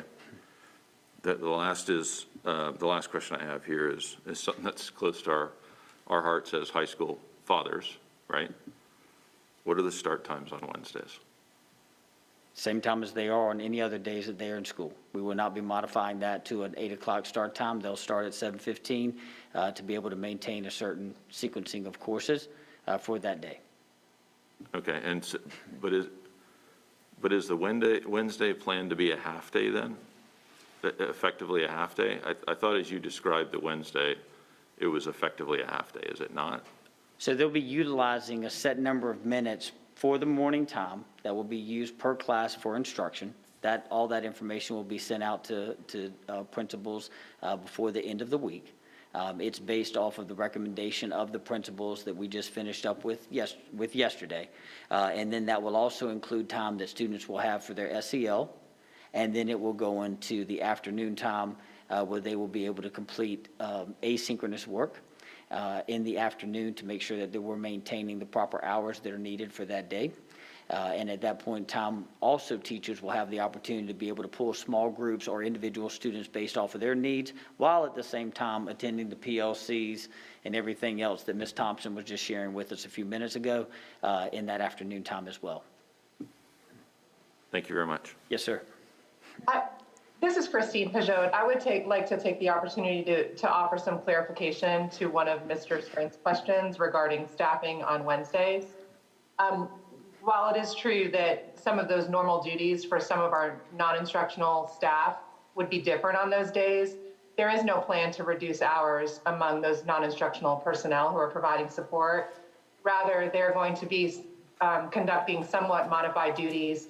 For example, preparing food orders, receiving food orders, doing additional cleaning and maintenance, facilitating other things so that when students are in person, that operation continues to run smoothly. So I did want to make sure that the board understood, and also that our public understands, and especially our valued employees who are serving those positions, that they should not expect a reduction in hours. I keep forgetting she's there. And Ms. Sawyer, if I can also, the beauty of technology is that meal bundles will be available at least through the end of the school year. That will continue. We'd like to continue through the summer, but that hasn't been said at this point in time. Yes, ma'am. And Dr. Hayes, just to build on that, and in addition to that, the week before spring break, we'll do double bundles for students. Okay, Ms. Fowler. Hi, this is Brianna Fowler, and I would just like to clarify that I'm looking down at my phone because I do polls during the meetings. Like Ms. Cheek said, I am the student advisor, so I'm constantly asking students for their point of view through polls, surveys. I'm looking at my DMs and seeing what the students are saying. And my question before like Ms. Cheek said, I'm going to explain the student perspective, but is the Wednesday an asynchronous day? Like, is it part of half asynchronous? Or is the Wednesday like full virtual students are now? Is it just a regular school day? We wake up at 7:15, go through our first through fourth blocks, and continue on the day like that for middle school and high school? Yes, ma'am. So you will actually start off 7:15. You will have a set time that you will have all 4 blocks for that day. And then you'll be released from that time. Make sure that you're able to have the SEL work for that day as well. And then after that, you will have asynchronous work that will make up for the remainder of that day. But there will be that opportunity because we knew that, especially in high school, and we heard this specifically from some of our high school principals. I'm pretty sure some of your teachers at North are going to be very clear as well. They want to make sure that they have you, in that remote. They want to make sure in that remote you're getting that day of learning, and then they'll have an assignment that will then take place and move you into that asynchronous work later on throughout the day. Yes, I know it's very imperative for teachers to get in their curriculum, especially as we were talking about our higher level classes, such as our international baccalaureate students or advanced placement, or these higher level classes that have to get their content done. And some of the students were worried that because finals are coming up, they wouldn't have enough in-person instruction or virtual instruction with their teacher to ask questions and things like that. But a lot of the students were saying that the asynchronous, one day asynchronous would be amazing. That's what most of the students were saying. When I'm looking at my polls now, it's only a small, I can say the percentage. 80% said yes and 20% said no. And this is on my Instagram at Brianna with 3_. So if you want to follow that, you can. That's not a shameless plug, but hey, do that. So a lot of the students were saying, I did a poll asking if they were feeling more comfortable now that we are in our C rotation. And a lot of students were saying that they feel more comfortable, and the fully virtual students even see the growth with our students' social emotional learning that did return back to school. And even though, like you said, the high schoolers may have only one other student there, just the feeling of walking down the hallways and seeing their teachers and be able to interact, it's really crucial for some students.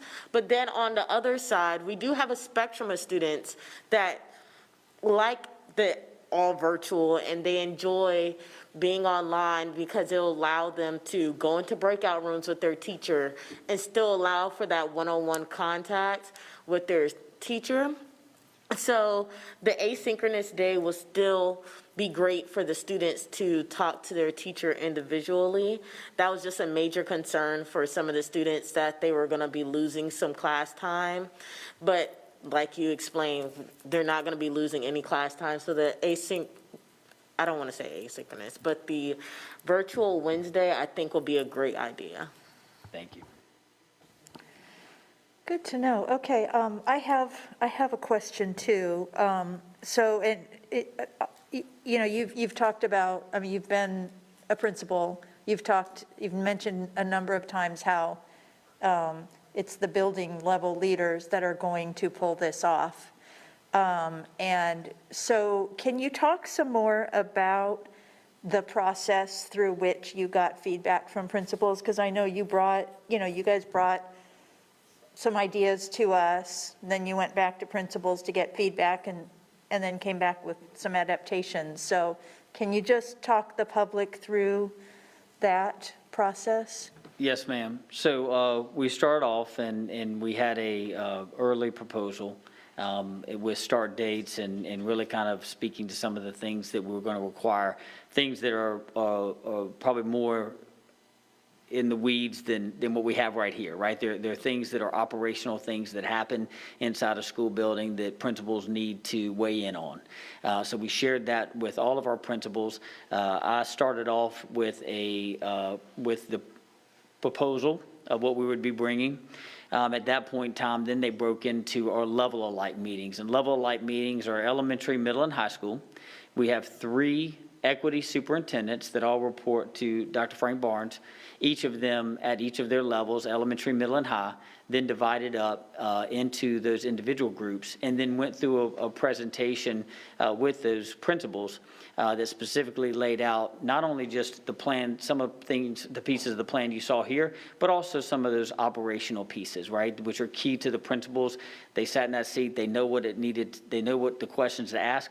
Then we had a robust conversation, and over in the chat feature of a Zoom call, quite a few. So we captured all of those questions that were in the chat. Our learning community superintendents we have 6 of those learning community superintendents. They were leaning in on those meetings with our equity superintendents.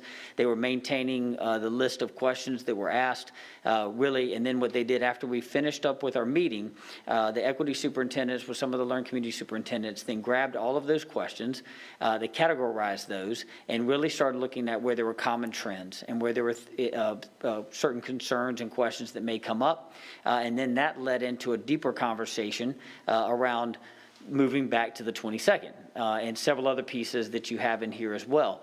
Then we pulled back in PLAT, which is the Principal Leadership Advisory Team, which is specific to the superintendent. That is it's a representative from each of the levels in our learning communities across the district. And then we brought them together, kind of used a little bit of asking them about, these are some things we're thinking about, right? And altering or monitoring in the proposal. They gave us feedback on that. Once again, the Wednesday was a key topic of conversation that came up at that point in time, as well as having teachers report to the building. After we talked to Platt, we're able to simplify that a little bit. We then pulled the principals back together again in their learning communities, which in the learning communities now you have all the levels in one meeting together. So you have you have separate levels, and now you have everybody together, right? So to take more of a holistic approach, and then got the feedback. And then from each of those meetings, we were able to bring forward the proposal that was this evening. Okay, thank you. And then I assume, at some schools, it's simpler to implement, and at other schools, it's more complex to implement. And did you have principals that had just real, nagging puzzles, like how do I solve this puzzle? If I've got this one classroom that's just going to be too many kids, how do you support the principal in solving those puzzles? Exactly. Well, Brianna will tell you, because I used to be the principal at North Meck, but she will tell you that that is a complex place over there, is it not? With IB and CTE courses and world languages and everything else. So, all of those are pieces that you have to take in consideration as you create that schedule and as you bring students back and how many students are in each one of those. So what we asked them to do is we once again, that goes back to where we were talking about collapsing C into A and B. Give them the opportunity to pull those numbers and to know what that's going to look like, and then begin to build what those classes potentially could look like with adding the extra number of students into those rooms. Then what we shared with them is that this isn't a responsibility of just the principals. This is a responsibility of us as a district and us as central office to make sure that we're supporting our principals. So we want to make sure that as we were in these meetings with them, if there were things that were pertaining just to one school, that those things that were one school kind of one-offs, that they took those and directly referred those to their learning community superintendent, who would then reach out to central services to find out whatever supports they need, whether that's around academics, whether that's around testing, whether it's around safety pieces, whatever that is, they would take care of it, and they did. What we looked for in that meeting is really a systemic approach, a system-wide approach into each of the levels in which to move on. And then we will individualize what each school's needs are and then support them through those needs through the learning community superintendents and then the various department leads that are in those conversations, which I will tell you that every single one of my team members were keyed in and listening with open ears. And that doesn't just stop with tonight. If this moves forward, we have an alignment meeting tomorrow. And in the alignment meeting, we will have academics in that meeting. We will have operations in that meeting. And what we will discuss is making sure that everything is primed and ready to begin this new rotation starting on Monday and then also on the 22nd. Okay, thank you. Yes, ma'am. So just a time check, it is 10:18. We've been at this part of the conversation for about an hour and 20 minutes. So if there are more questions, please go ahead and ask those questions. If you've got opinions to share, let's go ahead and get to the motion, and then we can move into deliberation. So do we have more questions before we go to the motion? Ms. Marshall? And I won't take too Then long. Ms. Shipp, and then Ms. Delahara. The subs, we had talked about that earlier in the conversation. I know that it's not we just don't let anybody walk into the classroom and be a substitute, so there's a process. But I'm hearing from folks that it's pretty onerous, and it continues to be pretty onerous. How are we streamlining that so we can get more folks in the pool to make this last quarter successful? I'm looking up to see if Ms. Peugeot is with Christine us. is coming from, right. I am. Ms. Marshall, thank you for your question. This is Christine Peugeot. We are being responsive to the recent feedback that we've received regarding the application system. As the board is aware, we are going through a modernization process right now, in fact, to enhance the system by which people apply for jobs. But that doesn't give us our immediate fix. So we are being incredibly responsive to those one-off situations where people are having difficulty applying, if that is the case, to get back with those individuals on a one-on-one basis to be able to walk them through. We are also reaching out to our substitutes who have already been registered as CMS subs, but who have not already taken a job. So this, of course, this is not talking about new recruits, but we think it's incredibly important to capitalize and leverage the people that we have existing in our system to be able to make sure that they are also aware that we are now back to in-person and that we are in fact talking and discussing, and there may be a board vote tonight to increase that frequency of in-person so that we can generate a lot of that interest again among the subs who previously worked for us. So we have conducted surveys from our existing substitutes to ascertain their interest, and we are targeting those subs specifically to deploy them proactively, like we had shared early on tonight, to the schools who need it the most. So I think it's a two-pronged approach to respond to those specific situations where people are having difficulties, looking at what we can do in the meantime to make that process easier across the board, even though we're not at the point where we can launch our new system, but then also leveraging the current staff that we have who, for whatever reason, to this point, have not taken any of the jobs. Okay, thank you. And I also want to make a quick comment, too, about the Wednesday day for employment. So if meal bundles are going to be offered, then I would assume we're going to have still a lot of work for our cafeteria folks, that their workload continues and has been for some time. And our transportation folks, they are also delivering our pre-Ks and our students that are receiving the IEP services 5 days a week. So there are transportation needs. And I would hope that we could encourage, I know we've got some testing of English language learners. It's a pretty onerous process. If we could even use some of our folks to be doing that on those those remote days to be helpful to move that process along. So I think we can be creative as we've been in the past. So I would encourage that. And Mr. Superintendent, I would also say that since we are looking and in terms of adding more days for elementary, that I know we've had some conversation on some of the after-school enrichment programs that we were going to shutter that have really seen a very large increase in the folks that are interested in those programs. So I would really encourage us, and I know that there are some things we have to look at and consider, but to be able to communicate with families pretty soon, if we can bring some of those programs back, because I do believe if a program is self-sustaining, that we should give that consideration, because I know that's going to be really more of a necessary thing as we finish up the last bit of school here. So thank you for considering. You have our commitment that we are considering that to make sure that whatever plan or proposal we bring back to the board, that it is financially responsible. Sure. But we do anticipate that if the plan that we've proposed tonight, if that plan is approved, we do anticipate that there could be increased interest. And so we would want to look at that and then carefully bring back a proposal to the board. Thank you very much. Ms. Schiff and then Ms. De La Hara.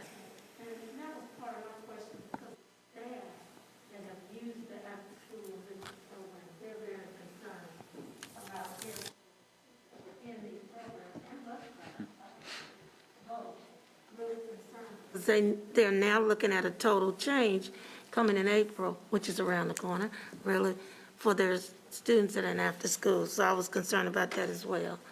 My question to Dr. Hayes, did 6, 8, and 9 through 12 feel like they needed, I know we looked at the week of March 22nd for the K-5 and the K-8. How did the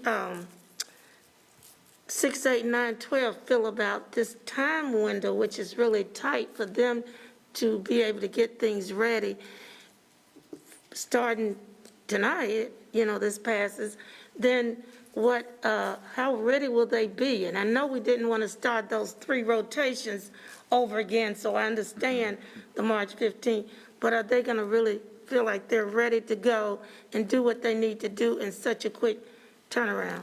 We didn't address their need for time. Yes, ma'am. Well, the 6-8 and 9-12s, so that was a big part of being able to have that conversation with them last week on Thursday, and begin to collapse C into A and B. I know we've talked about that. I don't want to, but that was the critical part of that, right? Because you're exactly right. If we would have made that, if we would have been here this evening and this proposal would have moved forward and we had not given them that extra time, there is really no way they could have in 3 days turned around an opportunity to be ready to open their doors for an increased number of students on Monday. So the time was critical that they began to be able to start looking at that and really help inform us on our proposal and what we could and what they could actually execute on. Now, I will say that we have, do we have a couple principals have reached out to their learning community superintendents? Yes, ma'am, we sure have. Have they reached out to central office to ask for supports and help? Yes, they have.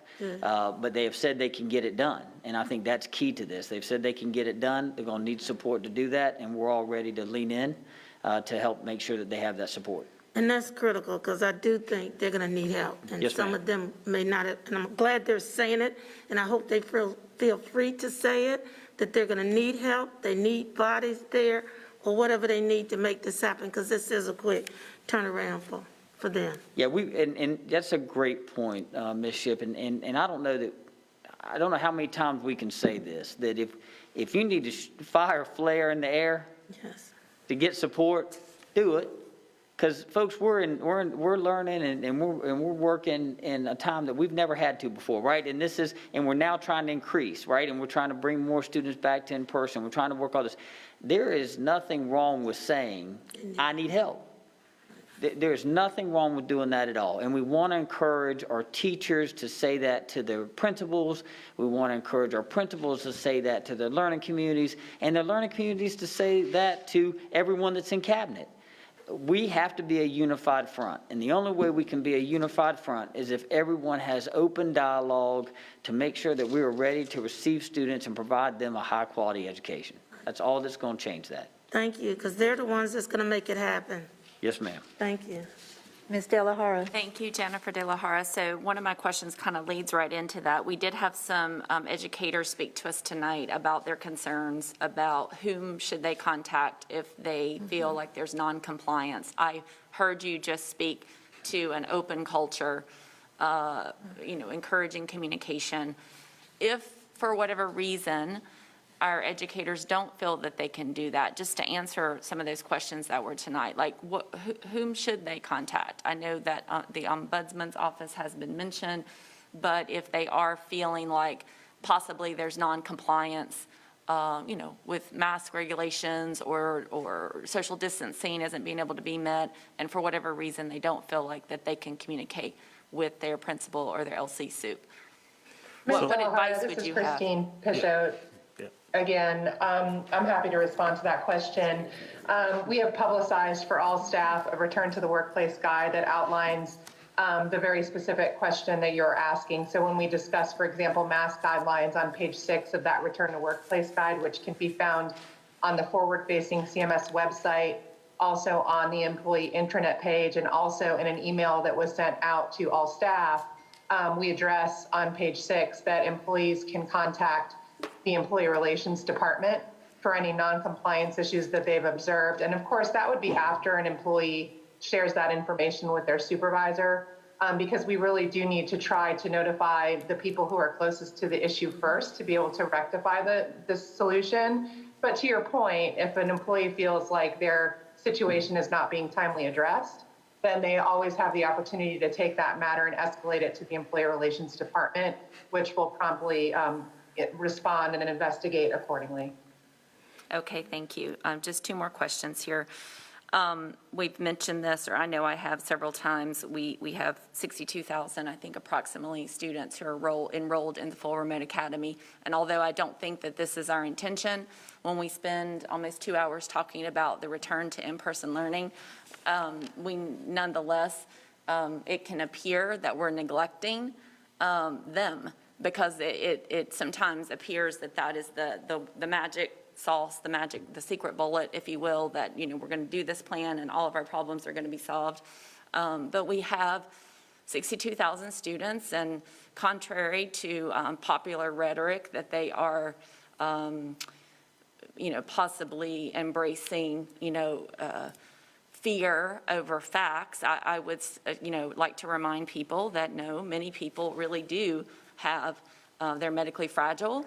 They have a realization that their subgroup in our society may have a higher hospitalization or death rate related to this virus, and they see possibly all the excitement around, you know, the return to in-person, you know, sports and other extracurriculars starting back up, but they also know that they need to stay home. And so I guess I'm just asking you to speak to that, because I know that you're not forgetting them, but sometimes the way we present this, it can seem like they're being brushed off. So could you just say some encouraging words for how you would direct our staff, our educators, our teachers, if you will, but also our social workers, counselors, psychologists, how they can reach out and make sure they are still engaging these students who have real facts on their side, and it's not just some unfounded fear for why they've been able to make the decision they needed to make. Yes, ma'am, and that's you know, that's a little personal for me, and the fact that we've got friends of our family that have made that option and have taken that option for one of their daughters and the other one not. I will tell you that each person has their own reasons for that. You're exactly right. What I will also say is that, as Ms. Thompson spoke so eloquently about earlier, is that our teachers are having to learn how to do this efficiently. Her team has provided various resources to make sure that our students that are in a full remote setting at any point in time that we've been in there are getting a quality education and receiving those services. We've also focused in on our teams at our schools around the social and emotional needs of our students, those that are in person, and especially those that are in our full remote, because some students have thrived being in a remote setting, and it's been great for them. But we still know that, as you stated, we have some students that, not out of choice, but because they have to, have had to go into full remote academy, and we understand that. I will say to you that our teachers, and as we have been in this almost for a full year now, our teachers, our principals, our learning community superintendents constantly, almost on a weekly basis, talk about case management of students, especially those that are fragile, those who are at risk. We're making sure that we are not only providing the academic supports that they need to be successful, but also providing those social emotional checkpoints, call-ins, and so forth that are very important to our students that are there. So you're exactly right. I mean, we want to say, you know, to many of the people that are out there, in person, you know, having the vaccinations right now that are on the rise, and having that opportunity and getting all this stuff back, that's great, and we're going to celebrate that, and we appreciate that. But that's because that's what people have chosen. People have chosen to be in person. We've got a group of like you said, 62,000, 61,000 students that are in our district right now that have chosen a different option. That doesn't mean that they receive anything any different or less than what we receive, than what we're providing to our students that are in person. And we're going to make sure that we maintain a set standard of high excellence in which to provide to those students as well, academically and on the social emotional. So I guarantee you, as we have our conversations tomorrow as our alignment team, that will definitely be at the forefront of our conversation to make sure that we're checking and all of that with our learning community superintendents in all of their schools across the district. Okay, thank you for that. Yes, ma'am. Ms. Cheek? Madam Chair, can I make a motion? Yes, ma'am. If I can still see it, I'm a little bleary-eyed from leaving for work at 7:30 this morning. So here we go. Madam Chair, I move to modify the return to in-person instruction plan approved by this board on January 14th, 2021, and to amend our remote instruction plan adopted by this board on July 15th, 2020. My motion includes the following. Number one, the adoption of 3 new school calendars attached to this motion entitled A, K-5 revised calendar as of 3/8/21, B, the K-8 revised calendar as of 3/8/21, and C, the 6/12 revised calendar as of 3/8/21. Item 2, beginning March 15th, 2021, all pre-K students will receive in-person instruction 5 days a week except on days that are district-wide holidays. Number 3, beginning March 15th, if an IEP team has determined that a student must receive some in-person instruction and the student's parent has consented to the student receiving in-person instruction, the student will receive those services in person 5 days a week per the adopted calendar for the appropriate grade level, except on the days that are district-wide holidays. Students shall receive in-person evaluations to determine eligibility for special education services that cannot be accomplished remotely. All students with disabilities will continue to have equal access to remote instruction, and that remote instruction will be provided in a manner consistent with each student's IEP, 504 plan, and remote contingency plan. Number 4, beginning March 15th, students in middle school and high school will be separated into Group A or B and attend school in person per the adopted calendar. All students who are taking the pre-ACT on April 21st, 2021 will be required to come in person to take the test. Beginning, on item 5, beginning March 22nd, 2021, students in elementary schools and K-8 schools will begin in-person instruction 4 days a week. All students not enrolled in Full Remote Academy will have in-person instruction every Monday, Tuesday, Thursday, Friday per the adopted calendar. Wednesday will remain a remote instruction day. Item 6, beginning May 12th, 2021, students except those in pre-K and students with disabilities as defined in Section 3 of this motion will return to remote learning except when they are required to be in the schoolhouse for the in-person testing. All pre-K students and students with disabilities as defined in Section 3 of this motion shall continue to receive in-person instruction through the end of this school year. Item 7, this plan will adhere to the guidelines of the remote learning plan previously approved by this board on July 15th, 2020, with one modification. This motion includes an amendment that will allow any student who is scheduled for in-person instruction and who is receiving instruction offline to be marked present off-site, which is code 1-R. That is the motion, and if any of my colleagues would like to repeat it for me, I would be happy to hear you. Otherwise, I would love a second. I would second that motion. And don't make Okay. me read the motion again. We have a motion on the table from Ms. Cheek, a second from Ms. Byers-Bailey, and Ms. Cheek, would you like to speak to your motion? Yes, ma'am.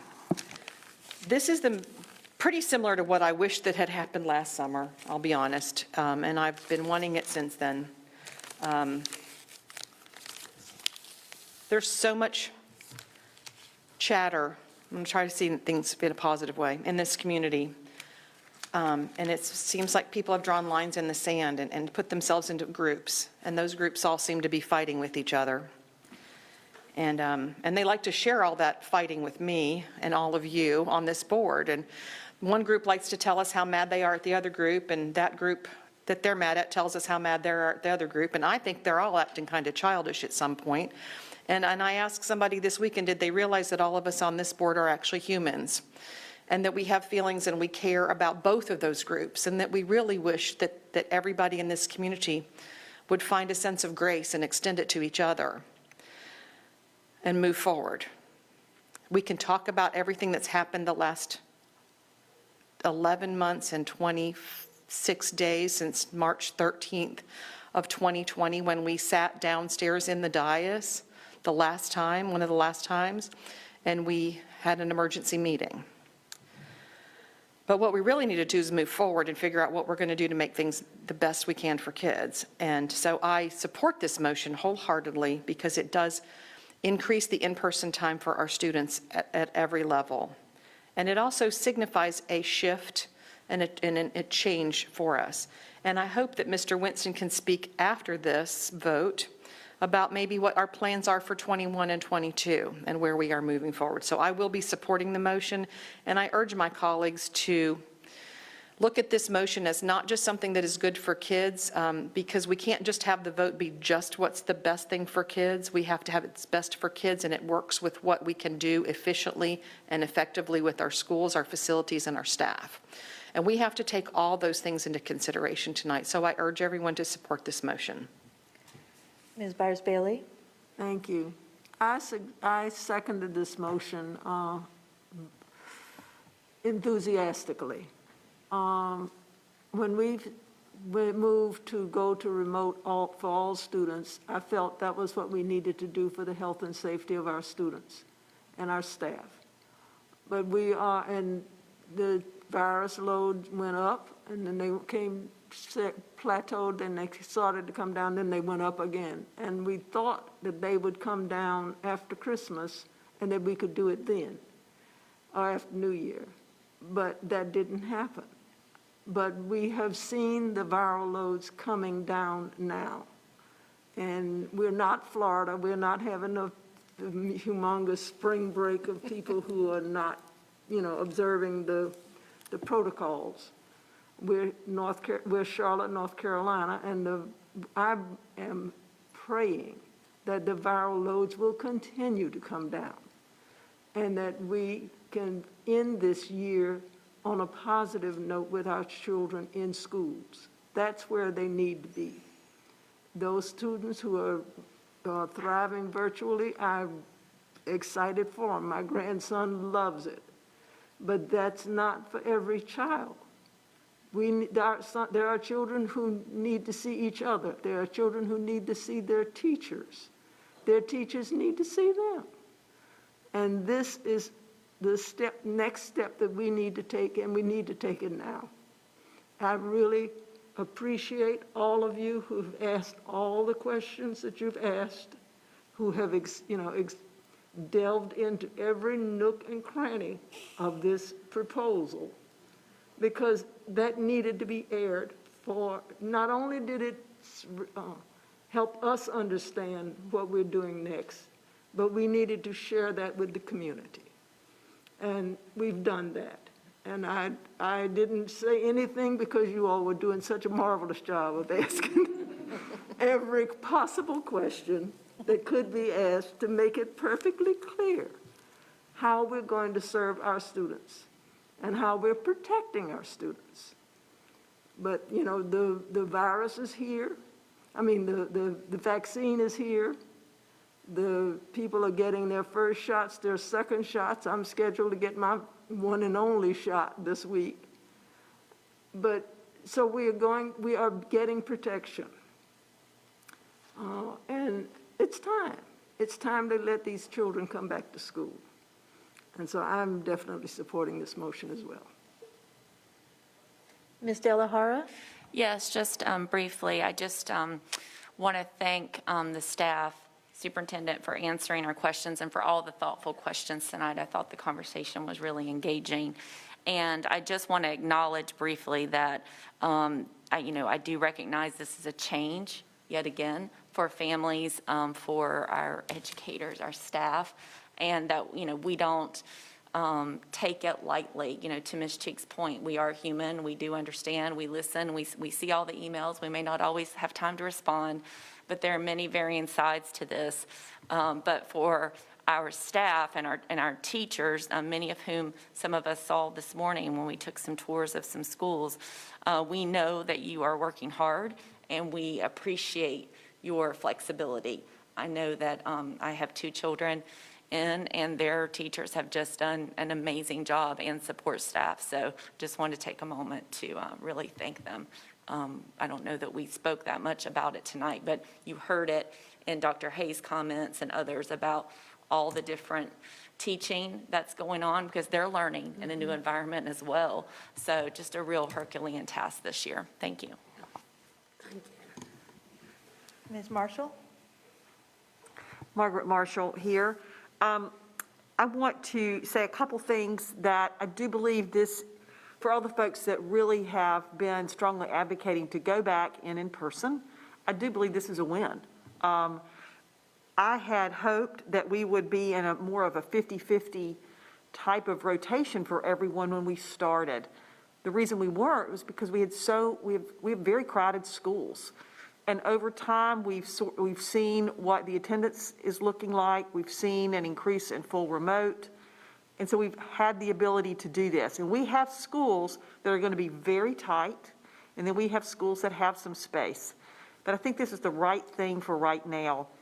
I have relatives that teach over the state, and they've said that this plan that we are looking at is something they've been using, and they have seen improvement from the students that are there, and the fact that they see them every week is a very, very positive thing. But I also know these folks that are teaching in this method have said, frankly, the only way they have survived, because they are teaching again in person and the students on full remote, is to have a few hours of a week with no students in front of them to be able to handle all of the issues that they're dealing with the students in remote and then the students in front of them. So I think this is important. You can't just burn everything out. And I think that we can finish this year appropriately. We've got a lot of ground to make up. Everybody across this state and this country has a lot of ground to make up. And that's what we're going to do going forward. Again, this is Plan A, and we will be all hands on deck, moving as fast as we can as we're going forward. And this Wednesday will have structure to it, and it will look different, I believe, than the Wednesdays that we have seen in the past. So I think that that is a good thing. I do want to indicate that the testing, we are not just bringing people in just to test them. This is a federal and state mandate, and we've been asking for as much flexibility as we could be given, and we've not really been given it. So we're going to see where our students are. We're going to use this information to then go forward with them. And I don't want testing to be looked at as punitive this year. We're going to try and advocate to pull as much of the high stakes part of this off as we can, so we truly know what we are dealing with and what we need to do going forward. So there'll be more information coming out, because I do think that's going to be a bit of a confusing thing for families, and we'll just have to over-communicate that as we go forward. But I do support this motion, and I thank all the staff who haven't slept in weeks now to get us to this point, and who are probably not going to sleep for weeks anymore. So thanks for everybody who is part of this team, and I appreciate you all. Looking around. Mr. Strain? Thank you, Madam Chair. Just briefly, I want to thank staff for pulling this together. There are a number of us that have been pulling hard in this direction to serve our students the best way we know how, safely, as has been demonstrated by so many districts across the world, but certainly in the state as well. Certainly staff and fellow board members who have championed this and worked hard with staff to pull this together. I appreciate it, and I look forward to a safe implementation and getting our kids more seat time as they need and they deserve. Thank you.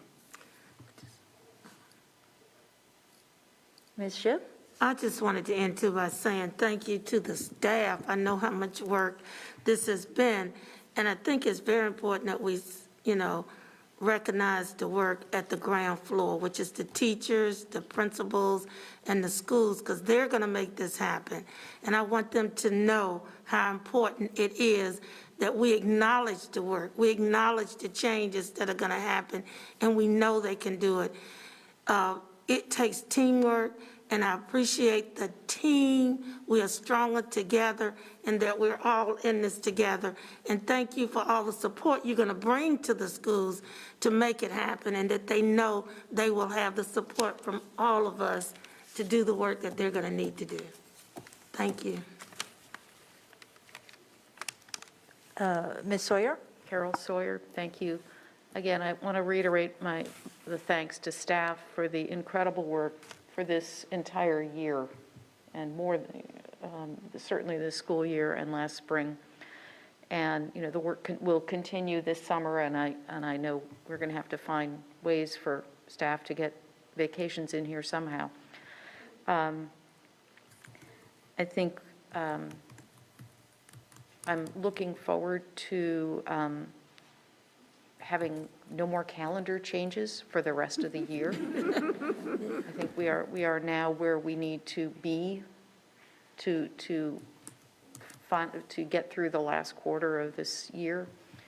And hopefully we won't have another marathon like this, and with any luck, next fall will be a normal school year. But that's a long way off from now, but I'm hopeful. So that's all, just much gratitude to the staff, and thank you. Ms. Fowler, do you have any more insight for us?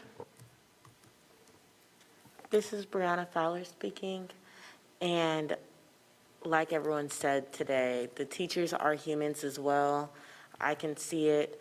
My teachers, they have the desire to see the students' faces, even on the Zoom screens, like we said before. Second semester, most of our students are starting to turn off their camera, and there's less of a disconnect. But then we have to think, for our teachers, they're still humans. They desire that human interaction.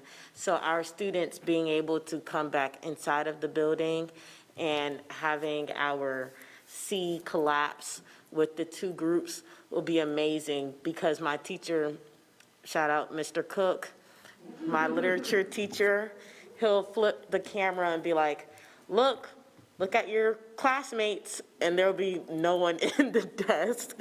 And he misses, you can see it, and he'll tell you that he'll miss seeing us. But that's for all of the teachers, even teachers that don't attend the school.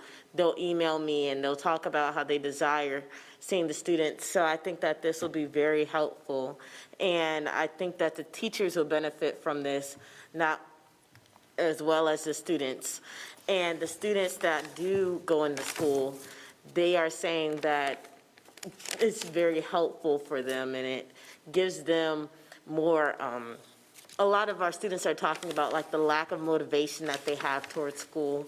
So them going back into school and giving them that type of structure really helps certain students. But then you have our introverted students, such as myself, that enjoys being online. So I think that this way that we are going forward is very beneficial for our students, especially like Ms. Shipp said earlier, how it's a spectrum of people that we cannot satisfy everyone. But I believe that with this plan, it will be the best for right now. Thank you.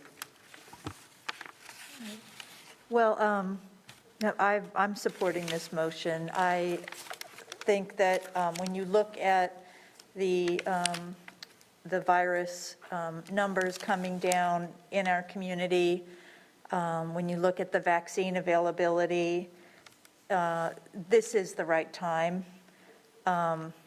It's not too early, it's not too late. This is the right time, and this is what is best for the students that we serve. This is going to benefit our students.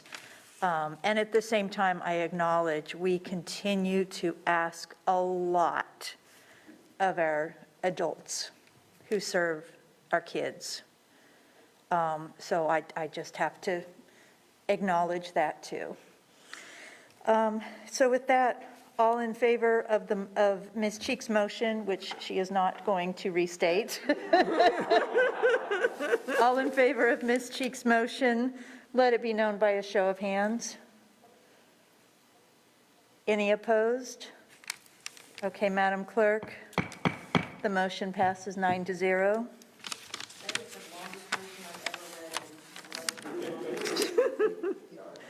All right. I am now going to turn to the superintendent for his final report of the evening. Thank you very much, Madam Chair. I recognize we have been meeting quite a while this evening, so I will keep my report brief. There are several board members who alluded to this, so I will go ahead and address it now as it relates to our plans for next year. That planning is underway. It has been underway for some time.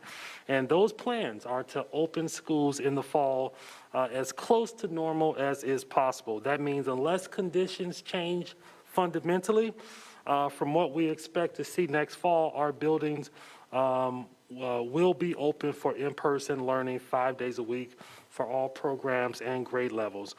We know that many families have delayed their decisions about starting their students to school or enrolling for next school year. And so I just want to acknowledge what our plans are for next school year. Let me back up for a moment because we still have this school year to deal with, and I want to acknowledge and share with our families and our school-based staff that our district communications are planned to notify families of the changes that were approved a few moments ago by the board as it relates to in-person attendance rotations.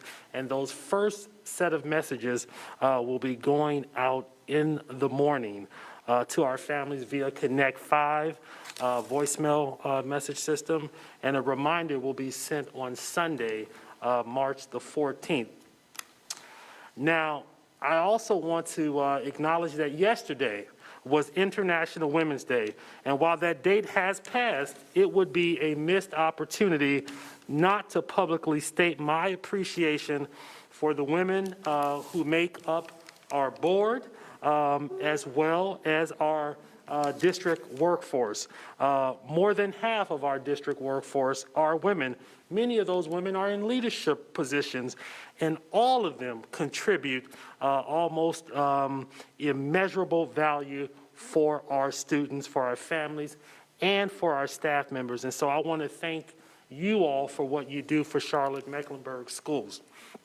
Madam Chair, I told you I would be brief, but I do want to provide a brief update on the efforts to help keep our staff members get access to the COVID vaccines.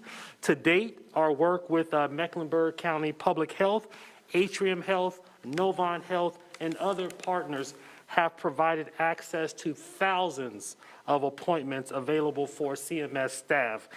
At first, those appointments were limited to student-facing staff, but late last week, the North Carolina Department of Health and Human Services announced eligibility for all school district personnel. And I'm pleased to know that many of our staff members have received their second dose in the past few weeks, and that others have received the new 1-dose vaccine and are fully vaccinated. And we encourage all staff members who choose to receive the vaccine to make appointments to do so, and we will continue to work with partners to provide access. Just this morning, we communicated to CMS staff some opportunities brought to us by Novant Health, one of which is a clinic taking place at Waddell Language Academy this Saturday, March 13th.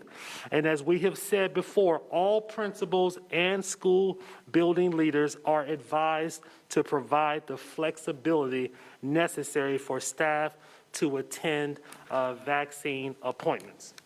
And so I just wanted to conclude my remarks with that exciting news, and thank you again, Madam Chair and board members, for your affirmative vote a few moments ago.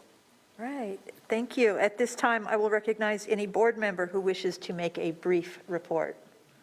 I make a motion to adjourn. Second. Just really quick, I think I've got a quick report from Ms. Sawyer. Well, I just wanted to remind folks that we have another meeting tomorrow, a community engagement session on the budget. And that is online, and it's tomorrow at 6:30 p.m. So that is, the continuing work of the school board to involve the community in developing our budget priorities. So I would encourage folks who are interested to tune in and contribute. Anybody else? Okay. Would you like to state your motion? Motion to adjourn. So we got a motion from Ms. Cheek, a second from Ms. Shipp. All in favor, let it be known by a show of hands. Any opposed? We are adjourned.